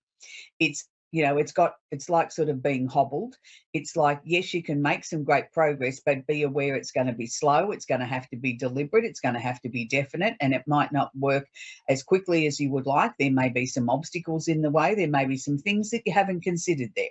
Now, with Jupiter here, it's making an uncomfortable aspect known as an inconjunct. Now, what that means is that the planet Jupiter is approximately 150 degrees away from the planet Mars, which is sitting in Libra. So it's an uncomfortable sort of energy. It's not saying it's impossible. It's just saying we need to find some different solutions here. So Jupiter's sort of asking you to slow down a little bit on being so excited and so gung-ho that this is the greatest thing that's ever going to happen in your life. It's not saying it can't be. It's just saying we need to slow it down, make sure that we've done our due diligence, made sure that we've considered that we're not hurting someone else's feelings or creating an imbalance in another area of our lives. If all those things match up and you take your time, you're very cautious about it, and you keep reassessing the situation, then there's no reason why the project or the situation can't be successful. It's not saying it can't be successful. It's just saying, just be aware there could be a couple of obstacles, a couple of hurdles here. And again, we need to bring in our negotiation skills, because we've got Mars in Libra here. So this is going to be particularly affecting Tauruses, Virgos, Capricorns, and also Scorpios. The other remaining 8 signs, it'll be a more watered down effect for them. It's more to do with those 4 signs. And then we'd also bring in Libra into the equation too, because we've got Mars in Libra here. So there's going to be sort of a little bit of toing and froing here that we need to be sort of aware of. It's more to do with the earth signs and the opposite sign of Taurus, which is Scorpio. Then it sort of filters down into Libra next, and then it filters down to the rest of us. So just be aware, if you're trying to bring in something new, there may be a couple of obstacles. There may be some extra paperwork that needs to be sorted out. So you just need to sort of be aware and have your patience hat on. Sometimes we get a little bit too impatient as human beings, I feel. So we've also got Jupiter again in Taurus, and it's conjunct or holding hands Uranus, the planet of the unusual and the unexpected. Now, I've already mentioned that Jupiter is going retrograde, so is Uranus. Uranus is going retrograde till later in the year as well. So what it does is it waters down the energy or takes the intensity out of the energy, with Jupiter trying to bring in the expansion, the opportunities, and with Uranus here trying to create the openings out of nowhere or speed things up or bring things across quicker. It helps the situation that I just previously spoke about with the in conjunct to Mars, but it's also saying that maybe we need to look for some alternatives. Maybe we need to look a little bit further afield. Maybe we haven't struck that pot of gold yet. Maybe there's another way of presenting this or bringing something else into the equation that we're trying to get sorted out. So there's many opportunities there. It's just like, don't get frustrated. You know, if you hit a roadblock, then stop, think, look, go back to the card of the week, the work frustration, stand on the end of the shovel and say, hang on a minute, is there another way I can look at these things? Is there another approach? Because that's what you're being asked of here. All the 12 signs will come up against a few little frustrations between now and the end of the year. Of course, that's life. But it means that we can find alternative solutions. We have Mercury, the planet of communication, is sitting at home in Virgo at the moment. So communication should be very, very clear. It may be a little bit slower than what we would like. We may not be getting messages and emails and things like that returned as quickly as we would like. But rest assured that when they do come through or the message comes through, it will be a lot clearer than what it has been for a long time. It'll be very concise and to the point. So it will be an opportunity there where we can sort of really start to get some major breakthroughs, particularly if we've been waiting on some major stuff to come through, things that are life-changing or things that are, you know, holding areas of our life up. We need to sort of work through these and, you know, explain ourselves and sort of be very clear in communication. So if you've got to have any communication with an official or a government agency, make sure that your communication is clear. My suggestion would be put it in writing. Sometimes people just don't have their listening ears on, even though you think they do, and their interpretation of your voice and what's being said sometimes is not the way that it is. And I'm a firm believer in putting things in writing, and then there is no misinterpretation. It's there in black and white. So we also have Neptune sitting in Pisces at the moment. Neptune rules Pisces, so it feels very, very comfortable there. It's also going retrograde at the moment. So Neptune is sort of, you know, not necessarily complicating things, but it's bringing things out of the fog a little bit, because Neptune's known to go into a sort of a fog and then we come out the other side and things start to clear.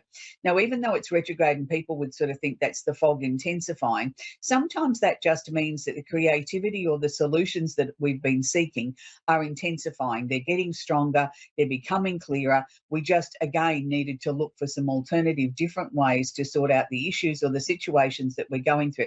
This can be an incredibly creative time. It can also be a time where people are sort of feeling as if, you know, a lot of the people that they've been able to rely on are changing direction or have got a different outlook, or, you know, there's a lot of movement in politics and government officials at the moment. Everybody seems to be shuffling the deck chairs. It's okay. Let's just go with it. You know, maybe it's a time for a shake-up for some fresh faces, from some new ideas to sort of bring some creative new solutions to the table. It's a positive thing. We also have Saturn, the planet of discipline, structure, and is sitting in Pisces too. So this is bringing the structure that is needed here to Neptune in Pisces. So if, you know, governments are reshuffling the deck chairs and we've got new leaders being elected or new people coming into party rooms, things like that, it's a good thing, because it's time we need some fresh input. We need some fresh ideas. We need some new ways of looking at things. We need some new ways of problem solving. There will be a number of investigations, I'm sure, going on around the world into various different matters. But one of the major topics at the moment around the world is global warming. Whether you believe in it or not, it's here to stay. We've got to start addressing this, and there's a lot of talk around that around government tables at the moment, that what to do next with these weather events that keep turning up. The other major issue is that people are now starting to sort of take a look in the rear vision mirror about how we handled COVID worldwide and what we did locally, and was there things that we could have improved or done differently, and maybe sort of set a benchmark for heavens above, that we never have another pandemic again in our lifetime. But, you know, we never know. We can't say we don't know, but maybe there was lessons that we could learn from this one. So there's lots of things happening astrologically around the world. Whatever your star sign is, try and sort of relax, be ready for the changes that are coming, because there's always change. That's one thing that's guaranteed. There's always change coming around the world, and we just need to be prepared for it. So we're going to talk with Joni in Boone in Iowa in USA. Are you there, Joni? I am. Do you have a question I can answer for you, sweetie? Yes. Well, there's just been a lot going on. My husband passed away 3 months ago at the age of 40. And like I said, there's just been a lot going on with his family and stuff like that. I was wondering if he has like messages for me or our boys, or. Joni, I want to say how sorry I am. I know what that feels like to be in that situation, to be widowed and to be a young widow is something I think that's more difficult than somebody that's much older, that's had a long life with their partner, and we all get to an age when we're going to potentially expire. But to lose somebody when they're young and to have children to raise too is a very, very difficult situation. And people don't understand what it is to go through that. It's not just your own personal grief of losing your husband and the love of your life. You've got little people that need to understand their emotions as well. No matter what age they are, it's still uncomfortable. They've lost their dad and they don't know where to put their feelings or how to deal with it. And then you put in all the legalities and the things that need to be sorted through, and families aren't always as supportive as what they should be or what we expect they're going to be under times like this. I feel his family are struggling with the loss as well, and I don't know that they're coping with it that well, and they haven't really been what I would term as loving and as supportive of you and the boys, have they? No, they haven't. Not at all. And I think your husband would be quite disgusted with their behaviour if he was able to sit down and have a cup of coffee with us and voice his opinion at the moment. I think he'd be absolutely disgusted. That's what I'm picking up. Look, sweetie, I can assure you that I haven't had anybody come through from the other side yet and tell me it's horrible over there. Most of the time they come through and they just want you to know that they're there, that, they're more concerned about you and the boys than they are about themselves. I mean, I know this was a shock. I don't believe your husband thought he was going anywhere. So, he's still coming to terms with the fact that he's gone and that he's not coming back, and he's not going to be there to spend the rest of his life with you and the children. But at the same time, he's showing me a beautiful big pink heart. So that means he still loves you. He still cares for you. He's with you every second of the day. I don't know that he would be disappointed in you taking a stand against his family. I think he would stand by your side with that, and I think he would actually encourage it, if that makes any sense. It does. Yeah, he's not expecting you to bend and be what they want you to be. You're your own person. You're the mother of my children, and you'll do what's best for the boys. And that's what he wants to. He's very firm with that. Look, he appreciates you're sad, you're lonely, and a lot of emotions you're going to go through, for a very long time. And there's no bus timetable when grief actually finishes, because it doesn't actually officially ever finish. I think we find a comfortable spot to put it in. And, we find our own ways of coping and dealing with it. And, if I can make one suggestion is do things that feel right to you. If you want to have a birthday party your husband's next birthday, have one with the boys. That's a good thing. Find little things that work for you, that help you guys get through your grief. And don't let anybody tell you that it's weird or it's kooky or you shouldn't do that. It's your way of coping with it. I had lots of little things I did with my children as they were growing up, when they lost their father when they were very young. And they tell me now, and they're grown adults, that it helped them cope with it. It helped them feel normal. So I know that your life is going to go through lots of changes in the next 12 months. All I can say to you is just take 1 hour at a time, and don't look at anything as being wrong. If you're sad, cry. If you're happy, dance. Just do what feels right at the moment. There's no right or wrong way to deal with this. But I know you're going to come out the other side, Joni, and your husband will never, ever, ever leave your side. You'll get some sort of signs. You'll smell his aftershave, or you'll see something out of the corner of your eye. Just talk to him. That's him. He's there with you all the time. So I hope that's helped you, sweetie. Yes, thank you. You're very, very welcome. We're going to talk with Natasha now in Bristol in England in the UK. Are you there, Natasha? Yeah, thank you. Do you have a question I can answer for you, Natasha? No, this is general, please. Okay. I usually like a question because then I can get in if there's a particular area that you wanted me to cover, but I'm happy to just generally have a look if that's what you want, Natasha. Yes, it is. Okay. All right. First thing that they're showing me is that there's been a number of endings, changes, and transformations. Has there been some really major projects around yourself that you've been working on this year, Natasha? Yes. Yeah. And they're showing me a couple of those we've sort of come through the other side, but there's still one or two there that we're almost ready to say, I've completed that. But it's like this last little push is going to take an almighty effort. Is that where you're at the moment, is it? Yes. Yeah. And they're just sort of saying to me from your spirit guides are just saying to me, just keep going, just, baby steps. You will get there. You will achieve things. You'll be pleased to know 2024 is going to be a hell of a lot easier than 2023. But this was necessary, I think, to sort of complete these things, to be able to put them in the completed basket and to be ready to be able to move forward. So did you move house or did you just make some major changes while living in this place? I'm wanting to move. You're not what, sweetie? I'm wanting to move. Oh, you're wanting to move. Okay, that's why I'm getting that real push to sort of move then. Okay. I wasn't sure whether they were sort of saying to me that with all the changes that had been on, that was sufficient or whether it was time to move. Good. I'm pleased you're saying you want to move because I feel there is a move and I feel that that's one of the next steps after we get through these two things. They keep showing me two things that need to be completed. And then I think the doorways open up for you to be able to sort of move and make other changes and things become a lot easier. Why do I feel that there's been a lot of tears, Natasha? A lot of what? A lot of tears. It's like there's been a lot of tears that have had to flow, whether they've been actual real tears that have rolled down your face or whether they've just been tears on the inside. But it's like that's also coming to an end now too. So there's been a lot of releases or letting go, hasn't there? A lot of tears that flowed. Yeah. Yeah. There's nothing wrong with tears flowing, sweetie. That's a sign of strength. It's never a sign of weakness. I also sort of feel quite lonely.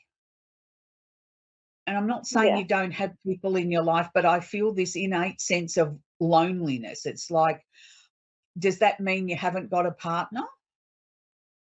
I have got one. Yeah, but you can still have a partner and still feel incredibly lonely too. Yeah, I do get you. Yeah, absolutely. Yeah, I'm not saying the relationship's wrong. I'm just saying I'm picking up this real feeling of sort of loneliness of having to do so much by myself that it would be nice just once to have somebody I could reach out or lean on or give the task to them. But it's always been you, hasn't it? It's been sort of like you and you and you against the world. It's sort of like even though there's people around you, it's always been you that's had to do the work. Yeah. I can't look, I'd love to say that's all going to change, but I think what's changing is your attitude to it, that sort of like you're not searching for that anymore. You're not searching for that someone that can help you. You've accepted, well, this is the way it is and I'm just going to make the best of it and get on with it. And I feel that in itself is going to break this monotony where you won't feel so lonely. I know that sounds stupid, but that's the way they're presenting it to me, by just sort of accepting it and accepting this as your lot, that it's sort of like, then it's like we've pushed through that barrier or that boundary and then things start to sort of open up. But 2024 is certainly a much happier year. It's like we open the door, the sunshine comes in, a move of residence, which is going to open your whole life up. It's not just moving residence.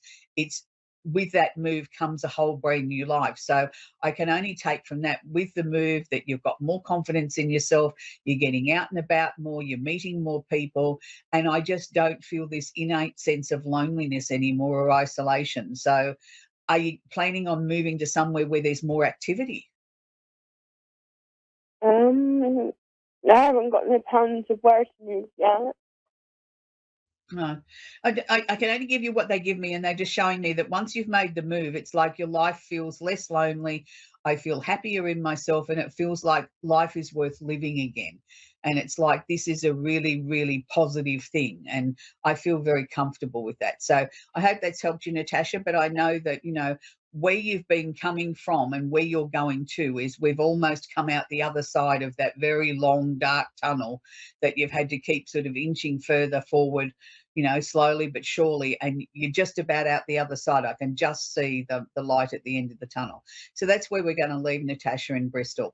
It's always difficult when we have changes in our life, and particularly like young Joni with her young boys, that, with losing somebody that was really important to us. She lost a partner. There's many of us that have been through that, and there's many of us that yet will go through it again.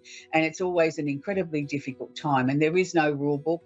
Can I suggest for anybody that's going through loss, a book on death and dying by Dr. Elizabeth Kubler-Ross is the best book on grief. There is one written about children and how they handle grief too by Dr. Ross. So that's my suggestion there. This week I want to leave you with a song that I think is very appropriate, and I just get guided by spirit each week at which song I'm going to suggest, or something that's been going through my head, and which tarot card I pull. They all seem to all come together and make the show complete. And this week's an oldie but a goodie. It's Never Going to Let You Go. And I think that's actually very appropriate for Joni and the Boys by Sergio Mendes. It's a beautiful, beautiful love song, and it's a song I hadn't heard for a very long time until just before the show. So, Joni, I'm going to dedicate that song to you and the boys from your late husband, Never Going to Let You Go by Sergio Mendes. So I hope you look it up on YouTube or wherever you get your musical feeds from. It's a beautiful love song, and I know I know why I picked that song. It's for you from your loving husband. So for anybody that's had a loss and this song's appropriate for you, or even for the rest of us that might have love in our lives, that, we've got our partners are still alive and kicking and enjoying life with us, and sometimes they frustrate us, but that's part of the journey of love, isn't it? So until next week, Never Gonna Let You Go by Sergio Mendes. Bye for now.